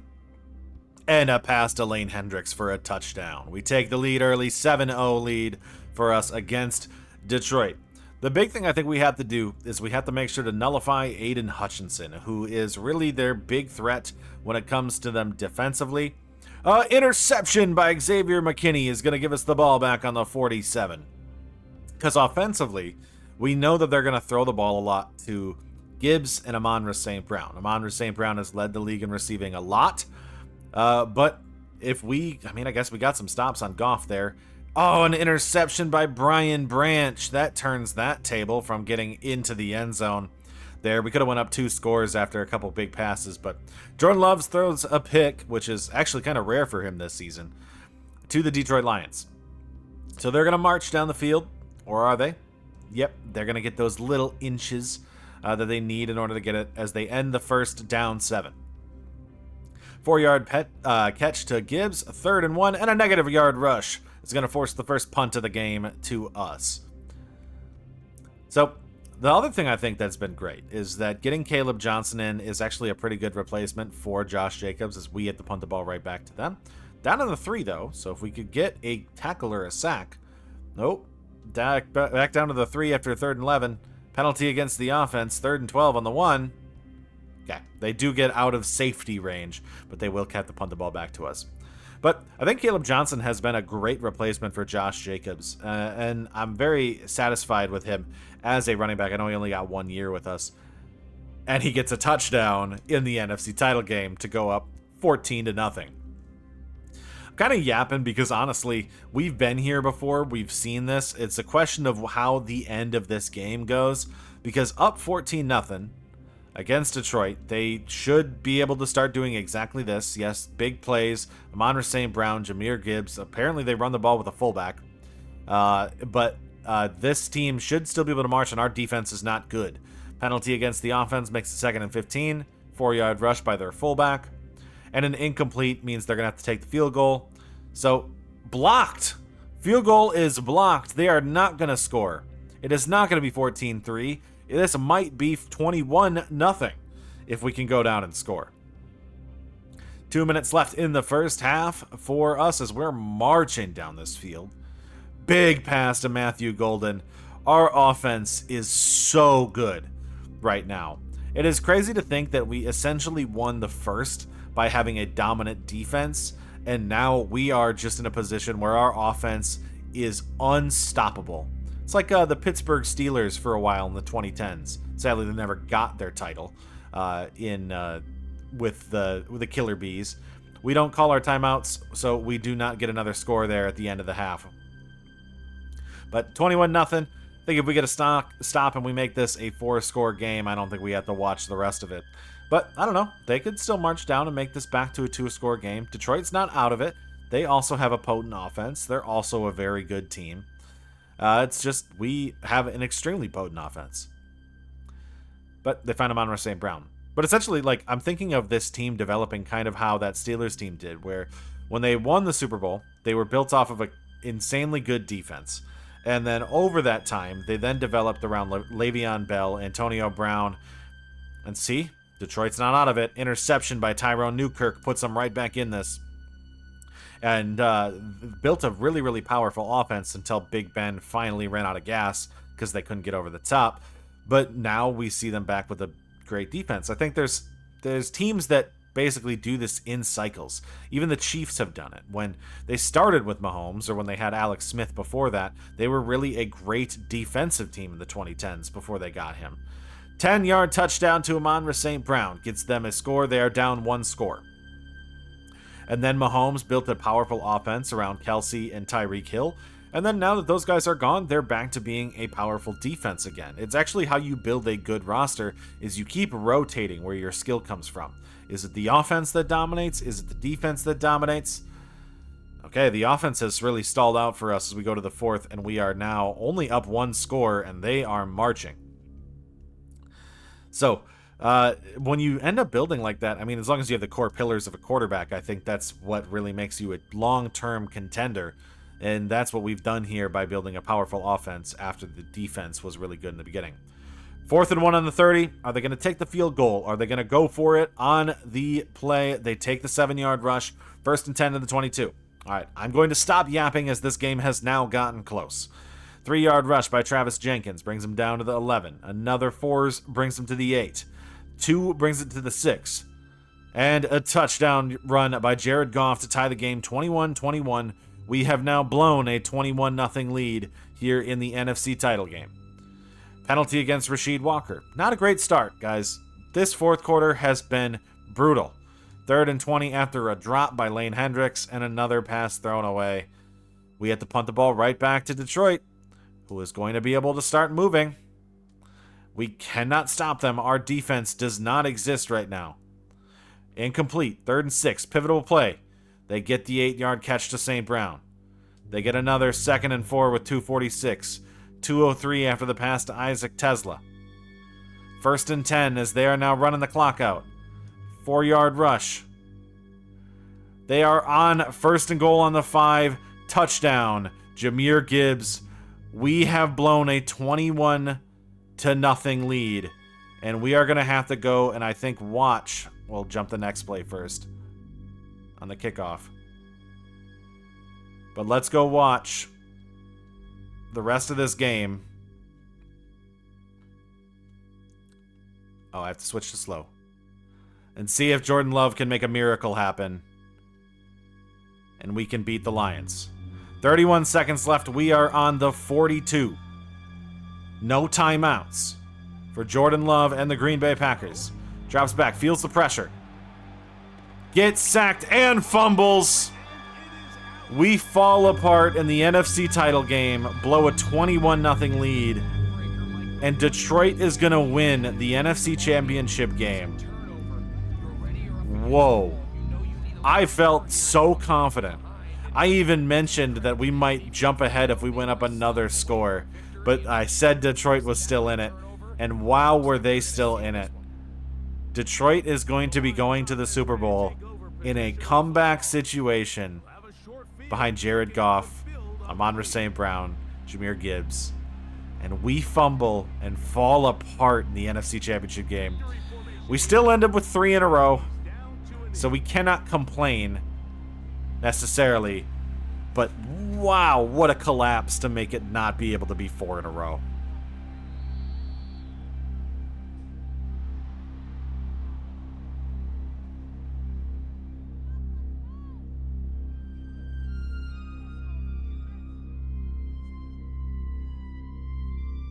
We fall apart, and it's sad to see that we weren't able to make it 4 in a row. But I think people and fans of the NFL would be super happy to see this, as Shedeur Sanders and the Cleveland Browns beat the Detroit Lions in the Super Bowl in 2029. What a unique, I think, first time either of them have made it to the Super Bowl, and they both have an opportunity, and the Browns win 20-17. We did this year get an MVP from Jordan Love, putting something in his trophy case besides rings. I think he's satisfied with the rings. Probably would trade that MVP for a ring any day for himself. LaFleur, Coach of the Year. Jamar Chase, Offensive Player of the Year. Marco Allen, Defensive Player of the Year. We also got Rookie of the Year in Lane Hendricks of the Packers, our wide receiver. And our Defensive Rookie of the Year is Chargers outside linebacker Jamar Adams. And so we were unable to go out on top this year in the last season with the Packers, but what we built is phenomenal. Jordan Love, 99 overall. Matthew Golden, 99 overall. We have a Rookie of the Year wide receiver. The running back who ends up being pretty good. He's a free agent, so he won't be able to stay. A fantastic offensive line. Defensively, we didn't do as good of a job, I think, building this team. We kept a lot of guys. Edge Cooper was really good. The cornerback room, I like Matt Bartow. I think he was a really good pick for us. And our safety room was pretty good too. But over the case of this, we ended up getting a MVP. We had an Offensive Rookie of the Year. Actually, we had 2. Golden and Hendricks ended up both getting Offensive Rookie of the Years. And we got 3 rings. So Green Bay is back on top of the NFL world at the end of our 5 years. And we have one more team left to see if we can add one last trophy to the case in Wisconsin in this 5-year rebuild. After the Super Bowl, it's important to take a look at the Bucs and see where they're at. They are 44-13, leading the East right now, but only 1 game ahead of Detroit, who have a phenomenal roster. When it comes to the entire NBA, the Spurs are also 43-13, meaning that we are still in a spot where they are going to be a main threat to us in the West. Wembanyama is still a major threat. We can hope that somebody else can take them down. But man, they're the Spurs. You really can never underestimate what this team can do. And your real only hope is that they can have some major injuries. Which, I mean, injuries have happened this entire rebuild. We had Giannis gone for a season. We've had, obviously Dame in the beginning. Tatum was gone, and then I've seen plenty of injuries throughout the rest of it. So, all right. Let's see how we can finish this season off. Giannis gets another MVP, 28.2, 10 rebounds, 5 assists, 1.7 steals, and 1.8 blocks for the Greek Freak, who I don't know if we can call him a freak anymore. I think he's established what he is. He's now the Greek God. MVP. The Rookie of the Year goes to Stan Daniels, who averages 6 points a game for the Lakers. The Sixth Man of the Year, Colin Murray-Broyles of the Miami Heat. Defensive Player of the Year is Dyson Daniels of the Atlanta Hawks. No Wembanyama. All right. When it comes to the Most Improved, Mlbtheshow wins it of the Bulls. Darren Peterson of the Lakers wins Clutch Player of the Year. Coach of the Year, Stauffer. And Executive of the Year, 60 and 22, the Spurs. When we look at All-NBA First Team, Giannis, Jokic, Gabanza, Flag, and Young. No Wembanyama on the first team. The second team. Jonas, second team with Morant, Peterson, Luka, and Wembanyama. I mean, what did he do? Oh, his numbers are way down. Way down. He just must have played less minutes this season. But also, yeah, he did play less minutes. Okay, so he played less minutes. But also, I think they have a lot of big scorers on that team. Third team is Harper, Edgecombe, Traore, Evan Mobley, and Cunningham. Nobody else for us. We did have Giannis on the first team. Wembanyama is also on the first team, as well as Cooper Flag of the Spurs. Nobody else for us. We have a lot of defensive guys, but they don't rack up steals. So we have our MVP at age 35. The Spurs are the 1 seed in the West, and we are the 1 seed in the East. On our season, we also had a good year out of Jonas, who averaged 24 this season and 8 assists. He didn't average the near 10 that he did last year, but I think we have a couple more guys who ball handle and pass, and that'll help. Steals leader was Giannis. Taking a look at the rest of our team, though, Johnson had 11, Burris had 11, Hunter had only like 9, which is a big decrease from last year, but he lost a significant part of his role this year. I think moved to the bench a lot more, and so didn't get as many opportunities. Johnson and Burris don't shoot as much as the other guys. Dort at 8, because Dort came in, I think, was another big thing. Yeah, across the board, just a pretty decent season. We didn't have anybody else really substantial. Our field goal percentage, Giannis, 56%. He's a little old at this point. 3-point percentage leader is Jonas with 42, and the free throw percentage is Jonas with 96. Let's see if we have any league leaders. Giannis also comes away with a scoring title, 28.2, just beating out Darren Peterson. I do think there is a qualified problem, because I looked, less than, so I'm guessing he got hurt. I wanted to say I had looked before, earlier in the season, and Zachary Ricochet was averaging like 30, but he got hurt. So he would have had the scoring title had he stayed healthy. Jaden Quaintance leads in rebounds with 13.2. Assist leader, Nolan Traore with 11.2 for the Minnesota Timberwolves. Steals leader, Dyson Daniels with 2.5 steals on the season. Blocks leader, Jaden Quaintance with 2.4 for the Hornets. Field goal percentage leader, Zion Williamson with 62%. Actually, the whole league is kind of down because Giannis is still in third on that. 3-point percentage leader is Jalen Clark, shooting 47%. Yeah, there you go. There's Ricochet, who didn't qualify. He was averaging 27.8. But what a great year. Sad that he got hurt on that one. 3-point percentage was Jalen Clark of the Hornets, and free throw percentage, Walter Clayton just beating out Jonas. So close. That's like one free throw. And so we will be taking on the Orlando Magic in our first game here. They have Suggs, Bane, Wagner, Banchero, and Jeremy Sohan. Very small team, I guess, facing up against us here in this one. Game 1 against the Orlando Magic, we win 130-112. Game 2, we win 132-125. 3, 98-90. 90. And can we get the sweep? We can. We sweep the Orlando Magic. So we'll be taking on the Charlotte Hornets in the next round. They should have an interesting team. We haven't seen them yet. LaMelo Ball, Dylan Harper, Jalen Clark, Taylor Hendricks, and Jaden Quaintance. Okay. Not as good as I would have thought them to be. Okay, let's see what we can do against them. Game 1 against the Hornets. Okay, I shouldn't have underestimated them. 141. Dylan Harper at 26. Giannis at 32. But looks like Burry's fouled out. All right. Okay, don't fall behind, guys. Game 2. All right, we've fallen behind. They have just... All right. Nope. Don't lose to the Hornets, please. Let's go change our game plan. Shrink our rotation. Yeah, we're using 10 guys right now. Let's switch down to 8. All right. Game 3. All right, we win that one 115-95.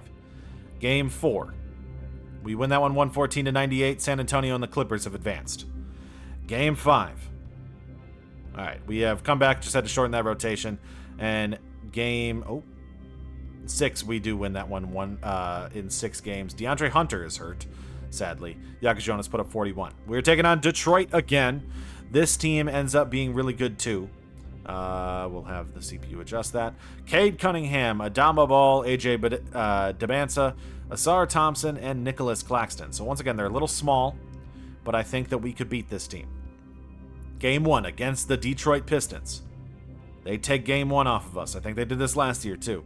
Dabansa had 28, Cunningham had 25. Game 2. We win that one 111-109, a close one. Game 3. Jalen Johnson is hurt. Never mind. No, he's not. We win that one 98-90. The Spurs are up 2-0 on the Clippers. Game 4. Okay, we will not be going into the finals with our point guard if we can beat the Pistons. 135-106. Cunningham had 55, I guess, being guarded by Kolek. All right. What does our lineup even look like without Giannis Jonas? Kolek?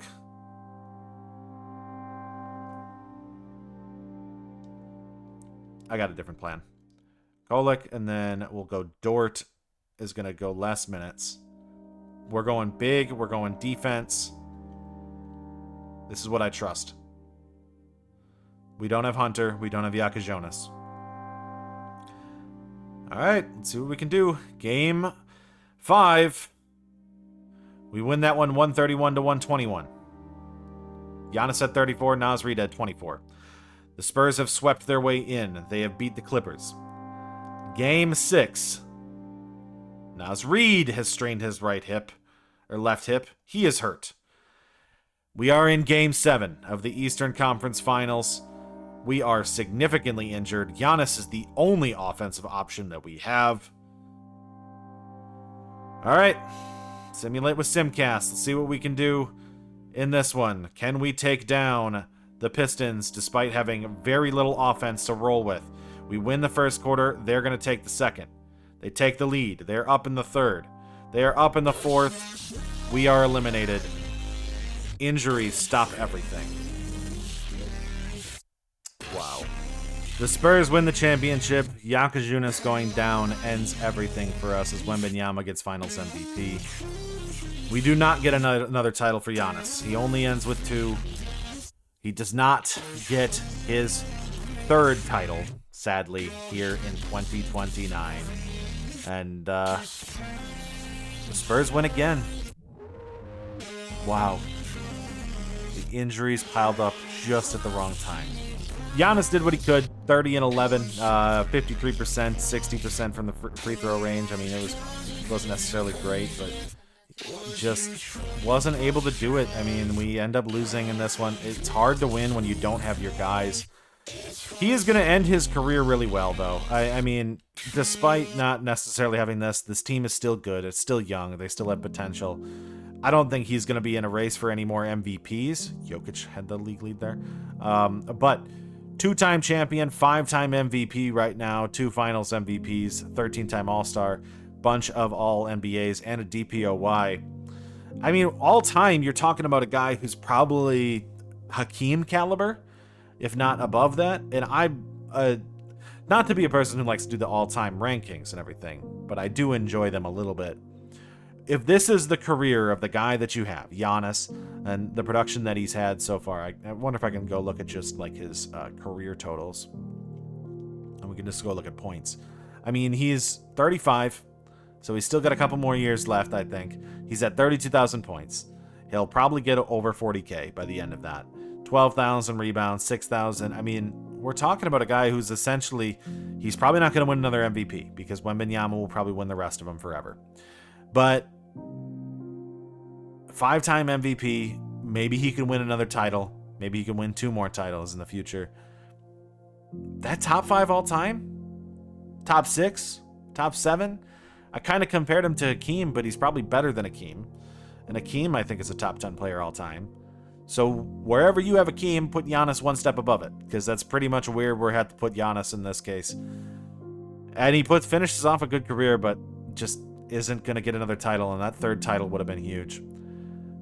Anyways, that's it for our Wisconsin rebuild in the greatest cities of sports. And I think the one thing that we have to talk about with the reason why the Giannis thing losing at the end is so disappointing is that the Bucks are going to come up and Wisconsin is going to come up probably just short of San Francisco. That 2nd title this year by Giannis would have been enough to get it.